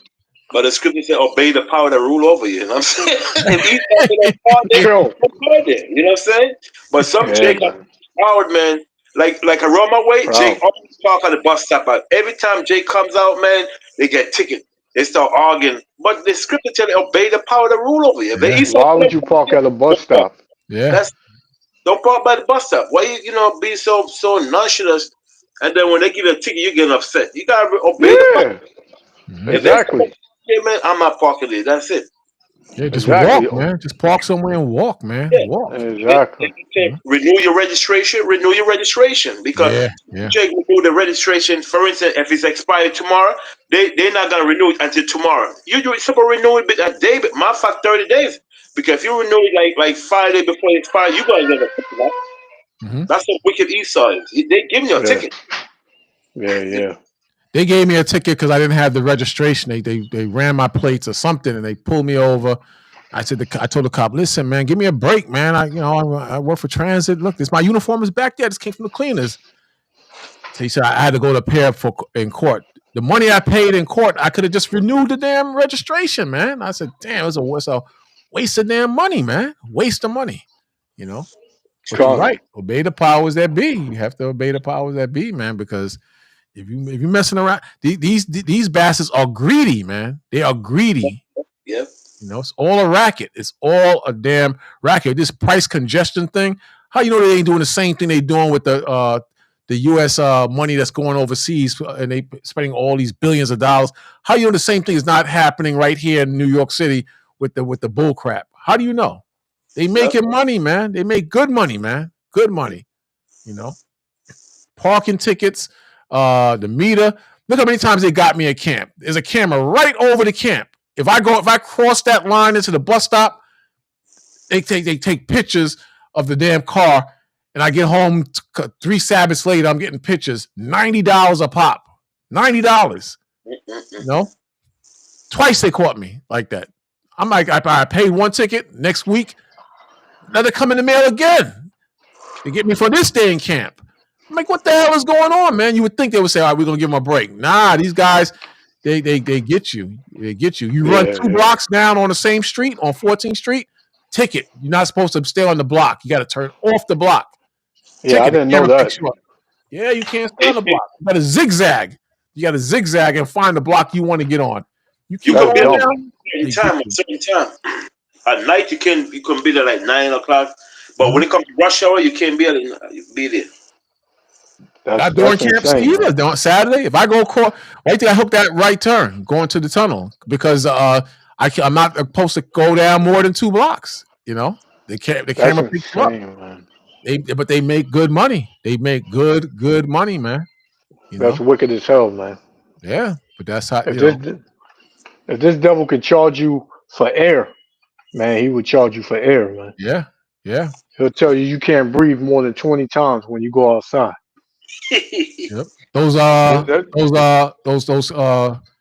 red light cameras, they're all on Flatbush Avenue, man. You go past it. One time I was with Shamswan and Akwat Matai, and then we was at the Woodbine, this Guyanese bar. And we was drinking in there, man, and I'm driving up Flatbush Avenue hard now, I get home, man. Weeks later, 2 tickets. Me going through red lights. $90 a pop. $90, man. Damn. So they get you. That's what you start when they put the car on the lift, on the flatbed. I tried to gangster the dude, like, take my shit there. I said, nope, can't do it. Gotta pay $150. I said, take my shit down. I said, come on, man, just take my thing down. Was not hearing it, man. He would have called the cops on me about it and try to force him to take it down. They know what they doing, man. They know what they doing. And one of my childhood friends is Benjamin, right? Mm-hmm. Man, every time I drive with this dude, man, I'll be scared for my life, man, because he run all these red lights. He'll one time we was coming out the gym, and he just rammed in the back of. Like on the side of somebody's car, man. Wow. And I was like, yo, man, what you doing? You ain't see it there? He was like, yo, he shouldn't have been parked there. See? And I'm like, damn, man. I stopped riding with him, man, because he out of control. So, like you said, over there in Flatbush, they have a lot of the red cameras because Benjamin be wild up behind the wheel, man. dollar vendor. Raul said they got the speed camera too. They got that. They got the speed camera on 14th Street too. Because if you get from point A to point B in a certain amount of time, you have to be speeding. You can't really beat it. You know. So that's another way they make money. They know what the hell they doing. And the GPS on your phone, some of them will warn you that there's a camera there, but it doesn't. It's late though. It's late. By the time it tells me the camera is out there and ran past the damn camera, but some of them are, they'll tell you there's a speed trap or a camera up there. They'll tell you. Yeah. Elder Salakia. I seen what you were saying. It just came to my mind about the StreamYard, man. Yeah, I seen that price, man. You seen what these devils did? You seen what they did? Yeah, I was like, nah, I know this ain't for real, man. They get you? They got you for like a couple of months, right? Nah, it don't. It says that my subscription price has changed, but I'm supposed to renew my subscription next month. So I don't know if that took effect now till next month. You better look. Yeah, I gotta do that. I don't know how much the restream is. I gotta download it on my laptop. $16. Yeah, but, a month. Yeah, a month. $16. But these dudes, they want like close to $50 a month. They got me for 4 months, like at least $35 a pop. I didn't even know. And so I just happened to be messing around. I checked and I saw it, man. So like it goes back to the money. Everybody's trying to get money, man. That's insane, man. Yeah, that's insane. They were bought out by another company. Restream is a hot streaming app. That's why everybody using it now. Yeah, because I knew they was gonna up it. I knew they was gonna up it. You know, I didn't, man. I did not know. I was paying like $13, something like that, because I was on a special plan, and they got me. So I said, all right, put it back to the regular thing with their watermark there and 6 people. But everybody's just trying to get that dough, brother. Everybody trying to get that dough. So just keep that. Your brothers keep that in mind, man. A lot of the brother.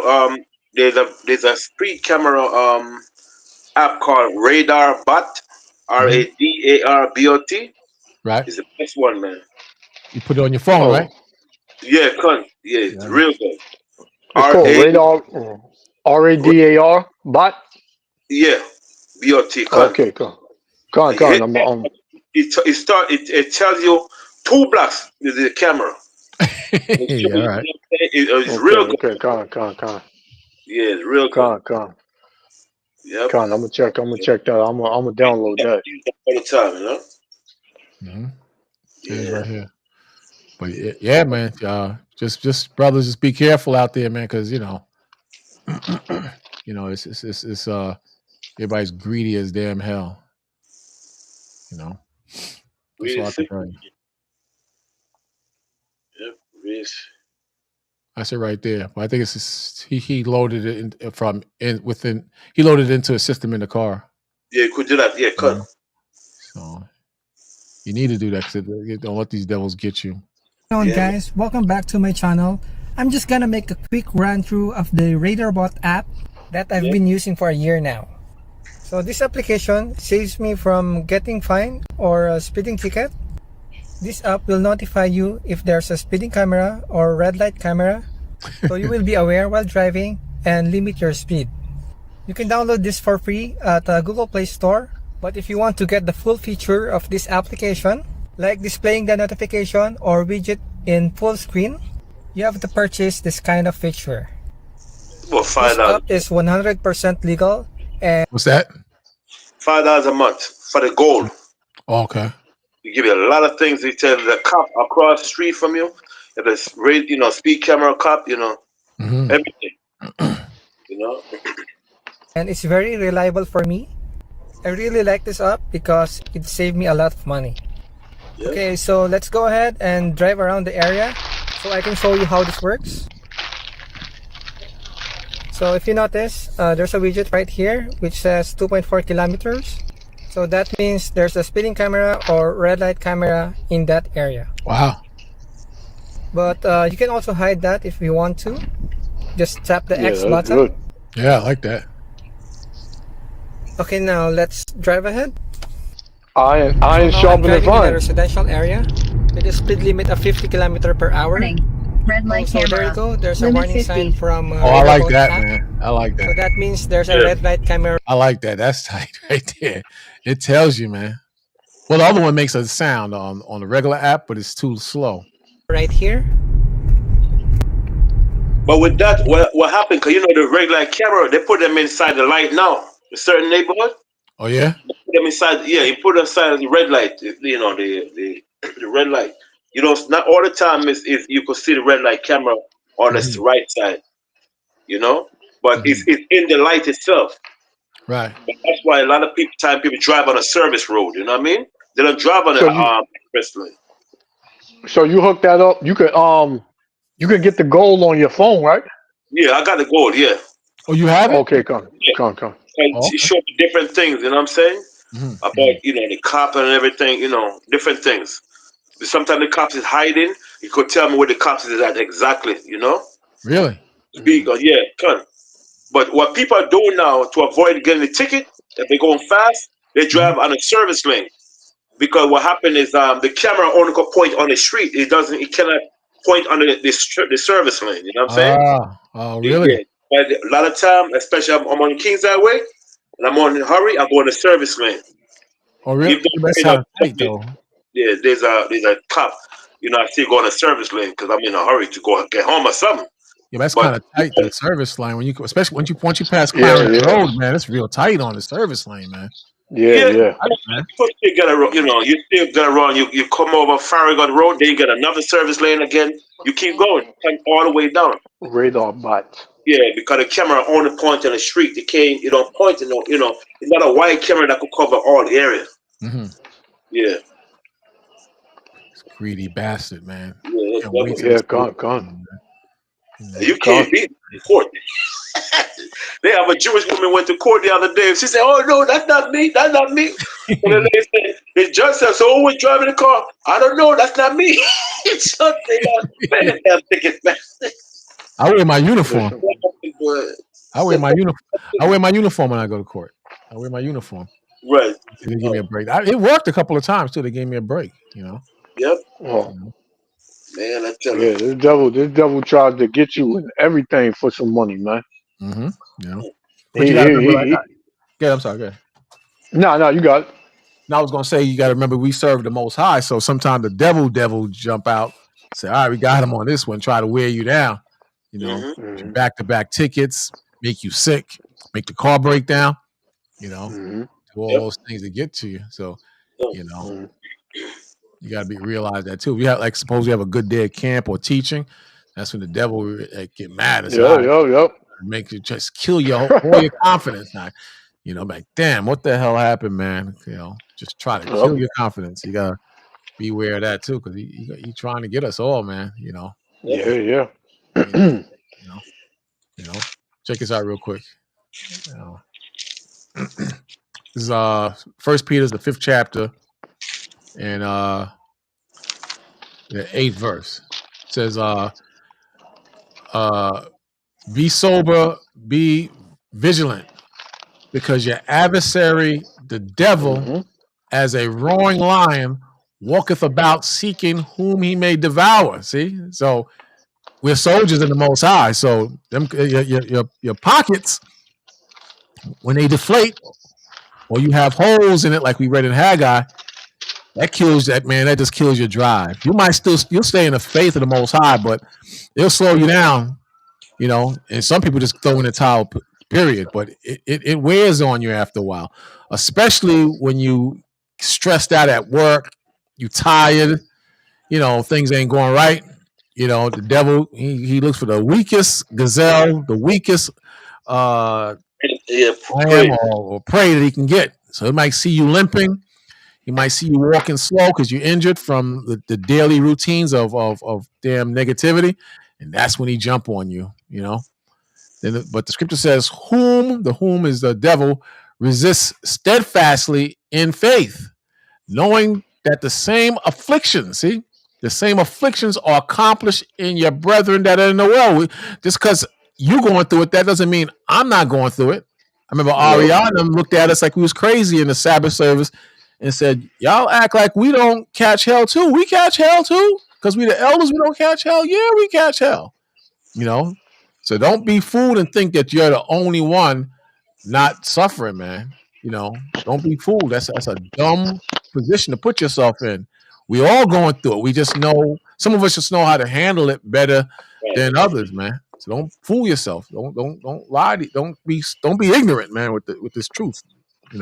Con. Because what's a misconceived notion is that brothers believe that when they come in this truth, that things are gonna be a walk in the park. Things gonna be easy, man. Like, yeah, I'm an Israelite, man. The Lord always gonna be with me. The Lord gonna try you, man.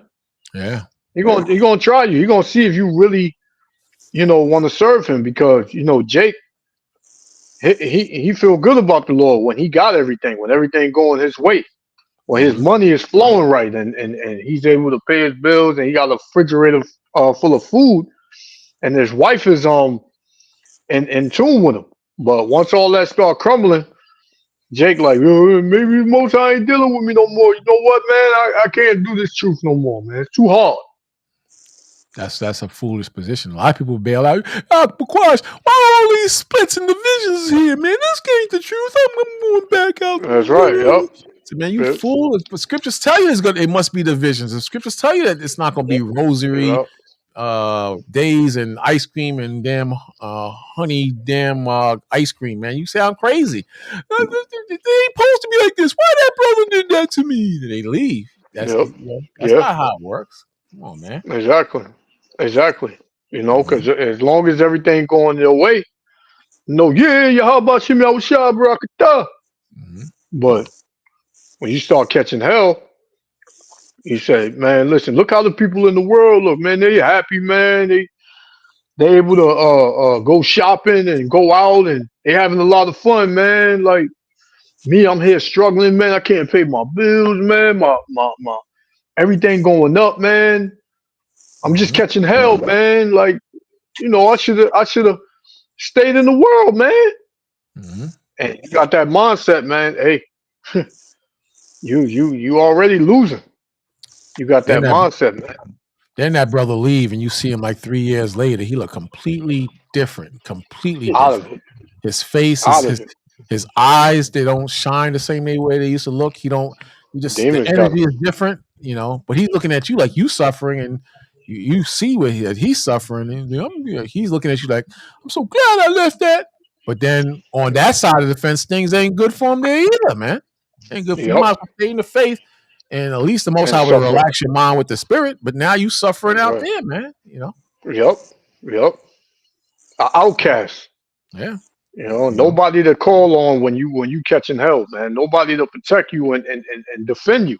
It's never the same too. You try to go to the club or the bar and you dance and whatever. You can't even. It don't even feel the same. Let me dance with that right here. You look all stupid. She just look at you. You ain't got no money, nigga, and she just walk away. You're just a regular Jake in the damn world. She don't want to play. It ain't the same. Yeah. Some dude just punch you in your face. You looking. You on the ground. Like Satan is just he's just in his world now. You mine. You mine, nigga. Well, you shut up. You left. Everything just goes wrong. Parents used to look at you a certain way. Now they disrespectful. They want you to get out the house. Everything just goes down, man. That's like a Jake coming into the truth from the world. You like, come on, man. You don't fit in, man. You don't know what's going on. That's the same as a Jake in the truth trying to fit back out in the world. You like, they looking at you like, this dude is weird, man. Yeah. Or they'll make fun of you too. I knew this brother. What was his name? I forgot this brother's name, but we all was in the truth. We go to the park and study and whatnot, but he left. He left the truth. And like the little thugs just started picking on him before they wasn't messing with him. They didn't mess with none of us, but thugs just started picking on him. I said, like the one of the thugs like punked him, punched him in his face. He was just bitched up, because the spirit left. You know how the scripture say about 7 angels are camping around you when you're in the truth. Like, he left the truth. And he just was a damn loser out there. And as years went by, he just got worse and worse. His family members fighting with him and whatnot. And he got some ghetto chick pregnant, man. And bro was like, "Why you with that ghetto chick?" It was horrible. I went to a baby shower or some type of function in the park with him, and the chick had her stomach out. It was just he just couldn't handle it. He was disrespectful. He ended up dying too. He died. Wow. But you better off in the truth, man. You better off in the truth, man. Yep. Okay. Protection. Yeah. So I have a script that bring out second. You finished that one? Yeah. Wisdom of Solomon, chapter 2, verse 10, about the better off in the truth, because that's wisdom is gonna be a protection. Yep. What? Come. Wisdom of Solomon, chapter 2, verse 10.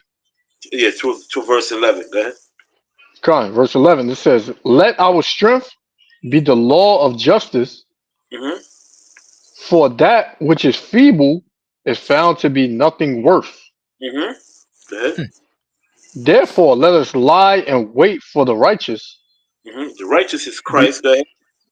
Because he is not for our turn, and he is clean, contrary to our doing." Right. So Christ is pure and clean, contrary to our doing. No sin in him. So that's why the scripture tells you in the Bible, in Revelation 11:1, rise and measure the temple of God. We measure the Most High measure us through what? Through the righteousness that's in Christ. We're not literally talk about a measure, measuring something like like when you build a house, a foundation. You have to make sure is in other words, it's the foundation is steady. It's not lean or anything. So the Lord is measuring us to what? To our faith, the righteousness that's in Christ. That's how He measure us, and we know we are the temple. I'll just give an example of that. How the Most High measure us, the children of Israel, through the what? The righteousness that's in Christ. Go ahead. Your patience is based on your faith also. Like if you're going through it, you gotta have patience. And to have patience require faith. Like the Most High is going to get me out of this financial situation. The Most High is going to make me healthy. The Most High is going to deal with my problems. You gotta have patience, but your faith is a level of how much patience you have. And you'll see it with brothers. Some brothers or sisters, they're just throwing a towel at any little thing. This ain't the truth. I'm leaving. This is crazy. This is BS. I'm out. Why are you talking to me like that, brother? Why are you talking to me like that? It says, "He upbraideth us with our offending the law, right, and objective to our infamy the transgressings of our education." See, which is the transgression of our education, which is the law. See, the law is our the transgression and the sin of our education, which is what? The law. That's the law that tells you when you sin and when you don't sin. Because we know Adam and Eve, they have the law.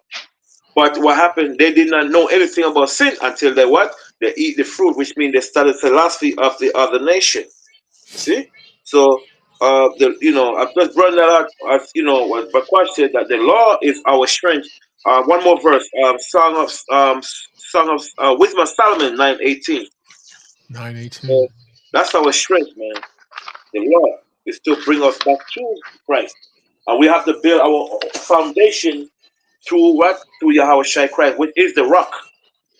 That's what the Most High Paul says, that we are not dead. We are not that dead stone. We are the lively stone is us, that we are not dead in sin. You see? So, like Bakwash said, that though we might be going through things in the world, we have to, like you fall, you just get up back, just like when you're walking, you're trying to run from the train. You get back up, even though you get hurt because you don't want to look it bad, but you still try to get in the train to go take you where you're going. That's the same thing. We have to put back ourselves from falling. Once we fell, we get back up No, later on, And it's keep going to be going. pain. And that pain we're going to go through is the little affliction that we are in the world. You know what I'm saying? We have to go through, but you have to try your best to make it, man. It's like, you're running a race and you may hurt a little, but you still got to try and run to win the war, to win the race, which is to get to the kingdom. That's a strong man. You got ailments or spiritually. You have a Right. limp. Your back hurts spiritually, but you keep going. You don't just sit down. I can't make it. I can't go. No, you keep going. And like we That's read right. earlier, you're not the only one going through it. We all have to go through the gauntlet of temptations and pains and worries and woes. But as you conquer each affliction or setback, you become more confident. I was reading that in a book today. Yesterday. That each thing you conquer, you become more confident in yourself. You can't, and just because you fall, you can't let the devil whisper in your ear, you're not worthy. Look, all the other brothers is doing it and you can't do it. Look what you did last night. You can't let that wear you down. You have to keep going because Satan will be in your ear. But he's telling you that, look at your brothers, look how strong they are and look how weak you are. But you don't know your brothers is going through the same damn thing. They falling and getting back up too. But Satan is telling you, stay down, stay down. Yeah. Go on. Got to get back up. You ever see the movies with the boxers and the coach say, stay down, stay down. Stay down. I'm not stirring. He gets up. Throw in the towel. Throw in the towel. Throw the towel. And the guy gets up. You throw in that towel, I'll kill you. I'm fighting. And the guy fights and he wins. You got to fight. Yeah. Got to fight. It's a spiritual thing in your mind. Satan is trying to tell you to stay down. Stay down. You're not worthy. You're weak. You're late. You're slow. You're unfocused. You're undisciplined. No, you have to keep going. Keep going. It's better to crawl in the kingdom than not try at all. That's right. What do you got to lose? What's going to happen if you keep going? You're going to lose money? You don't got no money. You're going to lose your woman? She left you 10 days ago. What you got to lose, man? Esau going to look at you funny? So what? He's the devil.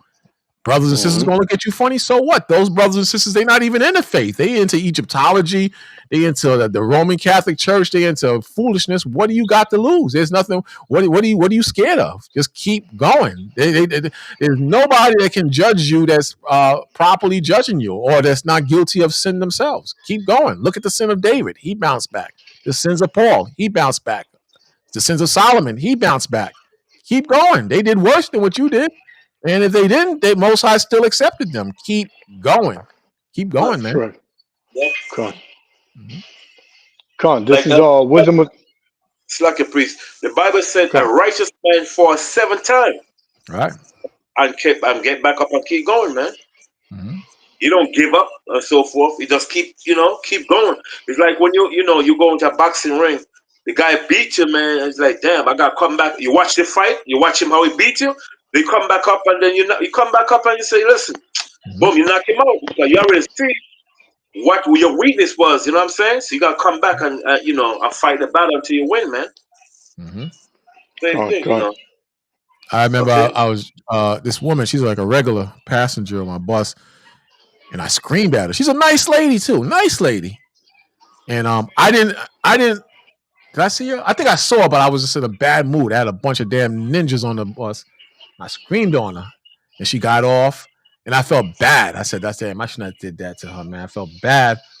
And then the point is, I was wrong in how I came back to her. But what happened on the next day, I it was bothering me because me and her was cool. So the next day, when I saw her, I said, "Can I have a word with you?" And she said, "What?" I said, "I just want to apologize for how I came at you the other day." She didn't even pay that any mind. I was messing. It was messing with my mind, and it was really nothing to her because she was like, "I don't remember." I don't even think she remembered. I'm just trying to show you that sometimes you could trouble yourself and make something more than it actually is in your mind, and Satan will whisper in your ears and tear you down and distract you from studying, distract you from camp, distract you from live feasts, distract you from getting and forsaking the assembly of the brothers and sisters. I can tell you in Hebrews, it says not to forsake the assembly of the brothers and sisters. So you just have to be so distracted over nothing, and it's just a seed that Satan planted in your head, and now you're just running away with it to the point where now you're not even getting down properly with the Most High. So you have to be very careful with that. You understand? And it's not always the white man. Sometimes it's your own people that will put you in a bad place. So you got to get off get off of it just being Esau. The scripture says, I wrote it down earlier, and I'll get it later, but that we should not be ignorant of Satan's devices. He can use anything as a device. Anything. Con. Yeah, con. You said Wisdom of Solomon 9, right? 9:18. 18, right? Con. It says, for so the ways of them which lived on the earth were reformed. Reform. So when it said reform, meaning set on the right track. Okay. Con. And men were taught the things that are pleasing unto thee, which is the Most High laws. Go ahead. And were saved through wisdom. You see, and was saved through wisdom. Wisdom is the one that saved you. Okay. Now, two more. Get same Wisdom of Solomon. Just jump to chapter 10, verse 4. 10 and 4. And verse 4. 10. Wisdom of Solomon 10 and 4. For those caused the. Yeah, come. It says, my headphones about to die. We're gonna wrap up in a little while. Con. This is Wisdom of Solomon 10 and 4. For those caused the earth being drowned with the flood, wisdom again preserved it. You see, that's during the time of what? Noah. Wisdom is Z. Right, go ahead. And directed the course of the righteous in a plate and a piece of wood of small value. See, which is what? The ark. So most till wisdom alone, that's what saved Noah and his children. See? Okay? Wisdom saved us, man. Wisdom means proper judgment. That's all it means, proper judgment. Okay? Now last one, get Baruch chapter 4, verse 4. Baruch chapter 4 and verse 4. It says, O Israel, happy are we, for things that are pleasing to the Most High are made known unto us. And what is that thing that pleases to the Lord? Wisdom is known unto us. Wisdom. See? So jump up to verse 1 and that's it. Baruch 4 and 1.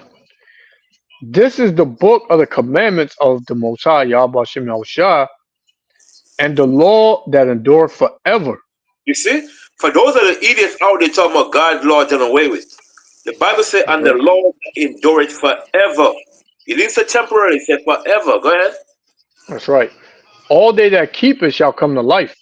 See, you're going to come to life. In other words, you're not going to be that dead rock. You're going to be that spirit, that lively stone.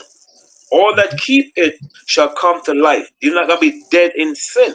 Go ahead. But such as leave it shall die.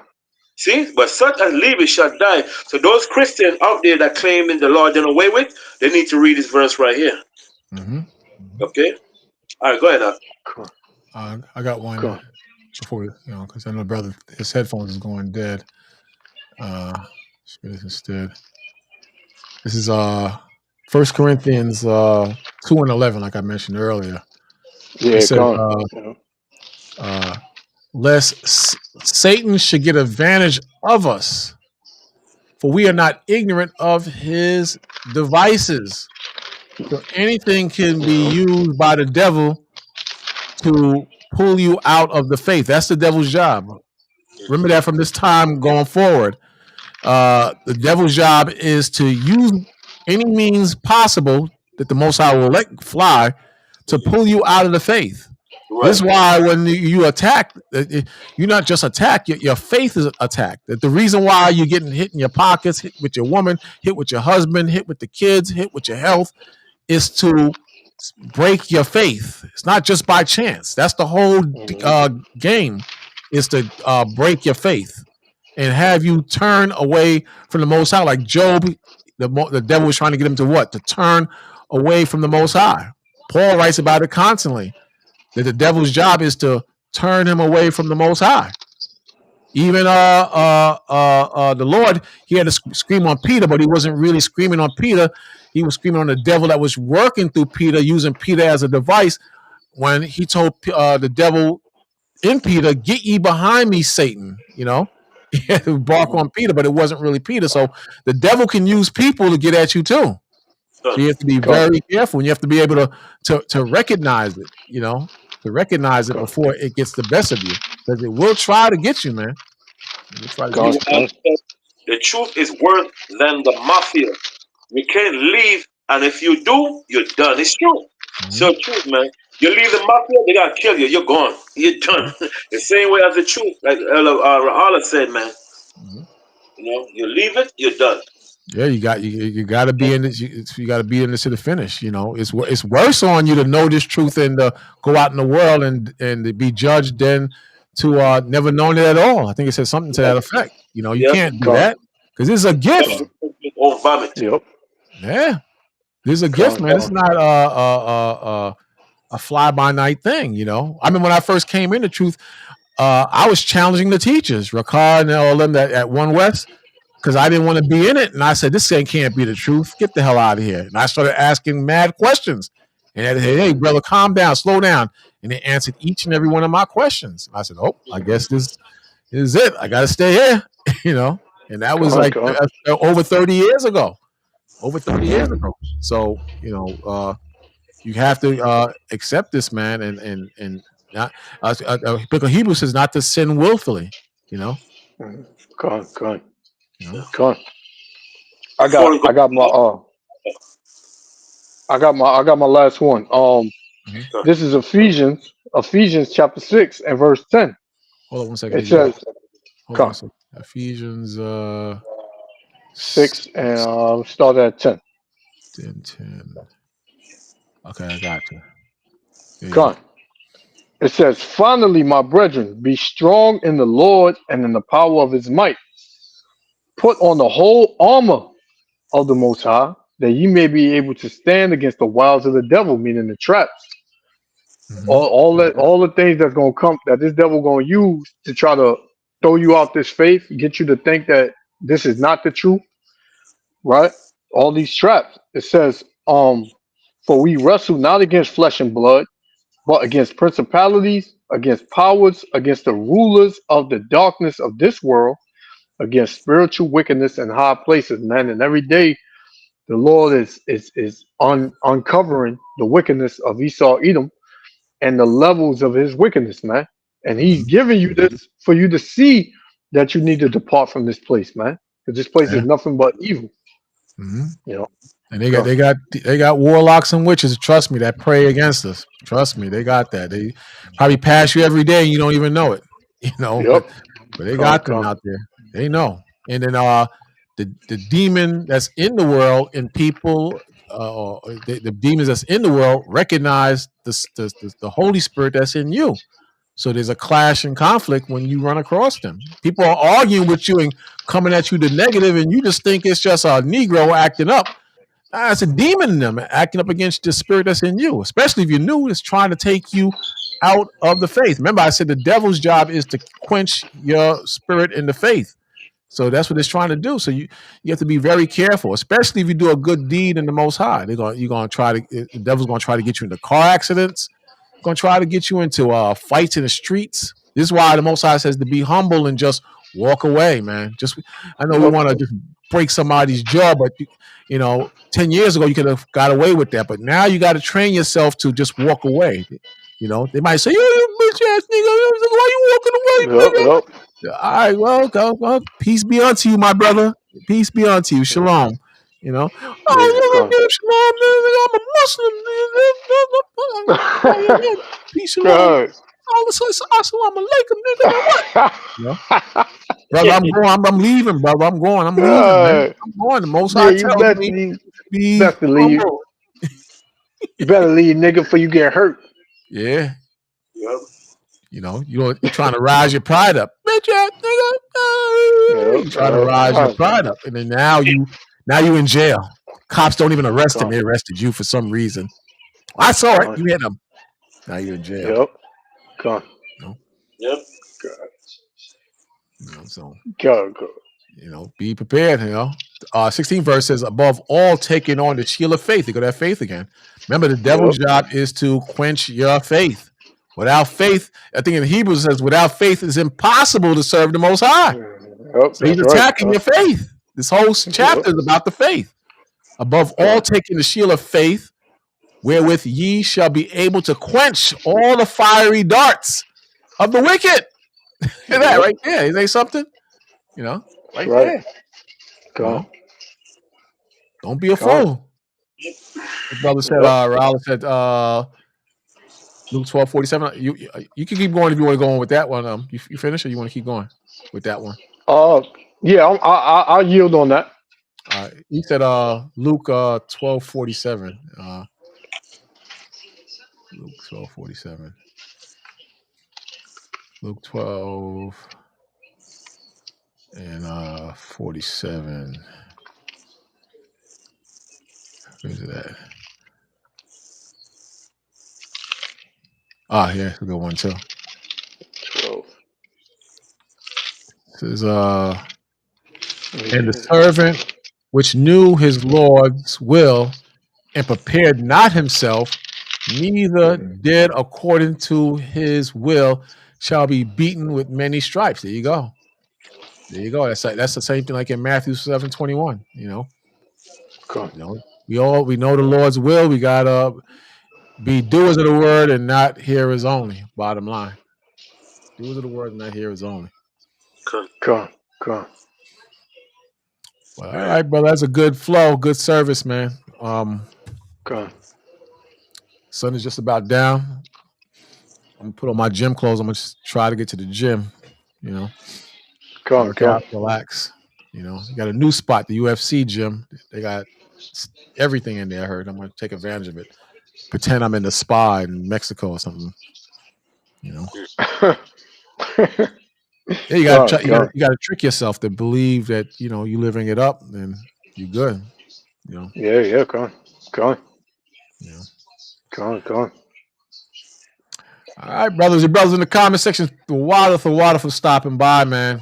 Keep fighting, man. Don't give up. You got to keep fighting because these devils is playing with the big guns now. So we got to put on the big faith now because it's a war. It's a war. Yep. I watch them fight, man. It's just comical to watch these devils fight each other out there, man. I'm watching and laughing. You saw those Democrats at the Board of Ed, and the guy was holding posts, and he said, "You ain't gonna let us in. We are government workers. We're not killers, murderers." It was so fair. Oh man, Esau joint is really falling, but at the same time, we can't sleep on that because the devil can still get us, man. So battle ain't over, man. It ain't over. Come on. All right, Lamar, you got anything? Or you good? Yeah, I'm good. My headache is killing me, man. I can't hardly focus on this. Yeah, you gotta eat food. No, take some feverfew. Huh? Take some feverfew. Yeah, I'm trying to get me. It's finished last month, man. I gotta get me something. I'm ready now again. Get some milk thistle, brother. Milk thistle. Oh yeah. Come on. Clean that liver. Clean that liver, man. Yeah, good. Milk, yeah. Mm-hmm. Yep. Fever, milk thistle.